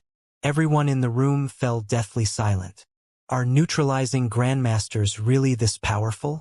Lei Bao was at a loss for words as he stared at Fang Mingyu on the ground. Lei Bao had seen Shi Feng's every action, so he knew the movements had been quite simple. Yet these simple actions had become magical when Shi Feng performed them. Not only had Shi Feng effortlessly neutralized Fang Mingyu's punch, but he had also reversed the situation, pinning the bear of a man to the ground. Lei Bao had never thought that such a great expert, who had reached the Henglian style's unbreakable realm, would be so frail before a neutralizing grandmaster. At this point, he couldn't even fathom how powerful neutralizing grandmasters truly were. The rest of the room's occupants stared at Shi Feng as if he were a monster. However, the young man's gaze never left Fang Mingyu, who lay beside his feet. This unbreakable realm is really something. Shi Feng was quietly amazed as he stared at the dizzy Fang Mingyu. He hadn't thought it possible for someone to nurture their strength to such an extent. If he hadn't become a grandmaster, he wouldn't have been a match for this man. Shi Feng's fight with Fang Mingyu had seemed one-sided to everyone else in the room, but Shi Feng didn't think so. If anyone else had faced Fang Mingyu, that punch would have blown them away. The larger man was even more physically fit than Shi Feng. At the very least, Shi Feng would need quite a bit of time to catch up. In a frontal confrontation, Fang Mingyu would thoroughly outmatch Shi Feng. However, neutralizing grandmasters' reaction speed and precise control of their power were what made them so powerful. Shi Feng had moved to dodge the hit the moment Fang Mingyu's fist had moved. Once Shi Feng had pushed the man off balance, he had relied on Fang Mingyu's weight and his own strength to achieve the shocking results. Despite such a heavy blow, Fang Mingyu had suffered barely any damage, as if his body were truly made of steel. He had merely suffered a minor disruption to his blood circulation and had been temporarily incapacitated. After inspecting Fang Mingyu's condition, Shi Feng looked up at the dumbfounded Fang Xiaotian, who sat on the other side of the table. Sensing Shi Feng's gaze, Fang Xiaotian felt a chill crawl down his spine. "What are you trying to do? I'd advise you against messing around. This is the Redstone Restaurant," Fang Xiaotian blurted out. The Redstone Restaurant had branches all over the world, residing in any second-tier or above city. Although many major powers had desired the restaurant's special food and beverages, no one had successfully stolen the recipes. The restaurant's power was obvious. A little commotion within the Redstone Restaurant was acceptable, but it wouldn't tolerate anything more than that. "Young Master Fang, you jest. Why would I act recklessly here?" Shi Feng asked with a chuckle. Shi Feng knew a little about the Redstone Restaurant situation, so he knew the restaurant's rules. Even a neutralizing grandmaster would suffer if they tried to provoke the Redstone Restaurant. The moment Shi Feng had entered the VIP room, he had sensed a powerful aura lock onto him. Although the aura didn't originate from a grandmaster, the individual's spiritual prowess was quite high. Shi Feng guessed that the individual was only a half-step from becoming a grandmaster. Shi Feng approached the table, and Fang Xiaotian instinctively wanted to retreat. However, the mentality of a superior he had nurtured over many years allowed him to remain firm in his position. "What are you trying to do? Gloomy?" Fang Xiaotian snarled. "Even if you're immensely powerful, the Fang family's might in Fenglin City is beyond imagining. You shouldn't get so excited, young Master Fang. I'm here merely to chat with you," Shi Feng said as he sat in Fang Mingyu's original seat. He glanced at Fang Xiaotian and continued, "I know you wish to annex Zero Wing starting with Gentle Snow, but I'd advise that you abandon that notion while you still can. Zero Wing will be taking charge of this matter. You might have great authority and strength under your command, but you shouldn't forget that not even an entire country can protect you if your enemy is close." After Shi Feng's statement, a biting cold assaulted everyone in the room. For a moment, these individuals felt as if they stood before the gates of hell. After 2 seconds of this cold, it vanished as if it had never happened. However, Fang Xiaotian's back was drenched in sweat, and by the time he snapped out of his gaze, Shi Feng had stood and left the room. When they realized Shi Feng was leaving, Lei Bao and Xiao Yu followed after him. "Are we really going to leave? Just like that?" Xiao Yu worriedly asked Shi Feng. "I doubt those brothers will let this matter rest so easily." "They definitely won't let this matter rest, but I merely came to greet them and ensure that they understand how useless little tricks are against us," Feng nonchalantly explained. Moreover, I think that many people will realize that they shouldn't casually provoke Zero Wing after today's display. Even if the Feng family's influence is extensive, they'll have to evaluate the risk properly. Realization dawned on Xiaoyu as he listened to Feng. Although it was true that the Feng family had an iron grip on Fenglin City, the Feng family had to rely on others to complete many tasks. Now that Feng had shown that he could suppress Feng Mingyu, the strongest member of the Feng family's younger generation, the Feng family's prestige would take a blow, while the event would bolster Zero Wing's reputation. This, in turn, would warn many of Fenglin City's various major powers against provoking Zero Wing, and they'd hold back before following Feng family's orders. In fact, they might even refuse to target Zero Wing. One had to consider their own position before acting on someone else's behalf, after all. While the Feng family ruled Fenglin City, everyone would follow the family's wishes. But when another power, one just as strong as the Feng family, rose, the general populace would hesitate before leaning on one side or the other. We need to accelerate our development and bolster Zero Wing's internal member count. The Heavens Rumble Training Center has to open more branches as quickly as possible to increase our recruitment rate, Feng announced. At the same time, we'll buy some of the latest God's Domain combat facilities and open a virtual combat platform in the training center. We'll also need to organize a reward system. God's Domain's influence in the real world had been even greater than that of the fighting industry in Feng's previous life. In fact, not a single industry in the world had been able to compete with the game's influence. Meanwhile, virtual combat platforms played a massive role in God's Domain's power in the real world. God's Domain had replaced fighting competitions in the past, becoming the most popular activity across the globe. At this point, God's Domain's influence had grown intensely in the real world. One would almost always overhear conversations about the game as they walked the city's streets. School students even began to introduce themselves with their in-game IDs and levels in God's Domain.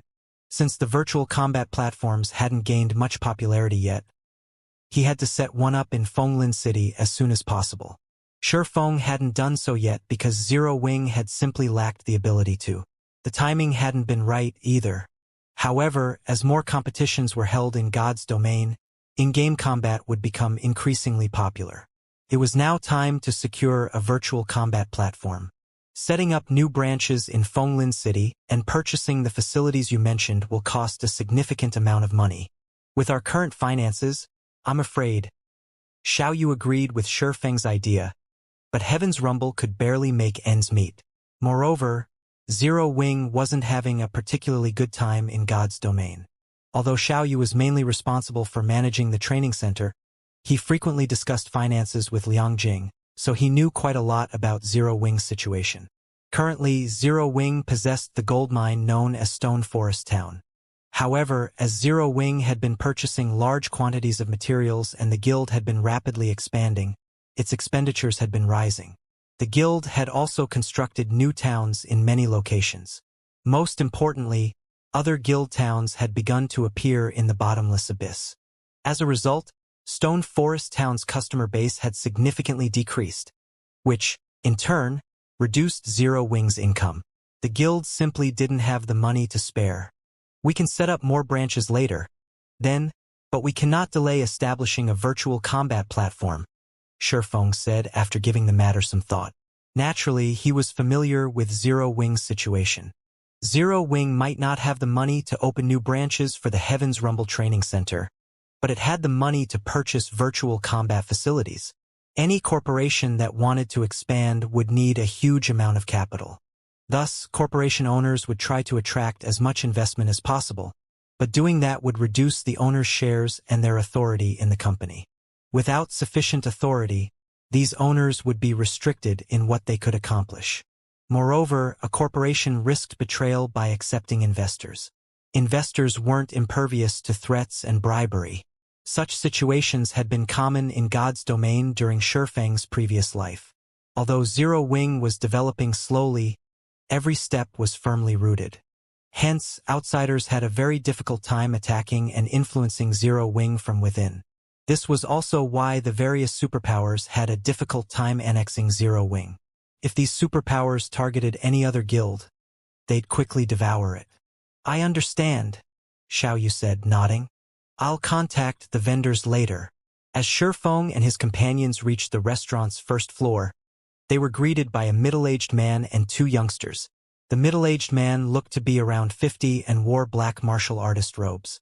Although he did not look physically strong, one would notice how steady his steps were if they watched him carefully.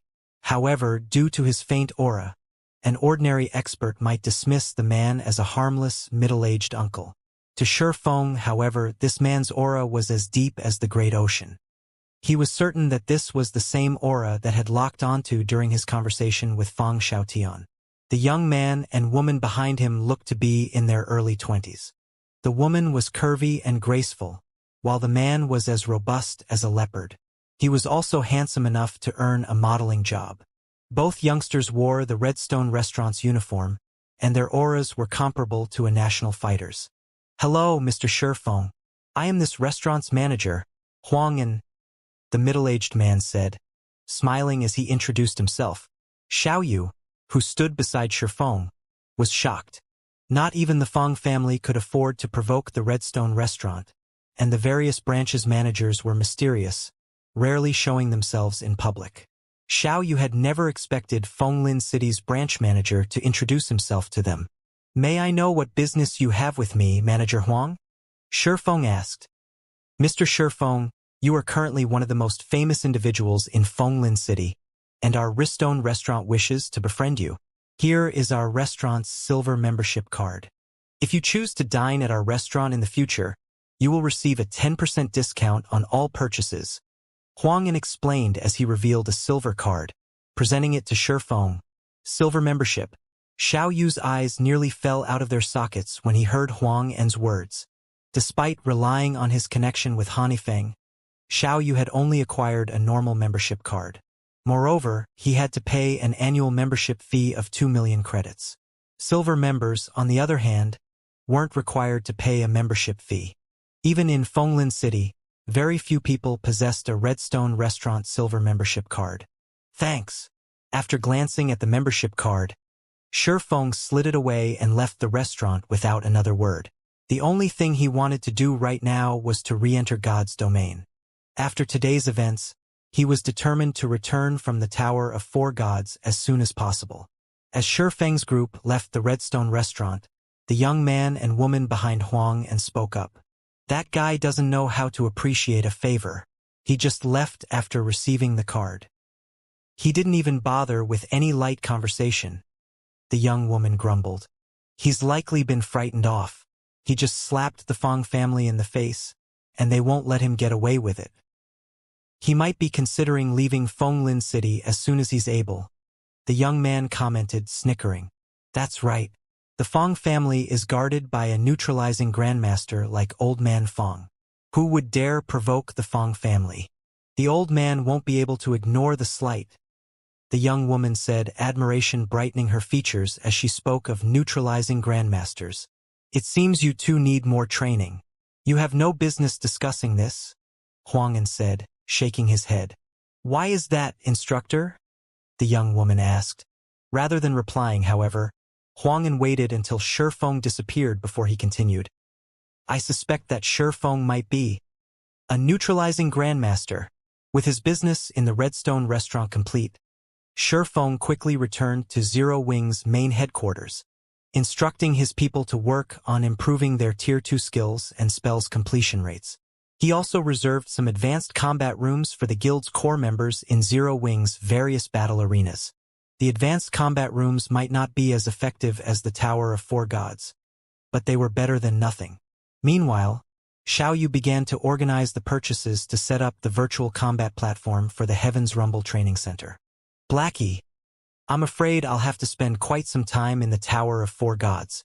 While I'm gone, I want you to focus on collecting ancient origin wood and diamond wood.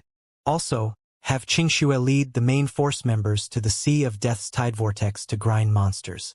The monsters there should drop something called the Tidestone Fragment, Shifeng said.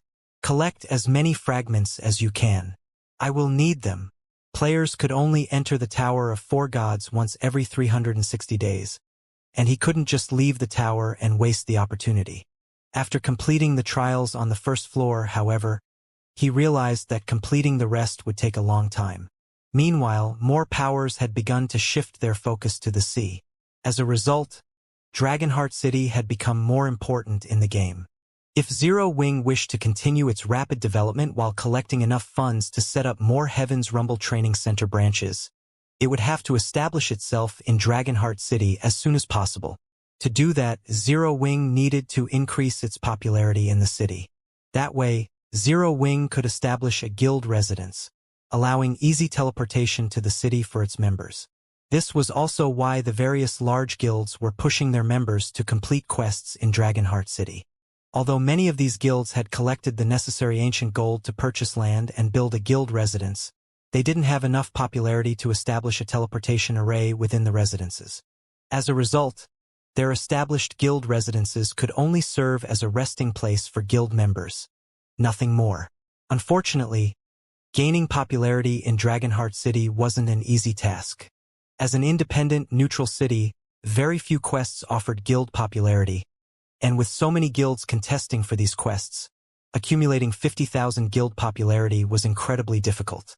However, quests weren't the only method of gaining guild popularity. A guild could also accumulate popularity in Dragonheart City through Tidestone fragments. The only monsters that dropped these fragments were in the Tidal Vortex, which was located in the Sea of Death's core area.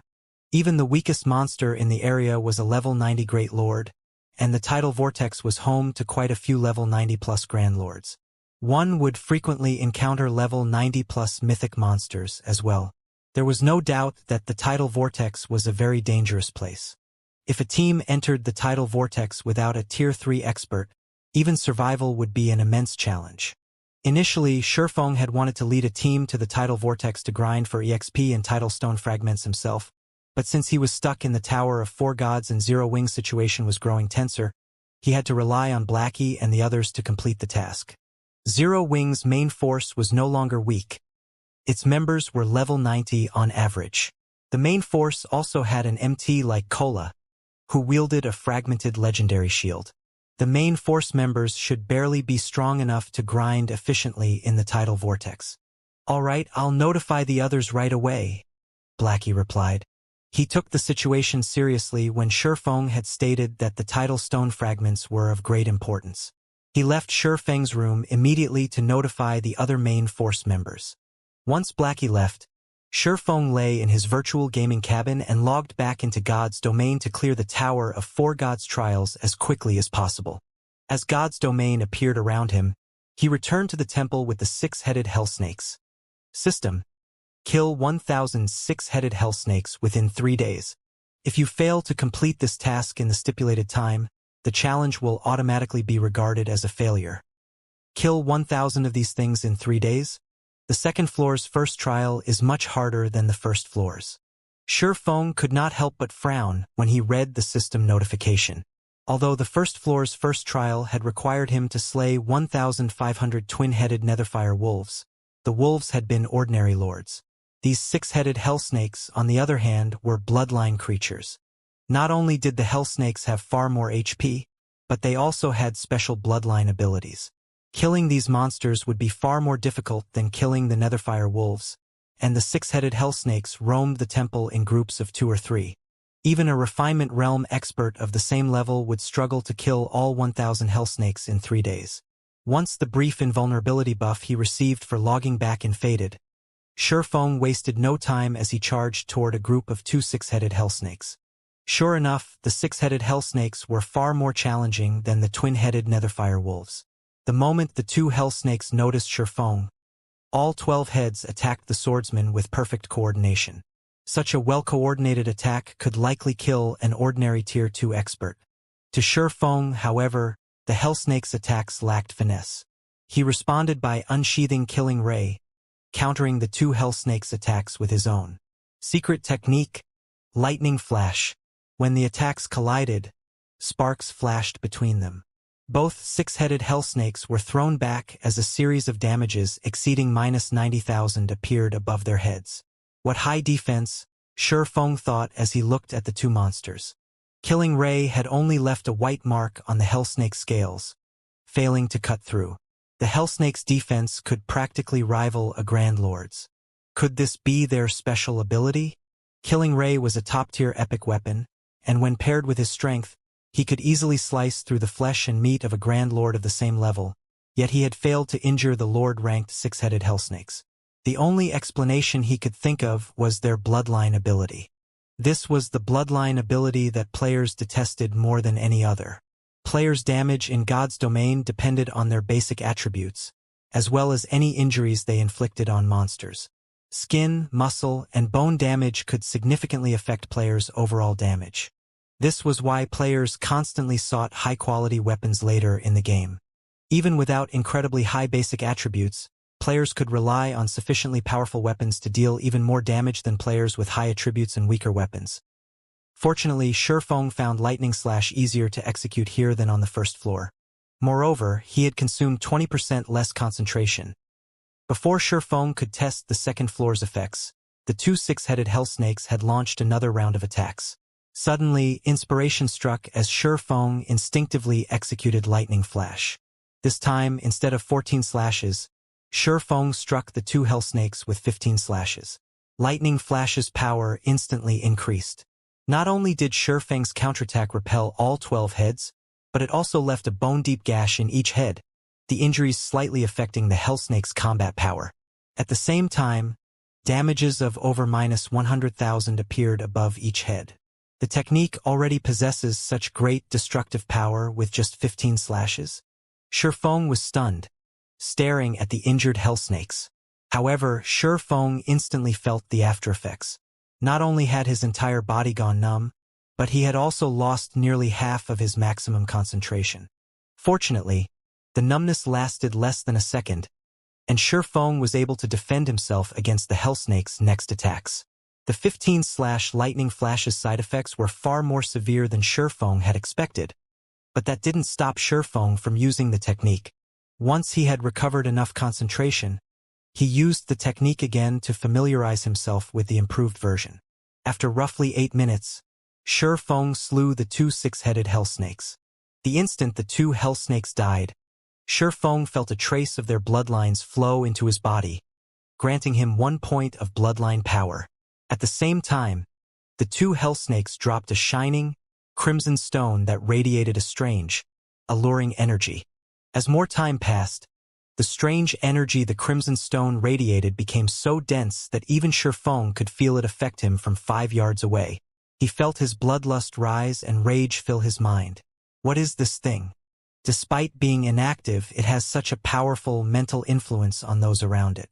Shurfeng stared at the crimson stone in shock. Eternal energy filled the Tower of Four Gods, allowing players to maintain ideal mental clarity and focus. However, the strange energy this crimson stone radiated had the complete opposite effect. Shurfeng picked up the stone to inspect it. The instant his fingers touched the crimson stone, however, his very soul shuddered. He felt, for a moment, as if he stood in a sea of blood and gore.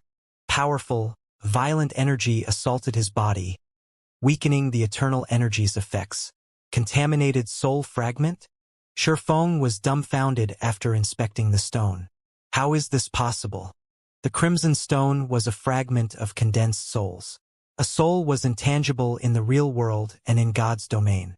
Trying to make a soul tangible was an excruciatingly difficult process. Normally, a soul could only take on a physical form with the help of divine items. Take the soul orb, a fragment of the treasure of illusion, for example. It could be used to absorb a portion of a player's soul and use the collected souls to create soul water. The ancient god's literature fragment could also absorb the souls of half-dead creatures to create soul essence. However, soul water and soul essence were significantly smaller items than this fist-sized crimson stone. Contaminated soul fragment. Special item. This fragment is comprised of countless condensed and violent souls. It contains dense soul power and can be merged with any creature's soul to achieve ascension. However, doing so will subject the target to intensely oppressive effects. This fragment can only exist within the Tower of Four Gods. It will disappear upon leaving the tower. It's no wonder why the Empire's founding emperor was so bloodthirsty. So that was due to this thing. Realization dawned on Feng after reading the contaminated soul fragment's description. So the opportunity everyone referred to was this stone. The Tower of Four Gods had been responsible for the rise of countless powerhouses in God's domain, including the founders of empires. These individuals' powerful souls were a large part of the reason they had gained the strength to lord over a country. After all, souls were the root of everything, including players. If players' souls were extinguished, they'd have to start a new account if they wished to continue in God's domain. If players could strengthen their souls, they'd have an easier time mastering skills, spells, and combat techniques. Their physiques would improve as well. When one gained a new tier in God's domain, their soul ascended. If a person's soul ascended by other means, they'd improve in all aspects. And now, Feng learned that soul fragments, which could help one's soul forcibly ascend, dropped in the Tower of Four Gods. One could easily imagine how great of an opportunity this was. It was no wonder why even Tier 6 God-ranked players had fought to enter the tower. Absorbing such violent souls will likely be a major challenge for players. Absorbing too many of these contaminated soul fragments is likely impossible. Feng gave the crimson stone in his hand a disappointed look. He only held the contaminated soul fragment, yet it had such a powerful effect on his mental state. Moreover, it was surrounded by eternal energy. Its effects would likely be many times stronger in the outside world. Feng couldn't even imagine what would happen if he absorbed this thing. He estimated that absorbing 2 contaminated soul fragments would be his limit. Any more and it would affect his mental state. Of course, his limit was only this low because he was a Tier 2 player. He'd likely be able to absorb more contaminated soul fragments as he rose in tier. It was like adding salt to water. Once the water was saturated, no more salt would dissolve. In this case, the violent energy within the contaminated soul fragment was the salt, while his soul was the water. If his soul couldn't absorb the violent energy, the excess would affect his mind. Suddenly, Feng had an idea. It was too risky to absorb the violent energy, but the crimson stone itself was condensed soul's essence. He might be able to absorb only the soul power within the fragment by relying on the Ancient Gods literature fragment. The Ancient Gods literature fragment's soul absorption skill absorbed soul power. The half-dead creatures only referred to monsters when their HPs hit 0. As the corpses disappeared, their physical bodies no longer protected their souls, and the souls could wander. In this state, the Ancient Gods literature fragment could then absorb the souls. The soul fragment was the condensed form of these wandering souls. Feng then pulled the Ancient Gods literature fragment from his bag to experiment. If his experiment failed, so be it. If it succeeded, however, he would hit the jackpot. The Ancient Gods literature fragment could, after all, strengthen a creature's soul without any side effects. He grew nervous as he used soul absorption on the contaminated soul fragment. The Ancient Gods literature fragment began to glow, and the violent energy within the contaminated soul fragment flared, as if it were trying to resist the literature fragment's power. However, the literature fragment had been carefully crafted by an ancient god. How could violent souls possibly resist? The fist-sized crimson stone turned to dust in Feng's hand in less than 5 seconds, and Feng had acquired a single drop of soul essence. Wonderful! Feng rejoiced over the result. Condensing a soul essence was extremely difficult. First, he had to choose a monster that met the minimum level requirement. Soul absorption would not work on monsters that were a lower level than he was. Second, the target had to be sufficiently powerful. Great Lords were likely the lowest limit. Considering that he hadn't reached level 90 when he had hunted the level 102 Great Lord ranked skeleton generals, he guessed that not even souls from level 100 Great Lords would yield him any soul essence once he reached level 100.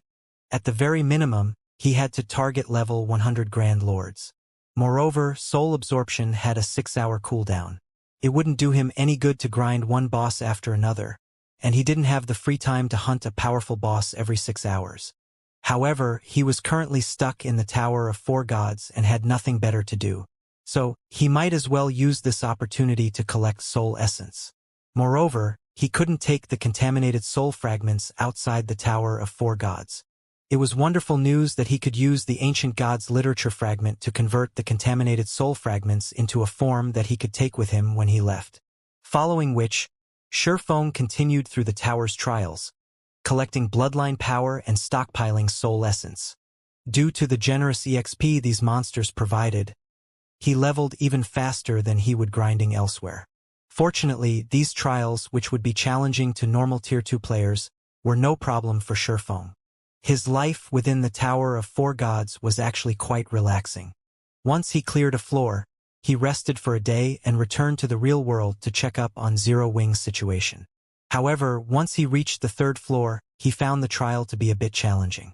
Not only were the third floor's monsters bloodline creatures, but they were also of a higher rank than those on the second floor. The first trial alone tasked Shurfeng with killing 900 High Lords of the same level. Even peak experts would need a long time to complete the task. Killing all 900 would be utterly impossible in 3 days. Shurfeng had only completed the task thanks to his superior basic attributes and the secret technique, Lightning Flash. During the third floor second trial, Shurfeng had to face Great Lords, and he had to kill 300 of them in 3 days. Even Shurfeng had barely managed to complete the trial. After killing the 300 Great Lords, Shurfeng had risen to level 99, only one level away from the level 100 threshold. It was at this point that he had finally collected the 100 bloodline power he needed and accumulated 86 drops of soul essence. If not for the contaminated soul fragments' low drop rate, he would have had more.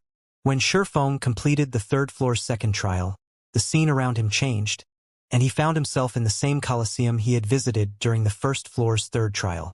However, instead of 10 giant gladiators, an ordinary human stood on the elevated platform. This human wore dazzling armor and carried a pitch-black greatsword. When Shurfeng saw the swordsman, he could not help but gasp. A Tier 3 hero. Shurfeng was rendered speechless as he stared at the human swordsman standing in the center of the elevated platform. Crow Bison, Black Sword Knight. Hero, Tier 3 Sword King. Level 99. HP 13, 000, 000/13, 000, 000. Practically every player in God's domain knew that NPCs were not to be provoked by this stage of the game, yet many were still unaware that there were even massive differences between NPCs. Take the NPC giants Shurfeng fought on the first floor, for example. They possessed powerful racial traits that granted them superior combat power. The combat power giants wielded ranked at the top among NPCs of the same tier. But comparing an ordinary NPC giant to a hero was like comparing a candle flame to the sun. However, comparing an ordinary NPC giant to a hero was like comparing a candle flame to the sun. Heroes had completed the trial of God and received a god's blessing. Their combat power was unparalleled among those of the same rank. Powerful heroes could even slay an adult dragon by themselves. They were akin to kingdoms and empires' guardian saints. Many Tier 5 Apex experts in Shurfeng's previous life had grown conceited and would frequently attack kingdoms and empires' caravans. In the end, many of them had encountered hidden NPC heroes and received a painful beating. These experts hadn't been able to escape and had been locked up in prison for their crimes. Why wouldn't Shurfeng be stunned to learn that he had to face a Tier 3 hero? System. Kill Crow Bison the Black Sword Knight within 1 day. If you fail to complete this task in the stipulated time, the challenge will automatically be regarded as a failure. Shurfeng's last spark of hope faded the instant he heard the system notification. He had hoped that he'd only have to survive against the Tier 3 hero for a certain time to clear the third floor's trial. If that were the case, he'd have a chance, but he actually had to kill a Tier 3 hero. Shurfeng wouldn't be able to defeat a Tier 3 hero even if he were a Tier 3 player, let alone right now as a Tier 2 player. The Tier 5 Apex experts of the past had commanded incredibly powerful combat techniques, and the weakest piece of equipment they had worn had been epic rank. They had also carried a few fragmented legendary items, yet they had only earned a one-sided beating during their encounters with Tier 5 heroes. Wait, why is that hero only wearing dark gold equipment? Just as Shurfeng was about to give up on the trial and stop wasting his time in the Tower of Four Gods, He noticed that the glow effect on Crow Bison's weapons and equipment was effect unique to Dark Gold ranked items. Normally, NPC heroes wore a minimum of epic set equipment, while some of the stronger individuals were fully geared in fragmented legendary equipment. An NPC would have an easier time collecting such equipment than players, after all. However, the Tier 3 hero before him only wore Dark Gold equipment. Moreover, by the looks of the hero's equipment, it wasn't even a Dark Gold set equipment. I have a chance. Shifeng's eyes glowed with excitement at this discovery. There was a 3-rank difference between epic set equipment and individual Dark Gold equipment. In other words, this hero's combat power would be 3 ranks lower than usual. Most importantly, Crow Bison was not level 100, but level 99. Level 100 was a massive turning point in God's domain for monsters and NPCs. Until monsters and NPCs reached that threshold, they'd be restricted by the system, only able to exhibit a portion of their full strength. Hence, Shifeng still had a chance of completing the trial. Considering the situation, Shifeng quickly calmed himself and stepped onto the platform. I advise you to turn back, young adventurer. You are not strong enough to defeat me, Crow Bison said. How will I know that without trying? Shifeng countered. Then, I have no choice but to remove you myself, Crow Bison declared, unsheathing the pitch-black greatsword from his back. The intensity of his aura skyrocketed as he charged at Shifeng. Crow Bison was extremely fast, and mid-charge, he split into 6 clones which were impossible to differentiate between. Sure enough, he'll execute all of his skills and spells with a 100% completion rate. Shifeng wasn't surprised in the least to see the 6 heroes charge at him. The move Crow Bison just used was the Swordsman class's Tier 3 skill, Sword Phantom. Normally, the skill only allowed the user to split into 4 copies, but one would gain 2 more if they achieved a 100% completion rate. Not only would these additional doppelgangers confuse the enemy further, but all 6 were also physical copies. Of course, Shifeng wouldn't take Crow Bison's attack lying down. He immediately brandished Killing Ray. Shadow Blade. Thanks to his incessant training, Shifeng could now execute Shadow Blade with a 103% completion rate. As a result, the number of sword lights he summoned had increased from 10 to 12. Although Crow Bison was a Tier 3 hero, his basic attributes were only slightly higher than a Strength-type Greatlord due to the limitations of his equipment. Meanwhile, Shadow Blade's power had risen with a 103% completion rate. Now, a single sword light had enough strength to rival this NPC hero. However, Crow Bison's 6 doppelgangers altered their footwork and agilely evaded all 12 attacks like nimble cats just as Shifeng's sword lights were about to slam into him. Without pause, the NPC continued toward Shifeng. The evasion surprised Shifeng. An advanced combat technique. All 6 doppelgangers had executed an advanced combat technique simultaneously. Facing so many enemies, Shifeng had no choice but to defend himself with Sword's Transmigration. Shifeng had improved his use of Sword's Transmigration during his training in the Tower of 4 Gods as well. Now, he could deflect 6 simultaneous attacks without trouble. However, the instant the 2 swordsmen's attacks were about to collide, Crow Bison's 6 strikes converged into 2. Shifeng felt 2 powerful forces strike his blades, the combination attack containing so much strength that he couldn't defect. The impact threw Shifeng over 10 yards away as he lost nearly 10,000 HP. A bronze combat technique? Shifeng stared at the Tier 3 NPC hero in shock. Shifeng had used a bronze defensive combat technique, yet he hadn't been able to deflect Crow Bison's attacks. Moreover, he had taken damage from the attempt. He could only assume that this was because Crow Bison's offensive combat technique was bronze rank as well. Although Shifeng had known that NPC heroes were immensely powerful, unparalleled among those of the same tier, he hadn't expected them to be this powerful. It was no wonder why Crow Bison could exhibit 100% of his combat power if NPC heroes could casually execute advanced and bronze combat techniques. Not even a domain realm expert could achieve such a feat. Before Shifeng could steady himself, Crow Bison's main body transformed into a streak of pitch-black light, arriving before his opponent almost instantly. Tier 3 skill Spatial Slash. Normally, Spatial Slash only yielded 1 attack. Yet in Crow Bison's hands, it had produced 3, each with the strength of a mythic monster. Unfortunately, Shifeng didn't have time to employ a defensive maneuver against the speed of this attack. As a result, he was forced to activate Defensive Blade. Shifeng suffered defeat in less than a minute due to his disadvantage in terms of basic attributes, skills, and combat standards. After his death, he automatically respawned at the bottom of the elevated platform. His combat power might be 3 ranks lower than normal, but he's still so powerful. It is no wonder why most Apex experts in the past ran away from heroes. Looking up, Shifeng gave Crow Bison a bitter smile. Not only was Crow Bison capable of effortlessly executing bronze combat techniques, but he also had a 100% completion rate with all of his skills. A Tier 3 player had no hope of defeating him. Not even Shifeng's current combat power was a match for this NPC hero. My combat power is still weaker than his, but I might have a chance of victory if I can gain a basic attribute advantage. After the first fight, Shifeng realized that the difference between their strength wasn't as large as he had assumed. His gaze shifted toward the Frost Iron Bloodline's attribute panel. The Frost Iron Bloodline has already increased my strength so drastically. If I can upgrade it to an advanced bloodline, my attributes should climb even higher. With little choice, Shifeng tapped on the Frost Iron Bloodline's attribute panel and chose to evolve it. As soon as Shifeng chose to evolve the Frost Iron Bloodline, the 100 bloodline power he had accumulated transformed into a purple and gold gas that flowed throughout Shifeng's body.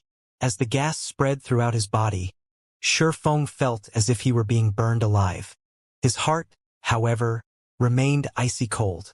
At the same time, divine runes began to appear on his body. Initially, the divine runes seemed fragmented, but as the purple-gold gas fused with Shifeng, the divine runes completed. After 10 seconds or so, the gas had fused with Shifeng, and a set of complete divine runes had tattooed his body. His aura had changed slightly as well. If Shifeng had felt like a mighty wolf before, he was now as imposing as a majestic lion. His strength had undergone a qualitative transformation. There's such a huge difference between the Frost Iron Bloodline's basic and advanced versions? Shifeng was a little surprised when he sensed the changes to his body.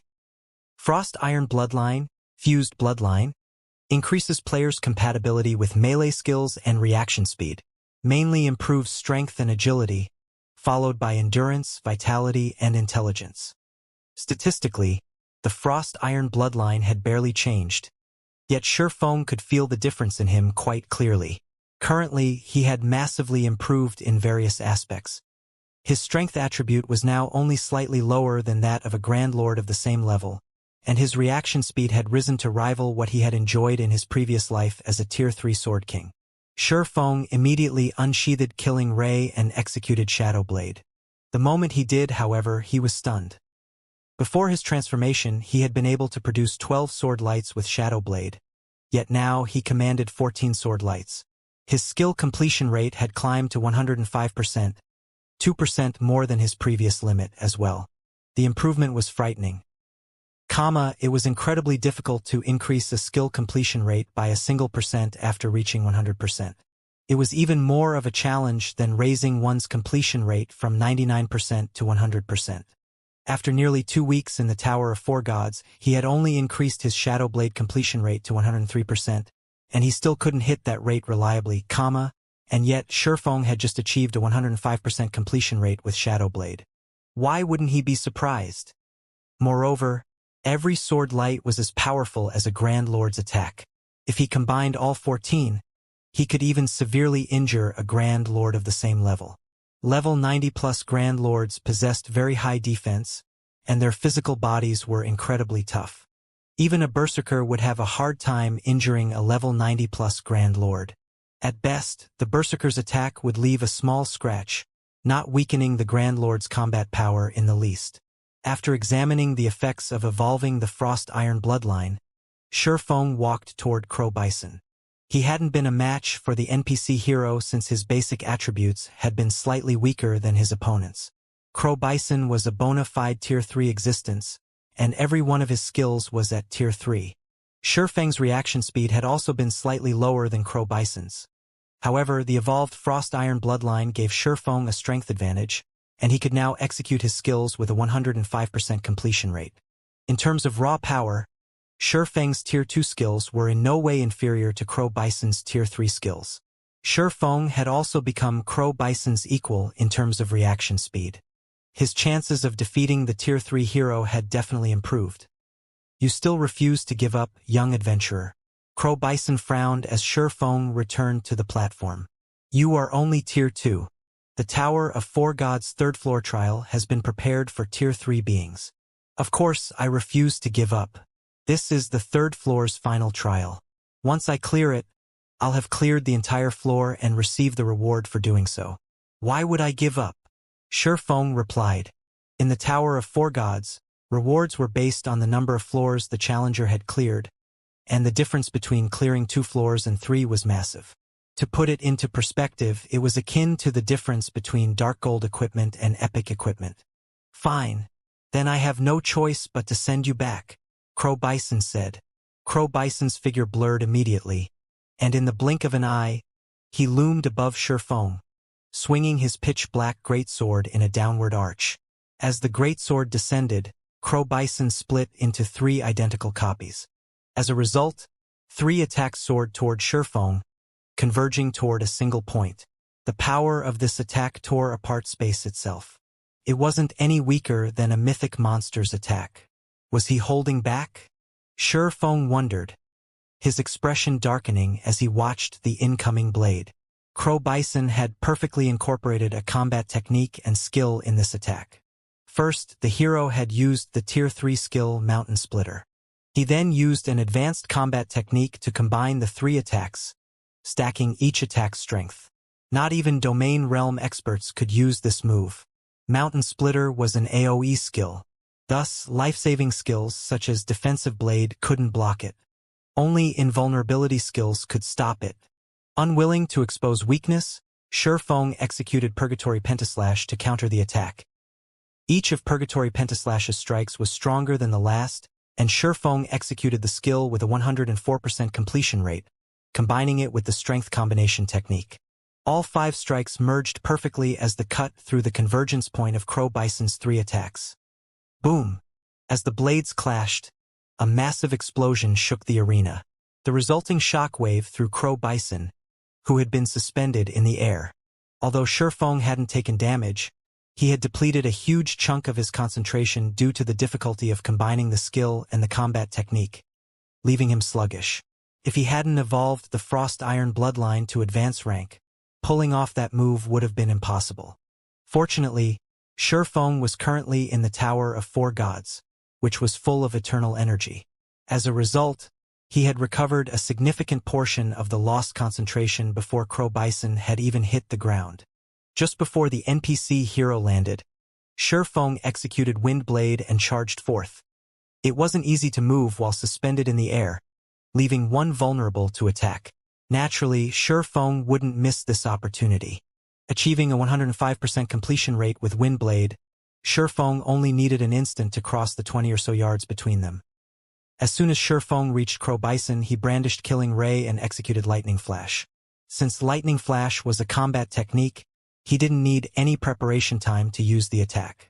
As Shifeng swung Killing Ray, his attack felt smoother than ever before. Previously, Shifeng hadn't been able to perform Lightning Flash's 16th slash. Yet now, 16 sword lights flew toward Crow Bison like an all-encompassing net, each carrying enough raw power to force a Grand Lord to stumble backward. Crow Bison had reacted very quickly and performed a defensive combat technique. Unfortunately for the NPC, Lightning Flash was a full offensive technique. Even with only 15 slashes, the technique had enough power to rival ordinary bronze combat techniques. Now that Shifeng had performed the 16th slash, the hero could only nullify 5 of the sword lights when focusing on defense, and the remaining 11 attacks struck him squarely. Crow Bison immediately lost over 1 million HP. However, Crow Bison was not an easy opponent. The hero launched a counterattack the moment he landed, his black greatsword releasing an endless darkness that devoured all light around him. The NPC hero sent 9 slashes at Shifeng, and like the darkness around him, the attacks surrounded Shifeng. Even with his sharp senses, Feng couldn't sense the attack's trajectories and had to rely on Sword's orbit to protect himself. Even with the technique, however, 2 of the attacks struck, dealing more than minus 100,000 damage. 2 with a maximum HP at 630,000. Feng could only afford to take 6 more of those hits. What an amazing move! Shocked, Feng stared at Crow Bison. As a domain realm expert, he no longer had to rely on his sight to sense incoming attacks. However, Crow Bison's previous move robbed him of more than his vision. His other senses had significantly weakened as well. If he hadn't had the reaction speed of a Tier 3 player, he would have lost half of his HP from that attack. It seems this will be a battle of attrition. Feng adjusted his approach and activated Twilight of the Gods and Twilight's Shadow. Since these abilities would lower his basic attributes, Feng hadn't bothered to use them during the first fight with Crow Bison. Widening the gap between their basic attributes wouldn't help him defeat the Tier 3 hero. However, now that he had an edge with his strength, his doppelganger's 1 strength wouldn't be as high as Crow Bison, but the difference wouldn't be so vast. They could, more or less, contend with the hero. With the help of his doppelgangers, Feng focused on offense and traded blow for blow with Crow Bison. Crow Bison was just too powerful, however, and by the time he had finished off 1 doppelganger, Feng had only dealt a little over minus 800,000 damage in total. After another 2 minutes, the NPC hero still had 1/3 of his HP remaining. In contrast, Feng's HP was nearly at 0. At his current state, he'd only last 3 more moves against Crow Bison. It seems this is my limit. Looking at Crow Bison, Feng smiled and said, "Let's start the second round." He then activated the aura of Water's life domain, and he began to recover 20% of his HP each second. Unless Crow Bison could kill him in 1 hit, the hero couldn't defeat him while life domain was in effect. This was the final trump card Feng had saved throughout the fight. It would only last 30 seconds, after all. Feng charged at Crow Bison, repeatedly executing Lightning Flash and not giving the hero an opportunity to activate a skill. He rapidly shaved away the NPC's HP. But Crow Bison wasn't a fool either. He focused on his defense, slowing his HP loss. As Life Domain's 30-second duration was almost over, Crow Bison still had 7% of his HP remaining. Feng, however, adjusted his footwork as he activated Instant Strike, the Tier 2 taboo skill he had reserved. He gambled the last of his concentration to execute Lightning Flash.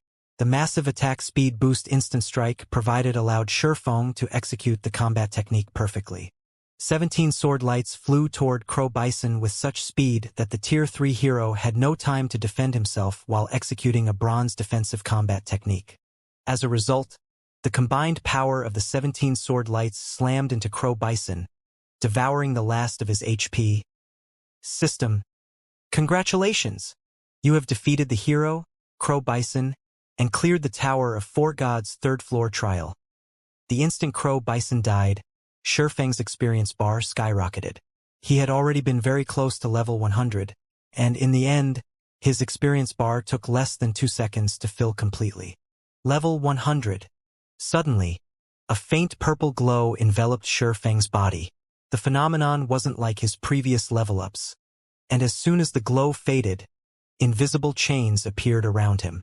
These chains then cracked and shattered, freeing Feng of his prior restrictions. I've already reached level 100? Feng sighed ruefully as he looked at his level. He both desired and detested level 100.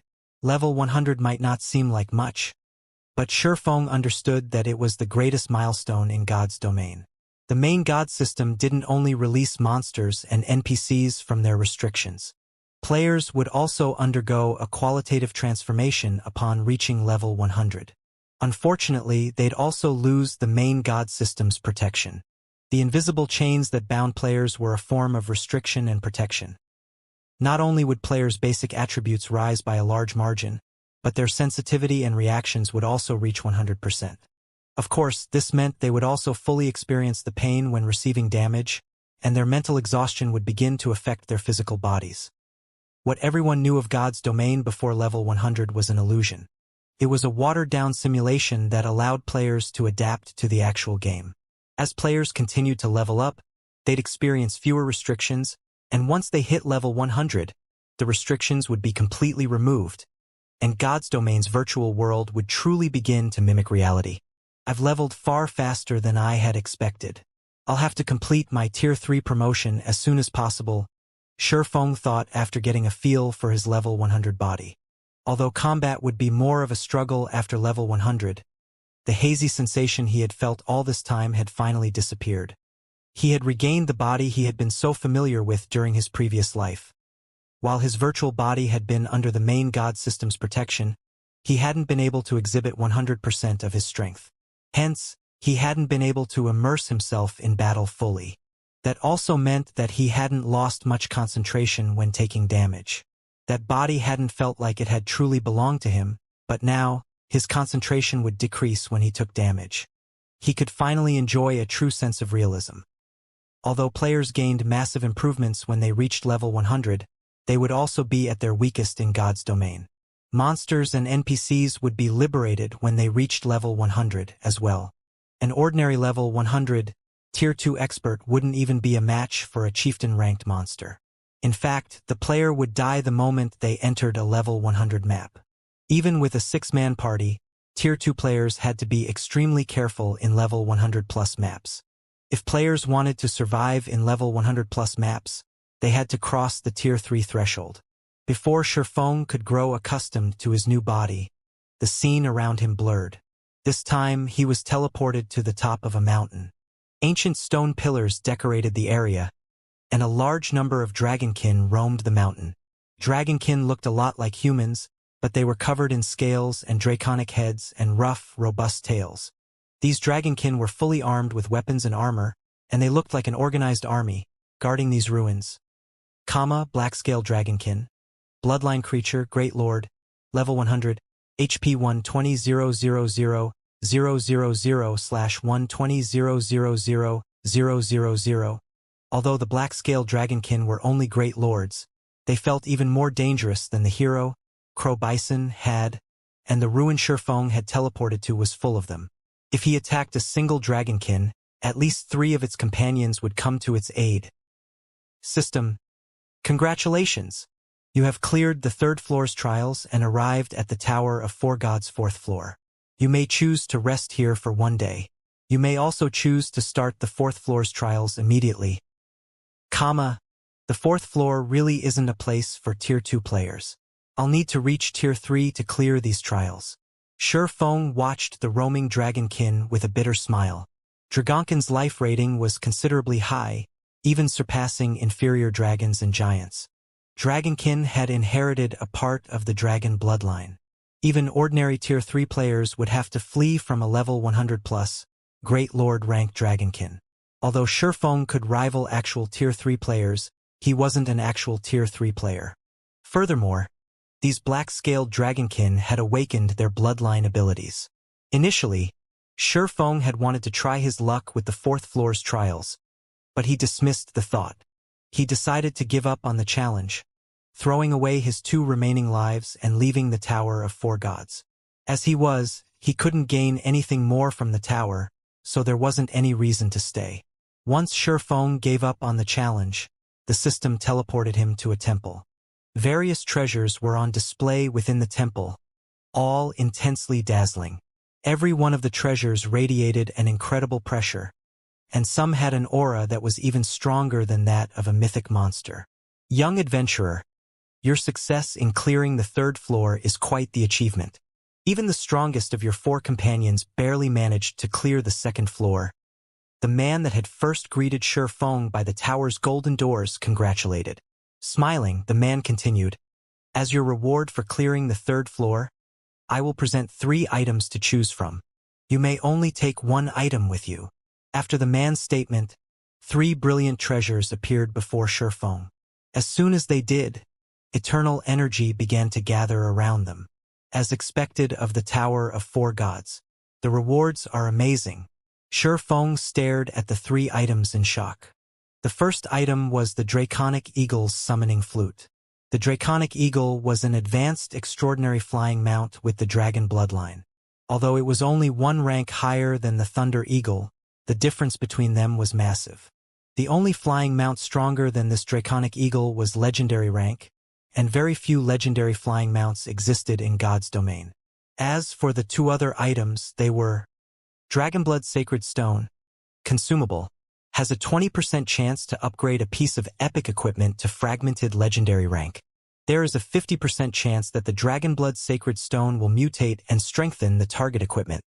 Hero's Tome, special item, sacrifice 50,000 magic crystals to summon a Tier 4 hero that is 20 levels higher than the user for 12 hours. Can only be used 3 times. Cooldown, 10 days. Although none of the items were fragmented legendary rank, they were no less valuable, and every one of the greatly tempted Surefong. Upgrading an advanced extraordinary flying mount to Tier 4 would be a very simple task. On the other hand, he would have to invest a ton of resources in the Thunder Eagle to get it to Tier 4. The Dragonblood Sacred Stone's value went without saying.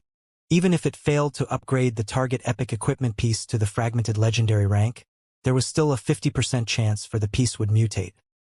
The Hero's Tome was also a priceless item. A bona fide Tier 4 hero would be many times stronger than ordinary mythic monsters. You have 10 minutes to decide. Then you will be teleported to where you came from. Choose wisely, the majestic man said. I choose the Hero's Tome, Surefong announced after giving the matter some thought. Although an advanced extraordinary flying mount was immensely powerful, he would need to invest a lot of time to nurture it. Furthermore, that item wasn't entirely out of his reach. As he grew stronger, he was bound to encounter an opportunity to obtain one. As for the Dragonblood Sacred Stone, it only had a chance of granting him a piece of fragmented legendary equipment. It wasn't a guarantee. The Hero's Tome would be more helpful to him than the Draconic Eagle or Dragonblood Sacred Stone. He wouldn't be able to use external items during his Tier 3 promotion quest, but he could use a Tier 4 hero. In response, the majestic man waved a hand, and an ancient, dilapidated tome appeared in Surefeng's grip. The sight of the book elated Surefeng. With this Hero's Tome, he was far more confident of completing the high-difficulty Tier 3 promotion quest. With Tier 3 being a major turning point in God's domain, his performance in the promotion quest would greatly affect his chances of reaching Tier 4 and 5 in the future. He could not afford to be careless. Since you've received your reward, you may leave now. The majestic man waved a hand again, and Surefeng transformed into a streak of light as he was evicted from the temple. After leaving the Tower of 4 Gods, Surefeng found himself on an island enveloped in death energy. Not only was the atmosphere chilling, but it also reduced Surefeng's reaction speed, and level 90+ Lord-ranked undead roamed all around him. The Buried Bones Ruin? Looking around, Surefeng quickly recognized where he was. The system really knows how to teleport people. To think it would send me to such a dangerous location. The Buried Bones Ruin was located in the Sea of Death's core area. Although the island wasn't as dangerous as the tidal vortex, it was still a risky place for current players. Ordinary level 90 experts would almost certainly die if they visited this place alone. Not only was flight unallowed in the Buried Bones Ruin, but all means of teleportation were also prohibited. Players had to rely on their own 2 feet to venture in and out of the ruin. Because of this, players had a difficult time escaping dangerous situations in the area. Only 20-man teams or greater would have any chance of exploring the ruin safely. However, Surefeng was powerful enough to come and go as he pleased. Once he had his bearings, Surefeng made his way to the Buried Bones Ruin's entrance. Although the Buried Bones Ruin was a small, isolated island, it was unique. Docking on the island's shore was akin to entering a miniature world. The island wasn't any smaller than large-scale grinding maps on the main continent. After over 20 minutes of running, Surefeng finally found the exit of the canyon that housed the Buried Bones Ruin. As he arrived, he encountered over 1,000 players crowding the exit. These players were split into 2 different teams.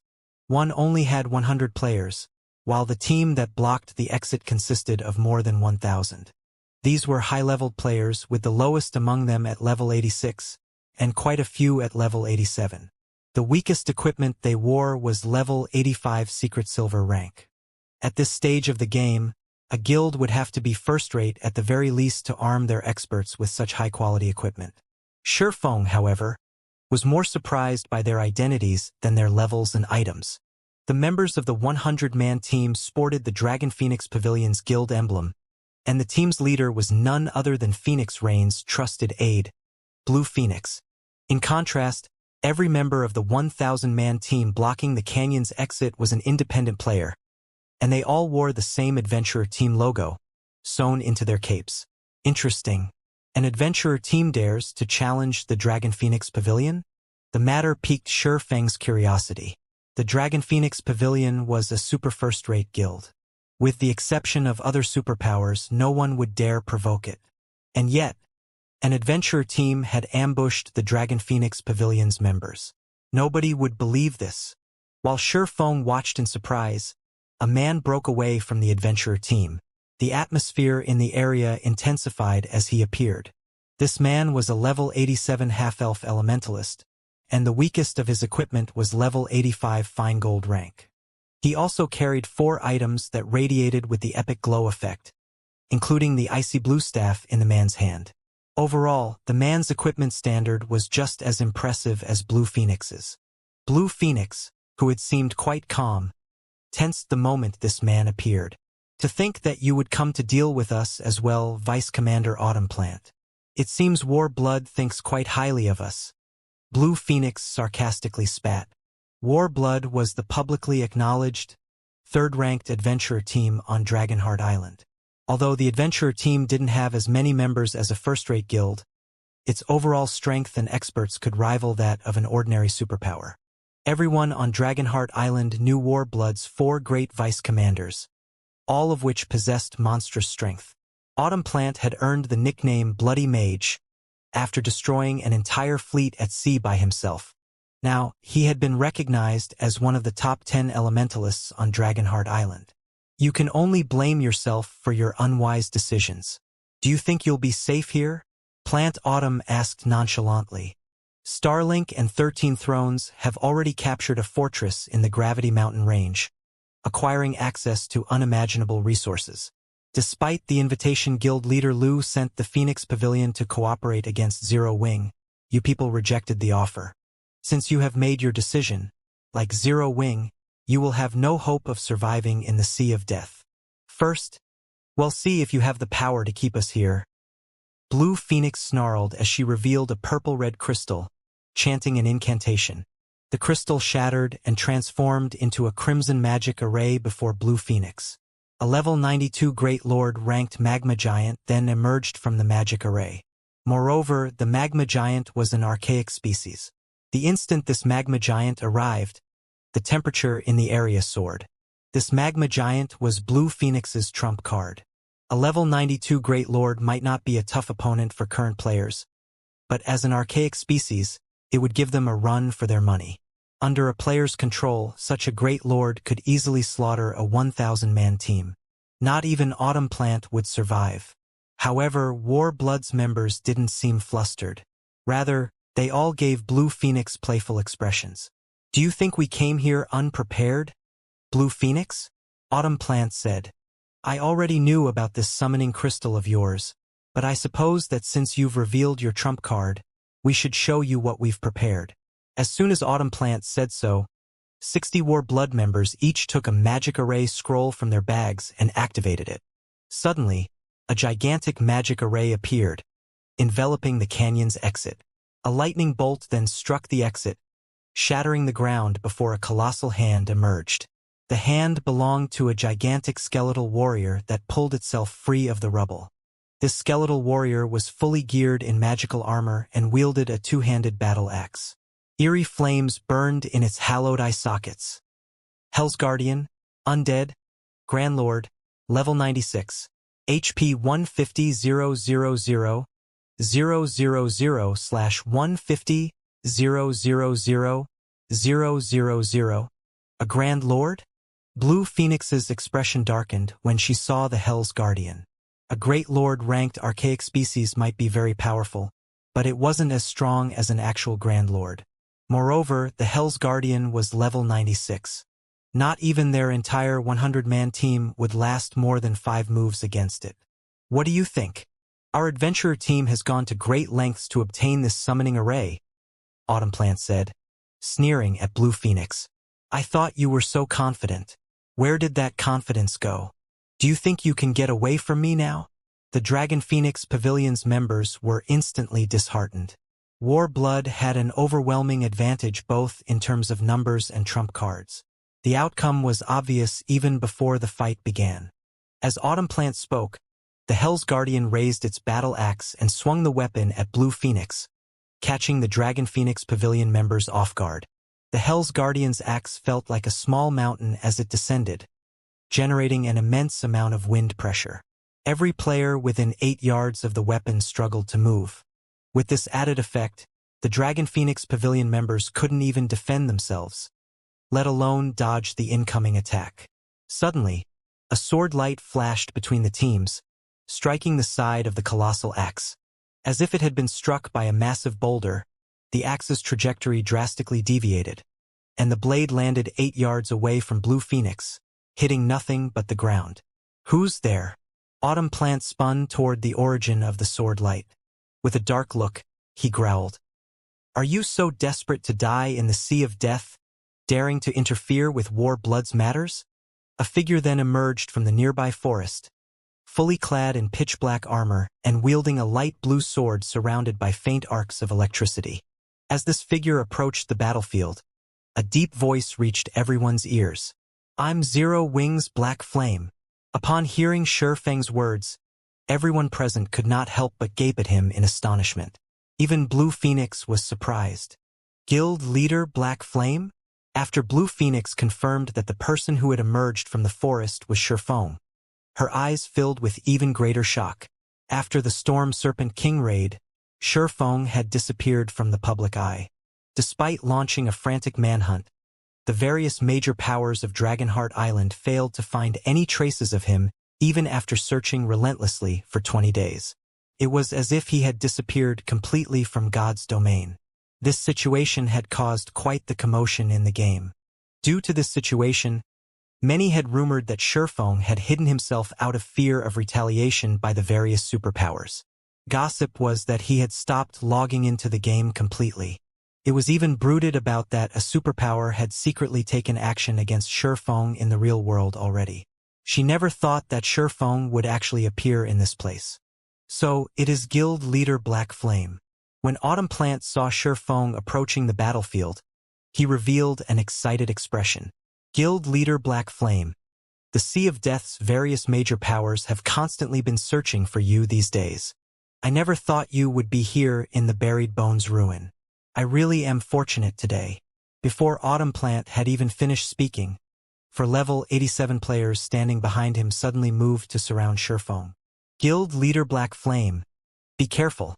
They're Warblood's 4 naval generals. They all possess a naval legacy and can form a natural battle array. Blue Phoenix warned hurriedly. Every one of the 4 naval generals was a team leader-level individual in Warblood. Unlike other adventurer teams, those capable of becoming team leaders in Warblood were either peak experts or players strong enough to rival peak experts. Among them, the 4 naval generals were veteran team leaders of Warblood, all bona fide peak experts. Moreover, all 4 of them possessed naval legacies. Out at sea, they could contend against even domain realm experts. Meanwhile, under circumstances where they were further strengthened by a battle array, even domain realm experts would fall to them quickly. Too late, Autumnplant said, smirking. He had deliberately spoken so much and so slowly before in order to buy the 4 naval generals time to activate the legacy battle array they possessed. In the next moment, the 4 naval generals appeared at Shurfeng's 4 corners, a dark blue magic array forming beneath each of them. Suddenly, a dark blue pillar rose into the air, creating a battle array with a 300-yard radius. Immediately after, the intensity of the 4 naval generals' auras burgeoned. Their physical appearances started transforming as well. After just 3 short seconds, all 4 of them had become 6-meter-tall giants lavished with mysterious, dark blue runes. The Sea Giant Legacy? Shurfeng concluded as he looked at the 4 naval generals. Although the Sea Giant legacy was not a peak legacy, it was still a very rare advanced legacy, which had been very famous in Shifeng's previous life.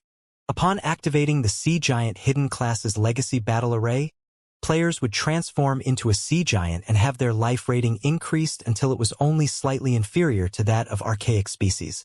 If the battlefield was out at sea, a Tier 2 Sea Giant would even be capable of fighting an ordinary Tier 3 player. At this moment, Shifeng more or less understood why War Blood ranked third among the numerous adventurer teams on Dragonheart Island and that its naval strength could rival even that of superpowers. War Blood daring to send a team to target Blue Phoenix was also natural. With such strength, Phoenix Rain's faction alone was no match for War Blood. Phoenix Rain would have to become the Dragon Phoenix Pavilion's great pavilion master and unite the entire pavilion to be able to contend with the adventurer team. I never thought that you would know about this Sea Giant legacy, Guild Leader Black Flame. You really are a knowledgeable person. Autumn Plant was slightly surprised when he heard Shifeng's words. At this point, most people only knew that the 4 naval generals had obtained a naval legacy but not what it was exactly.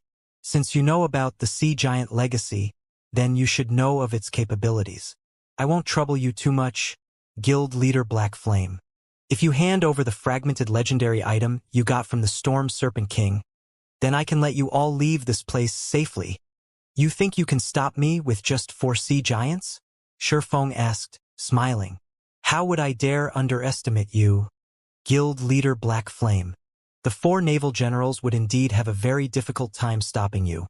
But I'm afraid that you aren't aware that the current era has already changed, Autumn Plant said, looking at Shifeng with a playful expression. What do you mean? Shifeng asked, unsure what Autumn Plant was talking about. What I mean is that you are already outdated, Autumn Plant said as he suddenly fished a dark blue crystal from his bag. The crystal looking somewhat similar to the one Blue Phoenix took out earlier. He then squeezed and shattered the crystal. While you were hiding here in the Buried Bones ruin, Starlink led the various major powers to capture the Gravity Mountain Range's gravity temple and secured the ancient civilization's strength. In the next moment, a 3-fold magic array formed on Autumn Plant, then rapidly absorbed the surrounding mana and condensed it on him. As a result, the intensity of Autumn Plant's aura skyrocketed. His aura became so strong that it even surpassed the 4 naval generals and now stifled those who were bathed in it. Not good. That's a deification crystal. Blue Phoenix revealed a look of despair when she saw Autumn Plant's transformation. That's right. This deification crystal is the ancient civilization's power, Autumn Plant stated proudly as he looked at Shifeng. Thanks to the deification crystal's power, I am now a bona fide Tier 3 player. Do you think you can still escape me? After saying so, Autumn Plant raised his staff and cast a spell. Suddenly, a 2-fold magic array appeared in the sky, enveloping a 50-yard radius. Immediately, Shifeng, Blue Phoenix, and the other members of the Dragon Phoenix Pavilion felt intense pressure assaulting their bodies. At the same time, their basic attributes also decreased by 20% and movement speed by 30%. Tier 3 Legacy Spell, Oceanic Sky Domain. Domain skills and spells were incredibly powerful. A domain spell might not seem very powerful at Tier 2, but after reaching the Tier 3 standard, it would allow a magical class's combat power to undergo a qualitative transformation. Moreover, players would no longer have to stand still while channeling the domain and could move around freely. In addition, all mana within the domain's AoE would be under the caster's control, allowing chantless spellcasting. Guild Leader Black Flame. Run away quickly. The deification crystal not only transforms him into a Tier 3 player but also allows him to enter the nothingness realm, which greatly increases his spell's completion rate. Blue Phoenix hurriedly warned when she saw Autumn Plant getting ready to take action. An increase in spell completion rate would provide instantaneous improvements to a magical class player's combat power. In addition, Autumn Plant owned a naval legacy, so his current combat power was far superior to that of an ordinary Tier 3 player. Run away? Do you think that's possible? Autumn Plant sneered. In the next moment, the level 96 Hell's Guardian appeared behind Shifeng, cutting off his path of retreat completely. With the Oceanic Sky Domain in effect, There was no way he could surpass the Hell's Guardian in terms of movement speed. Now, just the Hell's Guardian alone would be more than enough to finish him off. Not to mention, Autumn Plant could also control the elemental mana inside his domain to attack Surefong. After speaking, Autumn Plant directed the drifting mana to create 6 water torrents and sent them shooting at Surefong. Each of the 6 water torrents carried strength rivaling that of a level 87 Grand Lord. Under Autumn Plant's control, the water torrents were like nimble snakes, their attack trajectories simply unpredictable.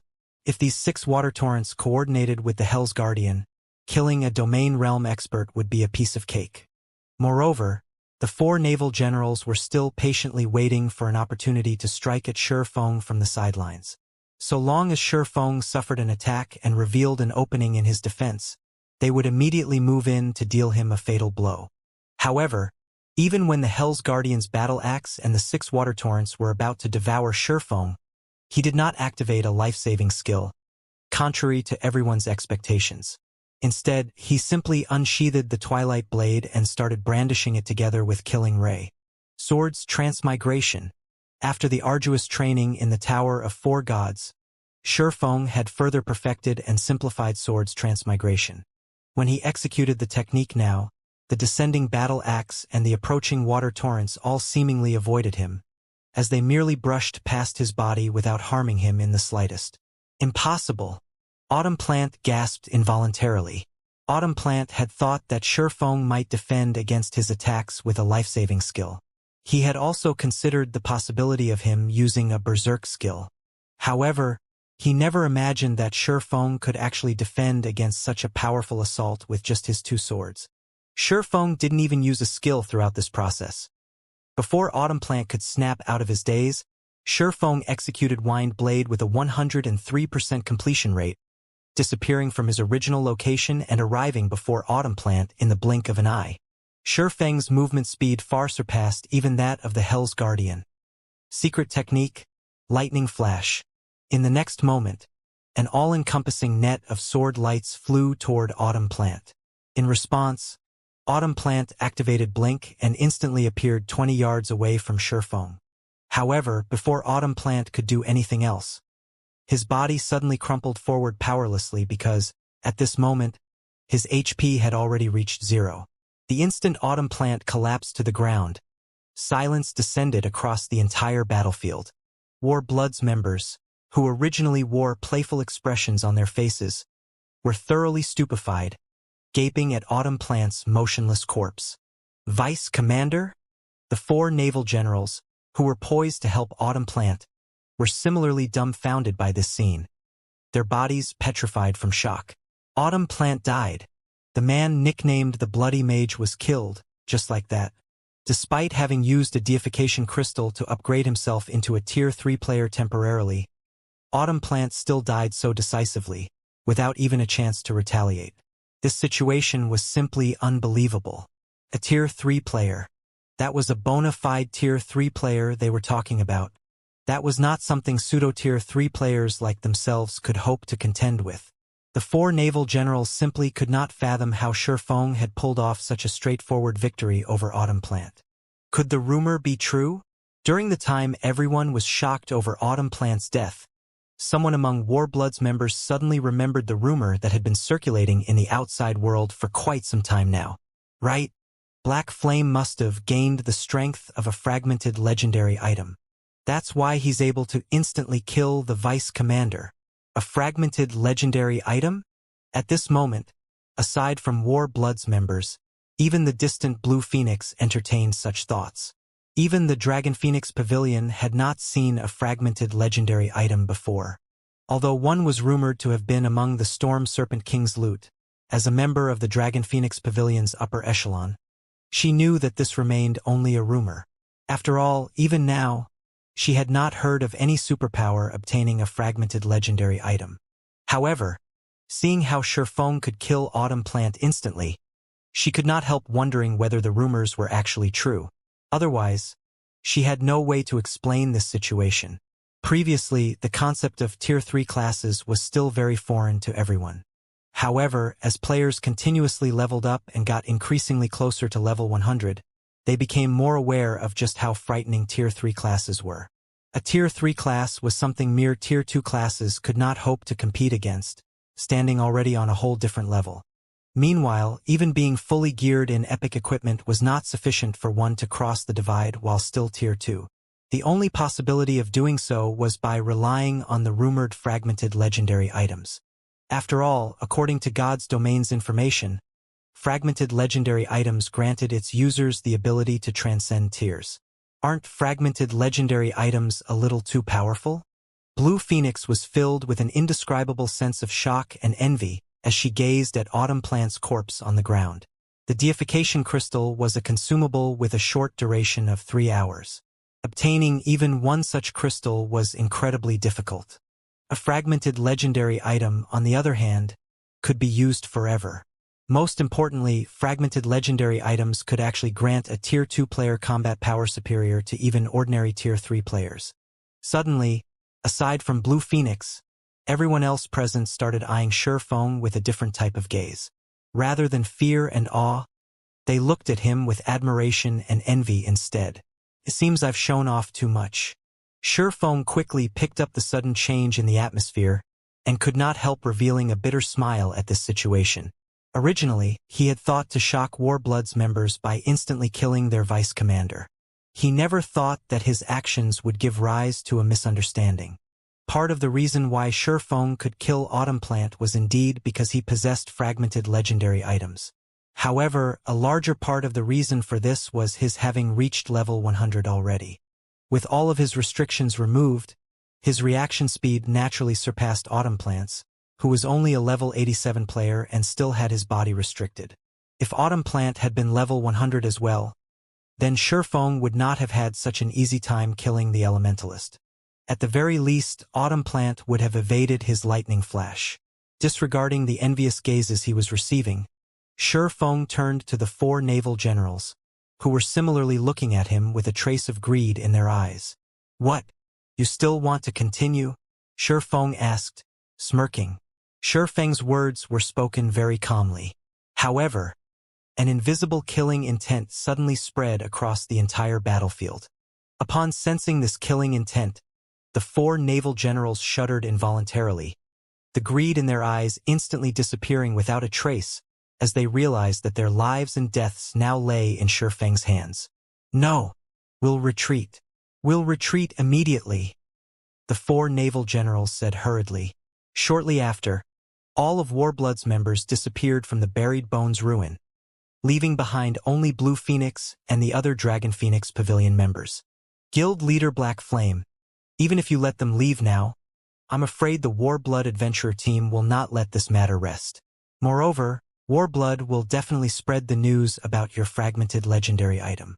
At that time, Blue Phoenix said worriedly after Shurfeng allowed Warblood's members to leave with their lives. Previously, everyone was still dubious about the rumor of Shurfeng owning a fragmented legendary item. Even so, the various major powers and experts of dark forces had put in quite a lot of effort to search for Shurfeng. Now that the rumor was verified, countless powers and experts would definitely go crazy. If news about it is going to spread, so be it. Even if I kill them, the news will still be spread. Why should I waste my time killing them? When the time comes, anyone who wishes to take action against me can try as much as they want, Shurfeng said, chuckling. He paid no heed to this matter at all. Right, why are you grinding here? This place is very dangerous for players of your level. Shurfeng's words rendered Blue Phoenix speechless.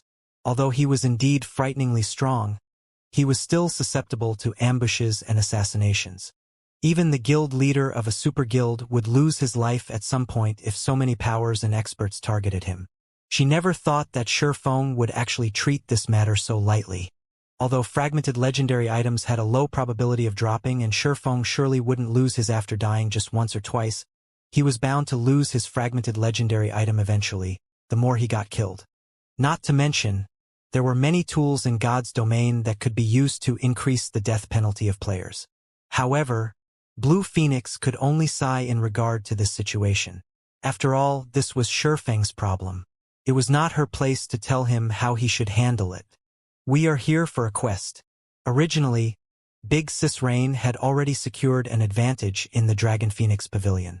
However, due to Nine Dragons Emperor's close relationship with Starlink, he received a large number of resources from Starlink as support. Now, his side is prospering on Dragonheart Island while we can only run to this dangerous place. Recently, Nine Dragons Emperor even worked with Lu Xinglua to secure an ancient civilization's ruin in the Gravity Mountain Range. A short while ago, Nine Dragons Emperor suddenly called for an emergency elders meeting on Dragonheart Island. By the looks of it, he plans on taking action against Big Sis Rain.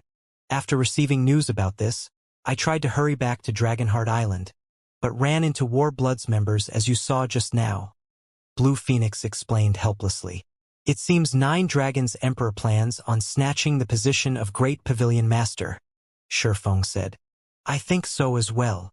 In a slightly anxious tone, Blue Phoenix continued, Guild Leader Black Flame, I need to return as quickly as possible.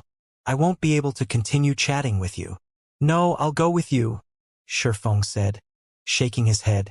Upon hearing Shifeng's words, Blue Phoenix simply nodded in agreement.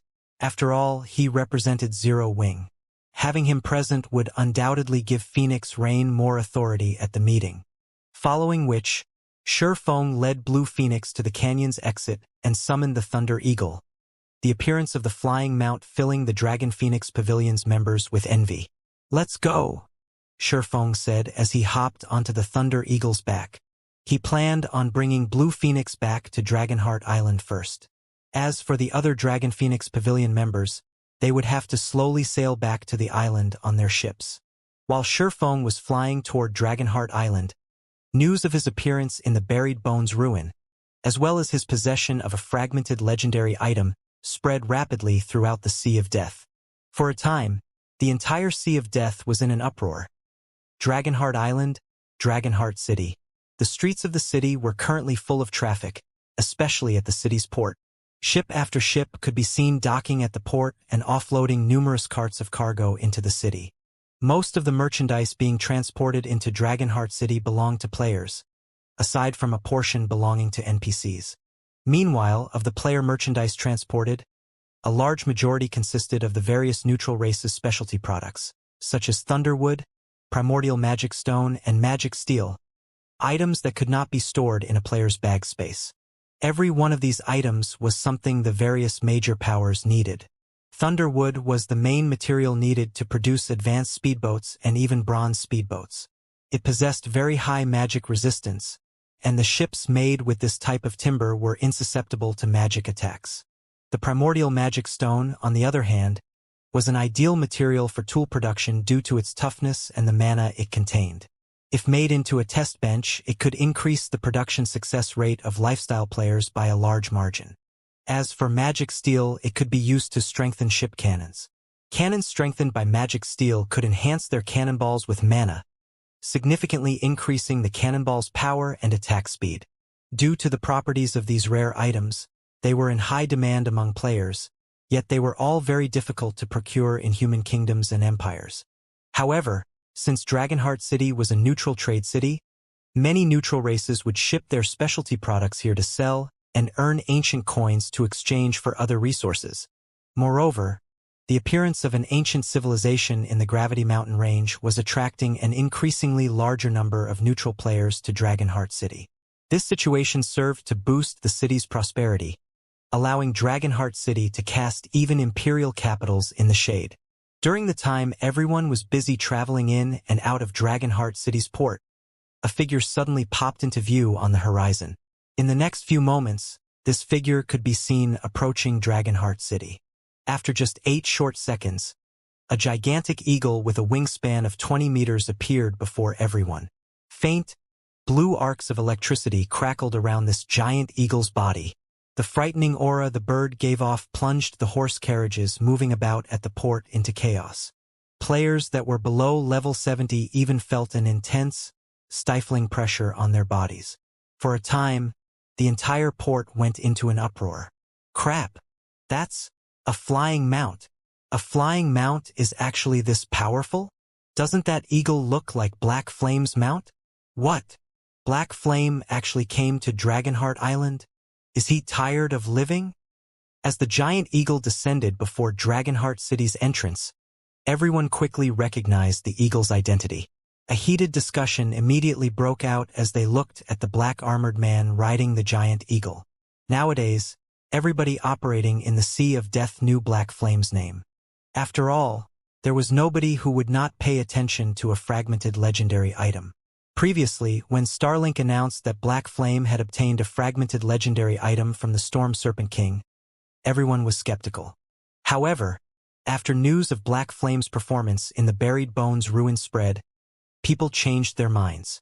This situation ignited a burning desire in countless players. This reaction was because Black Flame's fragmented legendary item was the sole fragmented legendary item known to exist thus far. If they could get their hands on it, then their future would be limitless. After all, the strength of a fragmented legendary item enabled Black Flame to kill Autumn Plant, one of Warblood's vice commanders, without breaking a sweat.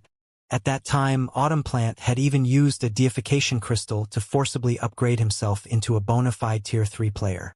One could easily imagine how much improvement a fragmented legendary item provided players. Due to this reason, every expert and power operating in the Sea of Death was frantically searching for Shurfeng's whereabouts. Hence, his arrival in Dragonheart Island was no different from him walking straight into the tiger's den. While Dragonheart Island's security level might surpass that of Imperial capitals and rival even that of Blackwing City, it did not stop players from tracking Shurfeng's movements. After all, there were many tracking magic in God's domain that would not alarm NPCs. Then, so long as Shurfeng dared leave the safe zones of God's domain, he would face endless pursuit and ambush. After Shurfeng alighted from the Thunder Eagle, the various major powers members at the port quickly relayed this information to their superiors. What? Black Flame actually appeared in Dragonheart City. Keep an eye on him. I'll send experts to track him right away. Do not let him get away, no matter what. That fragmented legendary item is mine. Upon receiving news of Shurfeng's arrival in Dragonheart City, the various major powers promptly dispatched all their expert trackers to Dragonheart City. Some powers even cancelled set plans in order to head over to Dragonheart City immediately. Guild leader Black Flame, are you really fine with this? Blue Phoenix asked worriedly as she looked at Shurfeng. From the moment she alighted from the Thunder Eagle, she already sensed several hundred players staring at Shurfeng. Despite not being the focus of this attention, she still could not help but feel her scalp tingle. Moreover, this was only the beginning. There would definitely be more people keeping track of Shurfeng's movements later. Relax. Right now, the most they can do is stare at me, Shurfeng said, utterly unperturbed by this situation. Letting out a chuckle, he set off into Dragonheart City. During his previous life, all known owners of fragmented legendary items had frequently received such stares, so this kind of trouble right now was only natural. Not to mention, he was currently the only person known to own a fragmented legendary item. This was also the reason why he constantly reminded Fire Dance and the others to keep their fragmented legendary items secret. If it were before he had reached level 100, the exposure of this secret of his would indeed have brought him a lot of trouble.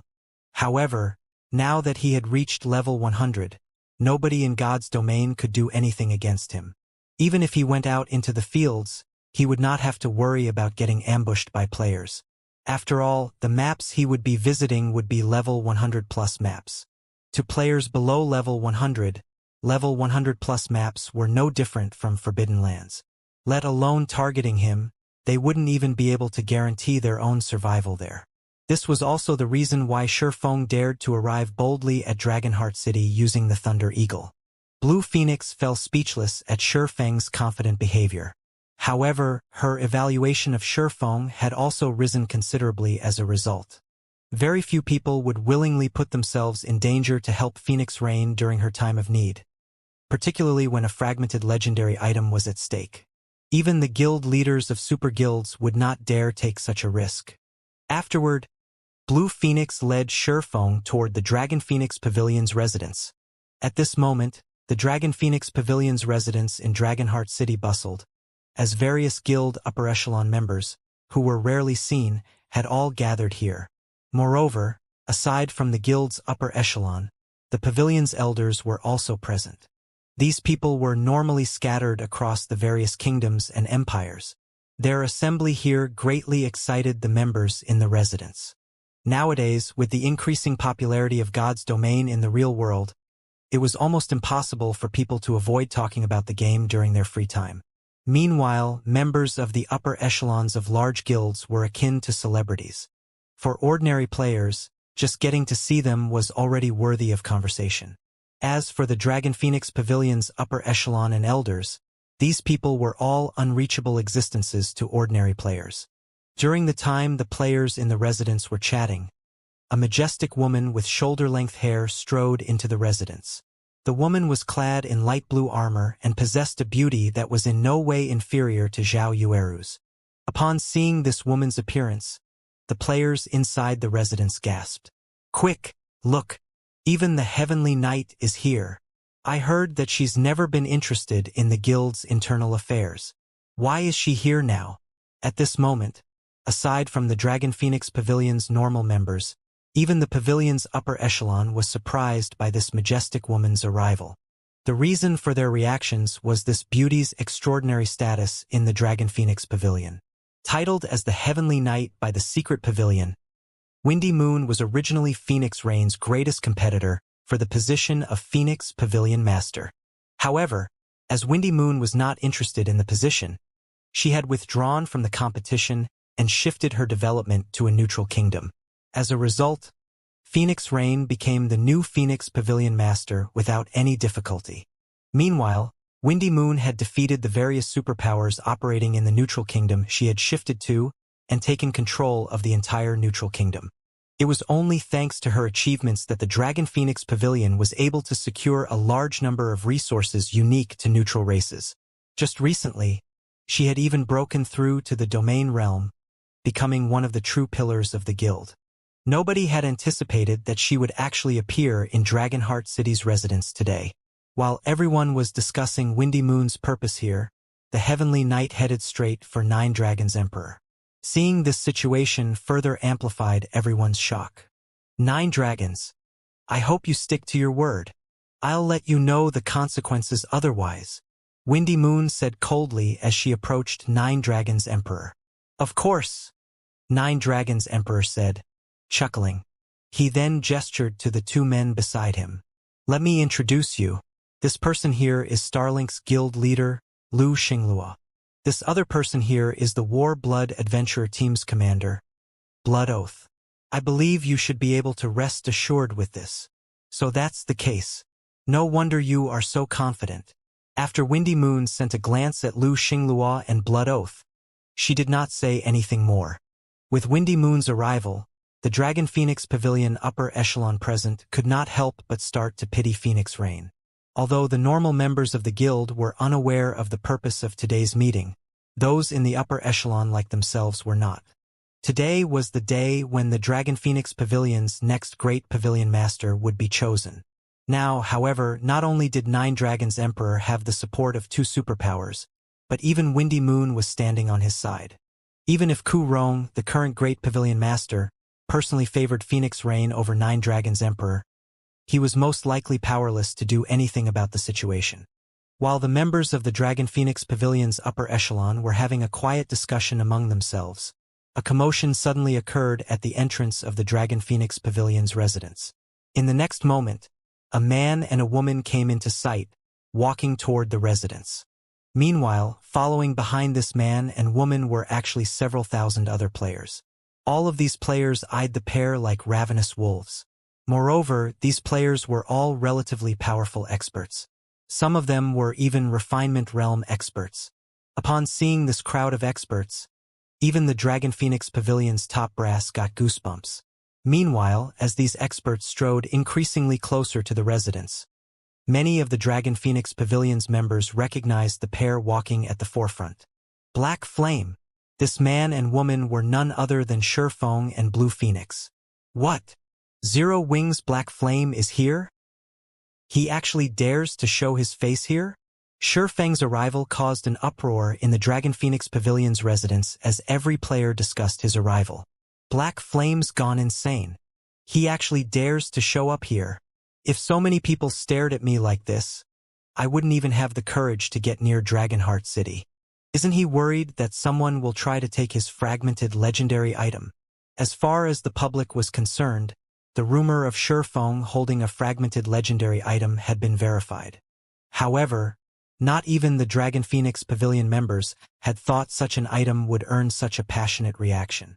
Several thousand players followed after Shurfeng, and none of them bothered to hide their intentions.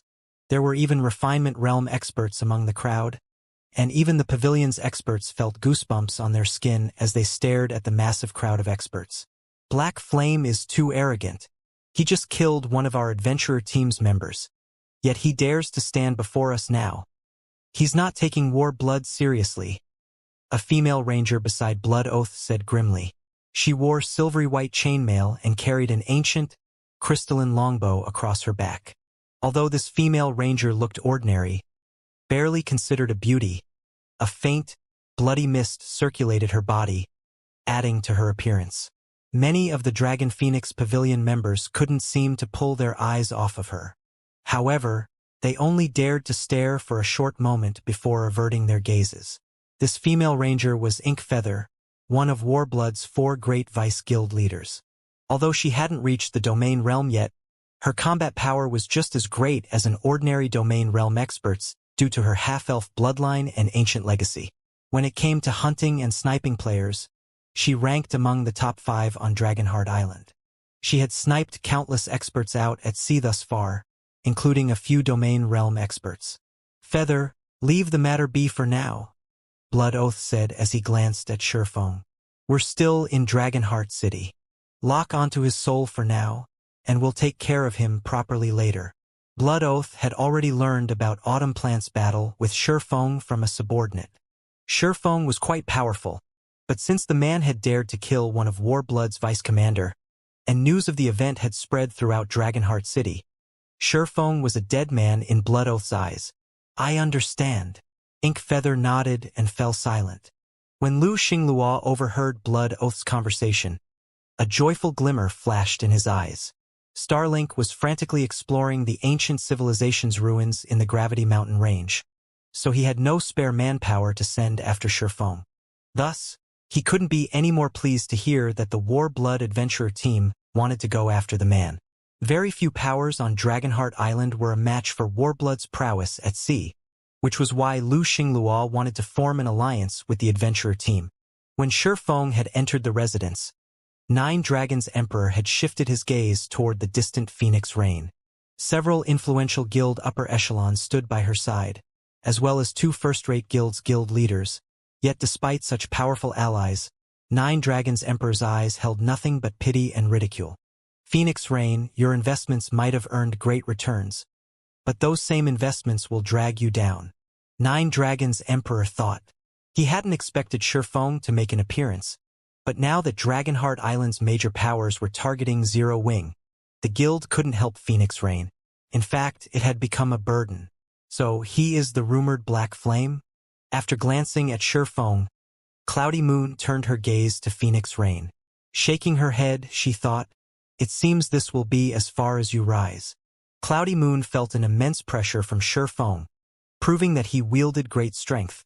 But the title of Great Pavilion Master couldn't be won due to a single player. This would be a competition of foundation and influence. Cloudy Moon knew that Phoenix Rain had refused to cooperate with Starlink against Zero Wing, and as a result, Nine Dragons' Emperor had taken advantage of the opportunity instead. In her opinion, abandoning a chance to cooperate with a superpower like Starlink over a lesser guild was simply foolish. The Dragon Phoenix Pavilion's upper echelons and elders pitted Phoenix Rain as well. It seems there won't be any suspense in the competition for the Great Pavilion Master's position. What a pity. Phoenix Rain is clearly more capable than Nine Dragons' Emperor. There's Zero Wing on one side, which had become Dragonheart City's public enemy, and on the other, we have the rapidly growing Starlink and Warblood adventurer team. The Great Pavilion Master wouldn't choose Phoenix Rain as his successor even if he'd lost his mind. In truth, the pavilion's upper echelons and elders had a favorable opinion of Phoenix Rain's abilities, but the difference between the 2 pavilion masters' overall strength was too great. This meeting was practically a farce, and it was obvious who would become the next great pavilion master. While everyone discussed the matter in hushed tones, Shifeng arrived before Phoenix Rain. "I've really caused you some trouble this time, Guild Leader Black Flame." Phoenix Rain was both ecstatic and grateful to see Shifeng here. Shifeng had taken a huge risk to show up here to support her. Not everyone would have the mental fortitude to do so, especially after obtaining a fragmented legendary item. A fragmented legendary item would be immensely helpful when exploring high-level maps and completing high-ranked quests. Could even help one complete their Tier 3 promotion quest. Losing a fragmented legendary item would be a huge setback for both Shifeng and Zero Wing's development. "Nonsense. You've helped Zero Wing plenty of times, Phoenix Pavilion Master. Now that you are fighting for the Great Pavilion Master's position, I had to come," Shifeng said.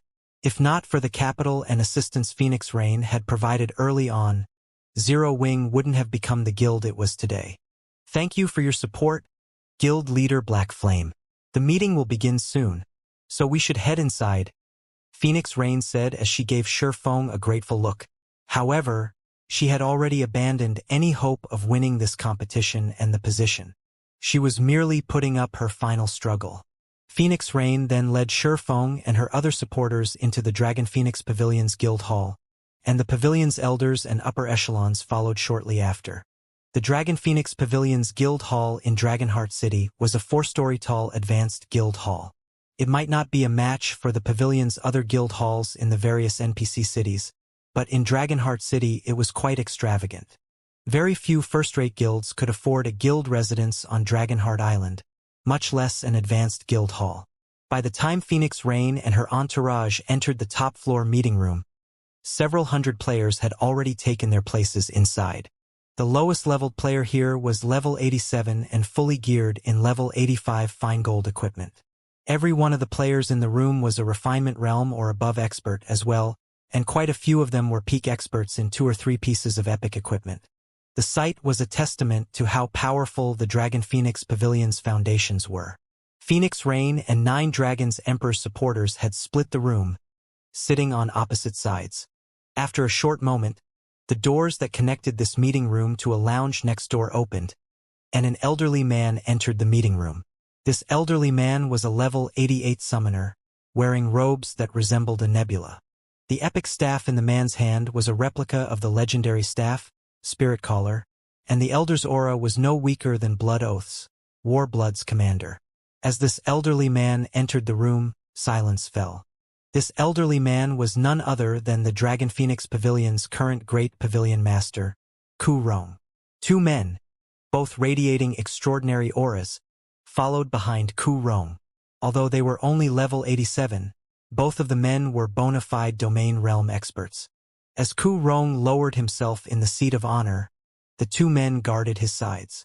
The guild upper echelons and elders didn't dare to speak or display any of their usual arrogance, merely waiting for Ku Rong to speak. "I believe that you all know why I called you here for this meeting. I am getting old and can no longer take charge of the Dragon Phoenix Pavilion. Hence, I am going to choose my successor for the Great Pavilion Master position today," Ku Rong slowly explained. "My successor will have to contribute greatly to the guild, providing a better future than I have. You all know this. Hence, I recommend 9 Dragons Emperor to be my successor. If there are no objections, we will consider this matter settled." None of the guild upper echelons or elders seemed surprised by Ku Rong's decision, and 9 Dragons Emperor revealed an ecstatic expression. He had waited for this moment for a long time. Suddenly, however, a low voice filled the meeting room. "I have an objection." Although the words hadn't been very loud, a deathly silence had followed them, enveloping the meeting room as everyone turned toward their origin. When everyone saw who had spoken, they were shocked. The person that had objected to the decision was Black Flame. With Shifeng's statement, silence descended over the meeting room. Nobody had expected Shifeng to stand up and object to the Great Pavilion Master's decision. Blue Phoenix and the other guild upper echelons by Phoenix Rain's side were particularly surprised, and the blood drained from their faces. In contrast, 9 Dragon Emperor supporters couldn't help but grin. It's over. Blue Phoenix stared at Shifeng, speechless. Although Ku Rong had chosen Nine Dragons Emperor as his successor in this meeting, Nine Dragons Emperor couldn't take the position for another 10 days, during which time, Phoenix Rain had the right to call another meeting with the elders. If more than half of the guild's elders decided that Nine Dragons Emperor was unfit for the position, someone stronger would be chosen. A meeting of the Dragon Phoenix Pavilion's elders was of the utmost importance in the pavilion. Not even the guild's ordinary upper echelons would qualify to participate, much less the core members. Normally, outsiders like Shifeng shouldn't have been allowed in today's meeting, but since they had been invited by the two pavilion masters to show their support, everyone had turned a blind eye. At most, Shifeng and the others were allowed to listen, nothing more. Since Ku Rong had chosen a successor, not even a guild upper echelon like Blue Phoenix could object, much less Shifeng. Only the pavilion masters and the guild elders were allowed to speak up. Since Shifeng had objected to the decision, not only would the guild elders look unfavorably on Phoenix Rain, but Ku Rong's opinion would likely fall, as well. Shifeng was a member of Phoenix Rain's entourage, after all. If she couldn't control her supporters, ensuring that they'd respect the Dragon Phoenix Pavilion, the guild elders and Ku Rong would doubt her power. Trying to replace Nine Dragons Emperor as the Great Pavilion Master would become a pipe dream. Guild Leader Black Flame. This is the Dragon Phoenix Pavilion. You are but an outsider. You do not qualify to object. Even as the Phoenix Pavilion Master's guest, we will remove you from this meeting if you wish to cause a scene. Martial Dragon, who sat beside Nine Dragons Emperor, snarled, sneering at Shifeng. Although Martial Dragon's statement had been a warning for Shifeng, his words reminded the guild elders and Great Pavilion Master that he was Phoenix Rain's supporter. This implied that this disruption was due to Phoenix Rain's inability to control her people. Ku Rong frowned in response. Shifeng's interruption had soured his mood, and the guild elders chatted quietly amongst themselves. What does Black Flame think the Dragon Phoenix Pavilion is? Zero Wing can barely rival a superpower, yet he dares to show such arrogance before us. How does Phoenix Rain normally manage her pavilion? I can't believe she brought such a disruptive supporter to such an important meeting. I had thought she was quite capable, but it seems that Nine Dragons Emperor is more suited for the position. I know, right? Nine Dragons Emperor has managed to ally himself with Starlink and Warblood. With such success, Phoenix Rain has no hope of catching up. For a time, the various guild elders began to question Phoenix Rain's authority and reevaluate their criticisms of Nine Dragons Emperor. Even Cloudy Moon, who had remained indifferent, turned to look at Phoenix Rain. Cloudy Moon had previously been impressed by Phoenix Rain's judgment of others, but it seemed that she had been severely mistaken. Shifeng was a courageous fool, all brawn and no brains. First, he had provoked Dragonheart Island's various major powers. Then, ignorantly, he returned to Dragonheart Island, revealing himself. Now, he had even upset the Dragon Phoenix Pavilion's elders. But despite the opinions everyone in the room expressed about him, Shifeng didn't react in the slightest. Instead, he calmly turned to Martial Dragon. Everyone is aware that Zero Wing has allied with the Dragon Phoenix Pavilion. Thus far, our guilds have enjoyed a good working relationship with the Phoenix Pavilion Master on Thunder Island. Why can't Zero Wing object since it is uncomfortable with the proposed successor? Shifeng asked, chuckling. If he is to become the Great Pavilion Master, Zero Wing will have to reconsider selling the Pavilion 100 bronze speedboats. As Shifeng finished speaking, the meeting room's occupants gasped. What? 100 bronze speedboats? Impossible! Even our guild doesn't have 100 bronze speedboats in total. The Dragon Phoenix Pavilion's members were flabbergasted by the idea of 100 bronze speedboats. Their reaction wasn't due to a lack of experience, but because Shifeng had mentioned such a frightening number. Although the various superpowers had constructed powerful fleets, they mostly consisted of advanced and ordinary speedboats. Most fleets had less than a handful of bronze speedboats. Even the superpowers' top fleets only had a dozen or so. Even Starlink and Warblood, organizations that had the most powerful naval forces in the Sea of Death, only had 30 or so bronze speedboats. Not even a super guild like 13 Thrones could form a force of nothing but bronze speedboats, much less Starlink. Superpowers needed to consider their average strength.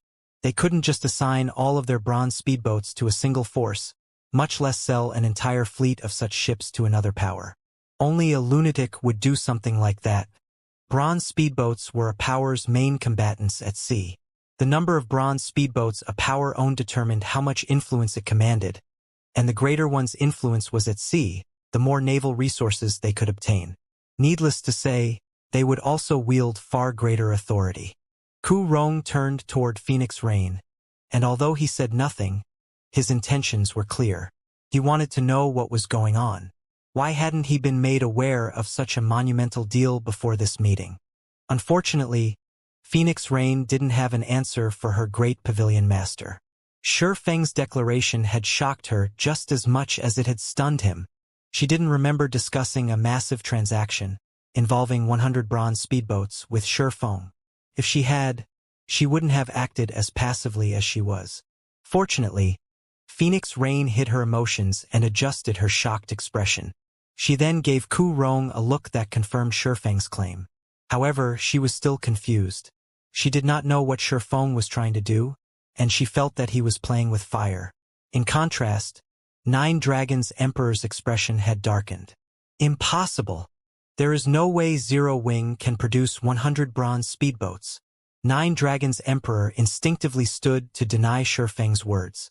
If Zero Wing has so many bronze speedboats, it would have prospered on Dragonheart Island. Yet Zero Wing doesn't even have a guild residence in the city. That's right. Guild leader Black Flame. This behavior is shameless. You spout lies just to prevent the Dragon Pavilion Master from becoming the Great Pavilion Master. Lu Xinglua added. Everyone in the room agreed with Nine Dragons Emperor's statement. If Zero Wing had so many bronze speedboats under its command, it would have become an overlord in the Sea of Death. Is that so? Shi Feng asked, flashing Nine Dragons Emperor and Lu Xinglua a confident look. He then pulled an ancient, dilapidated tome from his bag, sharing its details on the meeting room's holographic screen. What is this, then? When the room's occupants saw the information displayed, they were dumbfounded. It was the design for the bronze-ranked storm speedboat. May I know if I qualify to object now? Shi Feng asked as he surveyed the people in the room.